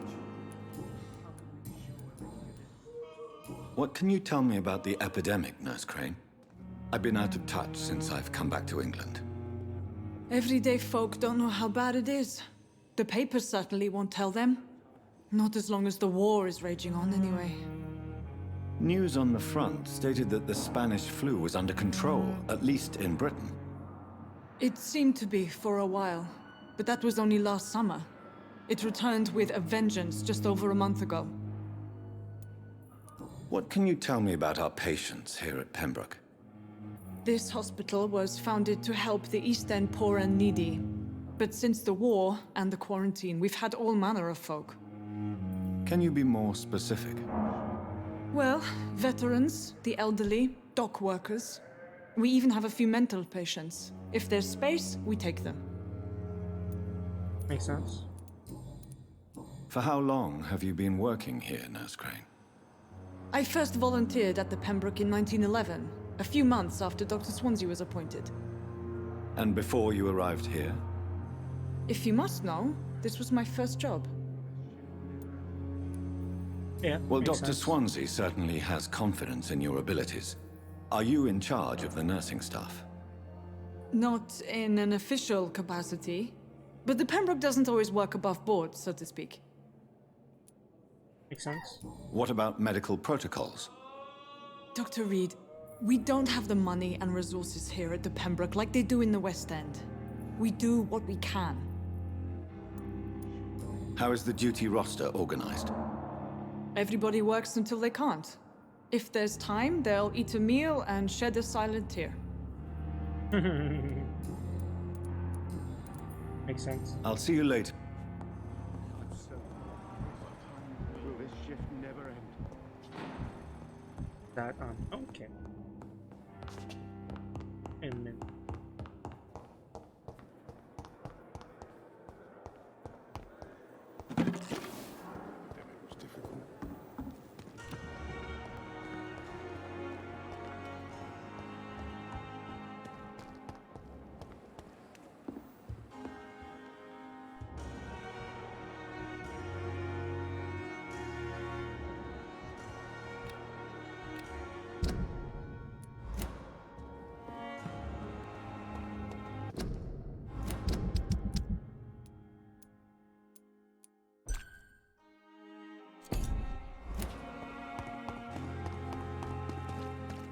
We must prove what we are capable of. Good evening, Doctor. Dr. It is Reed. now or never.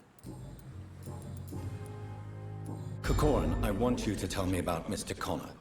How did he die? What happened? He was my patient. He died because of my mistake. That's the blunt truth. What was the nature of the mistake? It was a twofold error. My diagnosis was wrong, and the administered dosage was too strong. Why not stop practicing? Are you mad? I killed that man, I admit it, and it won't happen again. I have saved so many lives since then. Who was this patient? I don't know. Some sick man from the docks, maybe a fisherman. I had no time to talk with him. No one claimed a body.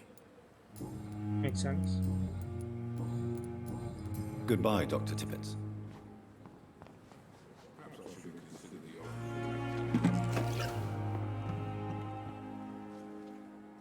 Good evening, Nurse Brannigan. Good evening, Doctor. Tell me what Dr. Tippett did. I know his mistake caused a patient's death. If I had not covered up his error, Dr. Tippett would have been fired from this hospital. I could not let that happen. You can't allow your emotions to dictate your conduct concerning Covered. Okay. patients, Nurse Brannigan. Look around you, Dr. Reed. Do you really think we can afford to lose a brilliant practitioner like Dr. Tippett in our situation? I can't say I approve of what you did. But as a field surgeon, I know that some situations require you to bend the rules. I'm not proud of what I've done, but to contain the epidemic must be our priority, so we can't afford to lose Dr. Tippett.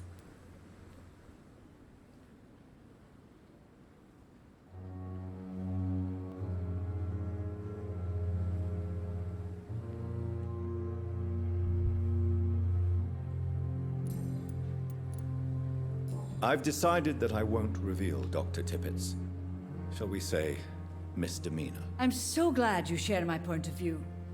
Dr. Tippett is a brilliant practitioner. We most definitely need his know-how. I hope you're right. This is a huge risk we're taking. Dr. Tippett must regain his confidence. Please, keep this decision between you and me. He doesn't need to know you found out.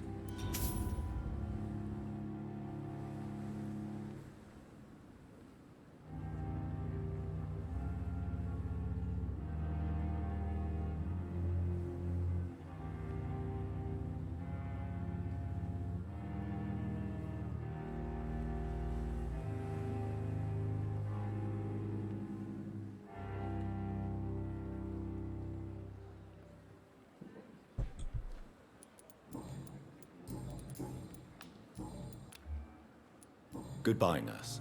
Call me if you need assistance. Interesting.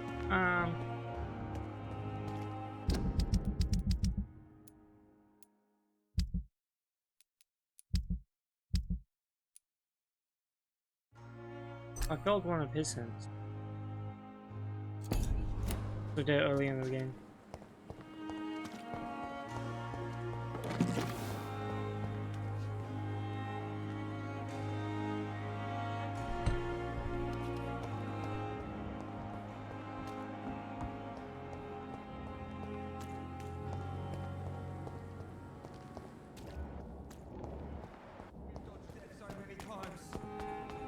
Oswald, you can't just die I like cannot this. enter. Let's find one into the sewers.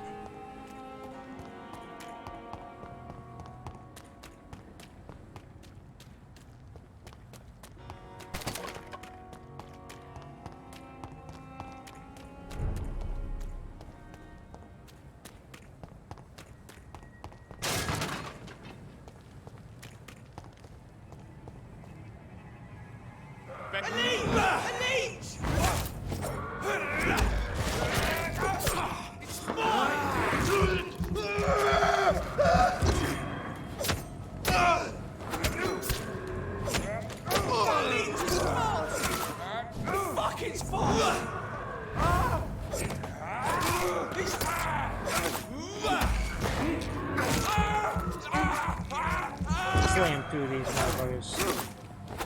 Thank you.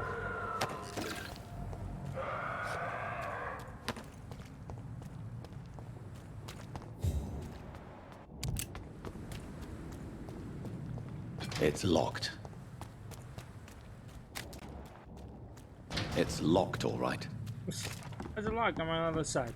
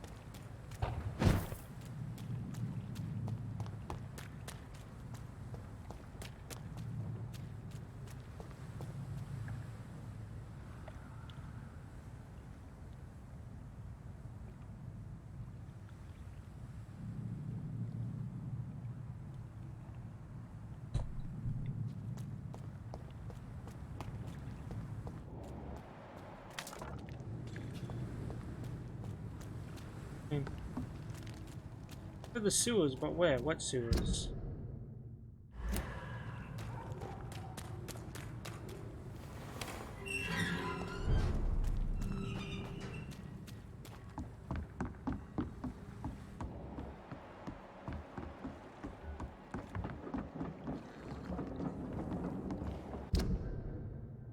He's full up.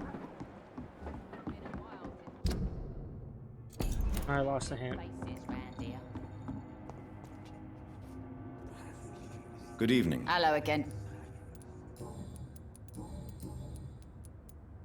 You still use your husband's name, Edwina. Why is that? Why shouldn't I? He may be a bloody bastard, but I'm still his wife and his name means something round here. You never paid him a visit at the Pembroke Hospital, did you? And I don't intend to. In Clay's case, I'm not against a medical mistake or a little help from the Spanish flu. Can I... As long as you have... I just got the stuff I've given you.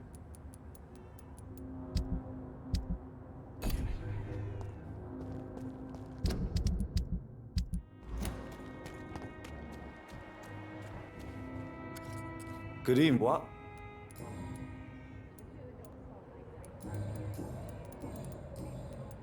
Is the ad sinister? What? What? Maybe you said last bit.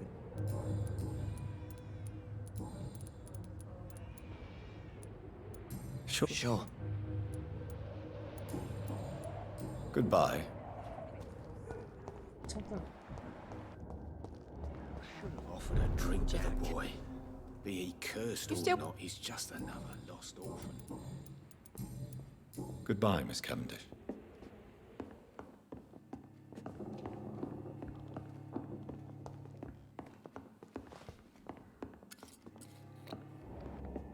You know, it would be nice to see each other outside the pub sometime. This situation won't last very... You cannot see me Well- now, Mum. What? Who? Show. Oh. Goodbye, Mr. Watts. Must have something to say. Must be some clue that I missed.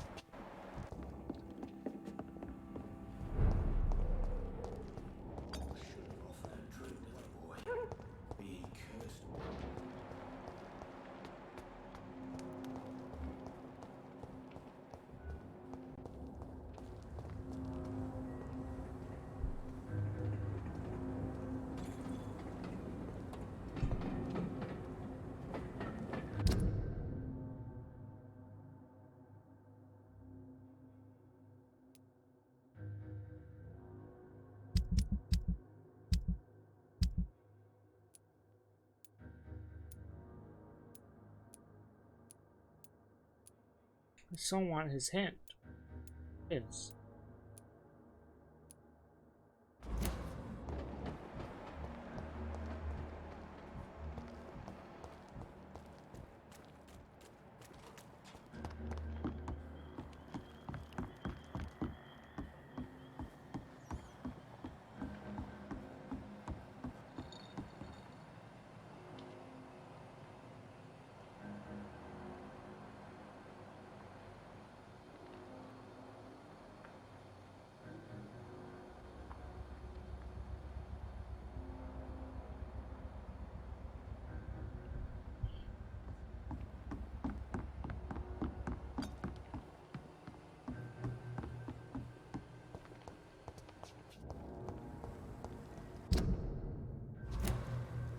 Docs. Oh, I'm looking for 2 people I'm missing. Or like quite a few people. Oh, Ocho. Right. Good evening, sir. I'm amazed you made it back to the docks alone. Good for you. Well, I could say the same about you, young man. More to the point, who the hell are you? I'm Dr. Jonathan Reed. And I am Archer Woodbead. Please excuse my assertiveness. I often forget I'm just an old prune. What can you tell me about this part of town? People used to feel safe around here. They had the gangs protecting them. Now all they do is bicker and plot against one another. Missing the good old days, are you not? Trust me, son. The longer you live, the less meaning your existence will have. You need to remember the days you still had beliefs. And what about the gangs? Back in my day, people trusted the Wet Boot Boys. We looked out for the docks and its families.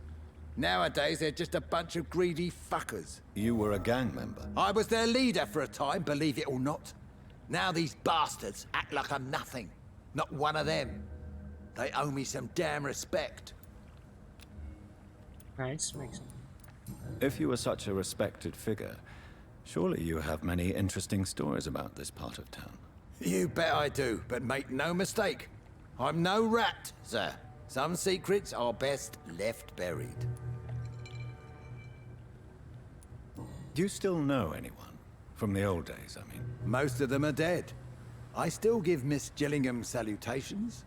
She doesn't remember me. She did once like me. Boy, she was a beauty back then. Who would you trust around here? The owner of the Turquoise Turtle's a decent fella. Tom's his name. Sean Hampton's all right too. Don't particularly share his religious views. He's quite devout, if you catch my meaning.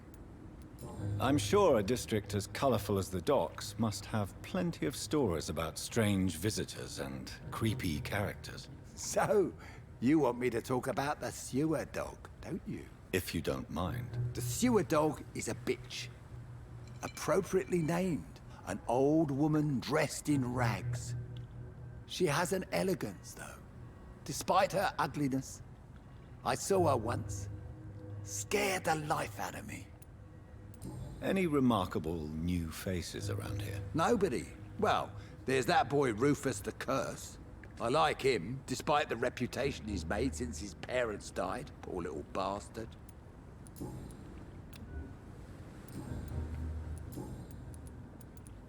Have you always been so bitter? It's not bitterness, it's poorly masked disgust. When everything turns to shit, we all have to eat a spoon or two. Makes sense. With everything that's happened recently, the war, Spanish flu, I must concede that these are difficult times. A few nights ago, I saw a kid eating a rat. He was right in front of one of those abandoned houses nearby. Just chewing on a living rat's insides. Tell me about the Wet Boot Boys, Archer. I want to know more. We were there for the families and each other. It was us against the world. We were vicious, tough, even cruel. But we were united. You sound like you were some kind of radical union member. Yes, Yeah. Nowadays the communists and gangs squabble over pointless territory. Sounds stupid when you say it out loud. Tell me everything you know about the Guard of Priwen. Andrew never told me what they do. I do know they're vigilantes with military training. Access to some impressive firepower. And what is your personal opinion about the Guard, then? This Guard of Priwen is just another gang preying on the young and naive. Preying on people like my boy. I know how it works. I invented it. Yeah. Why did your son really join the Guard of Priwen? If I believed in a higher power, I'd see this as punishment for my own sins. Probably I deserve it for all the young men I enlisted back in the day. You don't believe in God, though, do you, Mr. Woodbead? So why did he join? Now I think about it, Andrew joined the Guard, not to defy me, but to follow in my footsteps, to make me proud. So your son has left you nothing to explain his actions? No letter or message? Not even a note. I'm a proud man, Dr. Reed. But I would kneel and pray if I thought it would give me my Andrew back. Oh, got all the... Goodbye, sir. All the hints for him. Ready?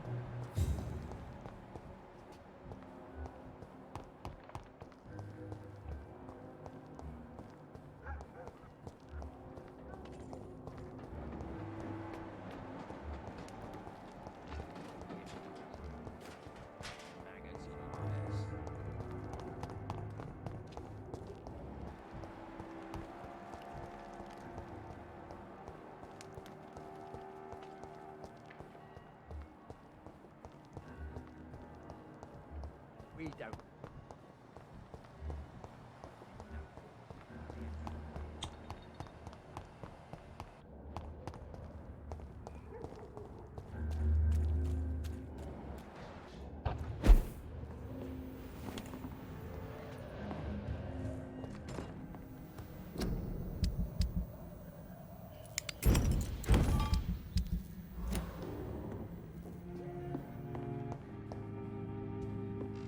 Can I upgrade my thing further? Oh, I'm slightly away from it.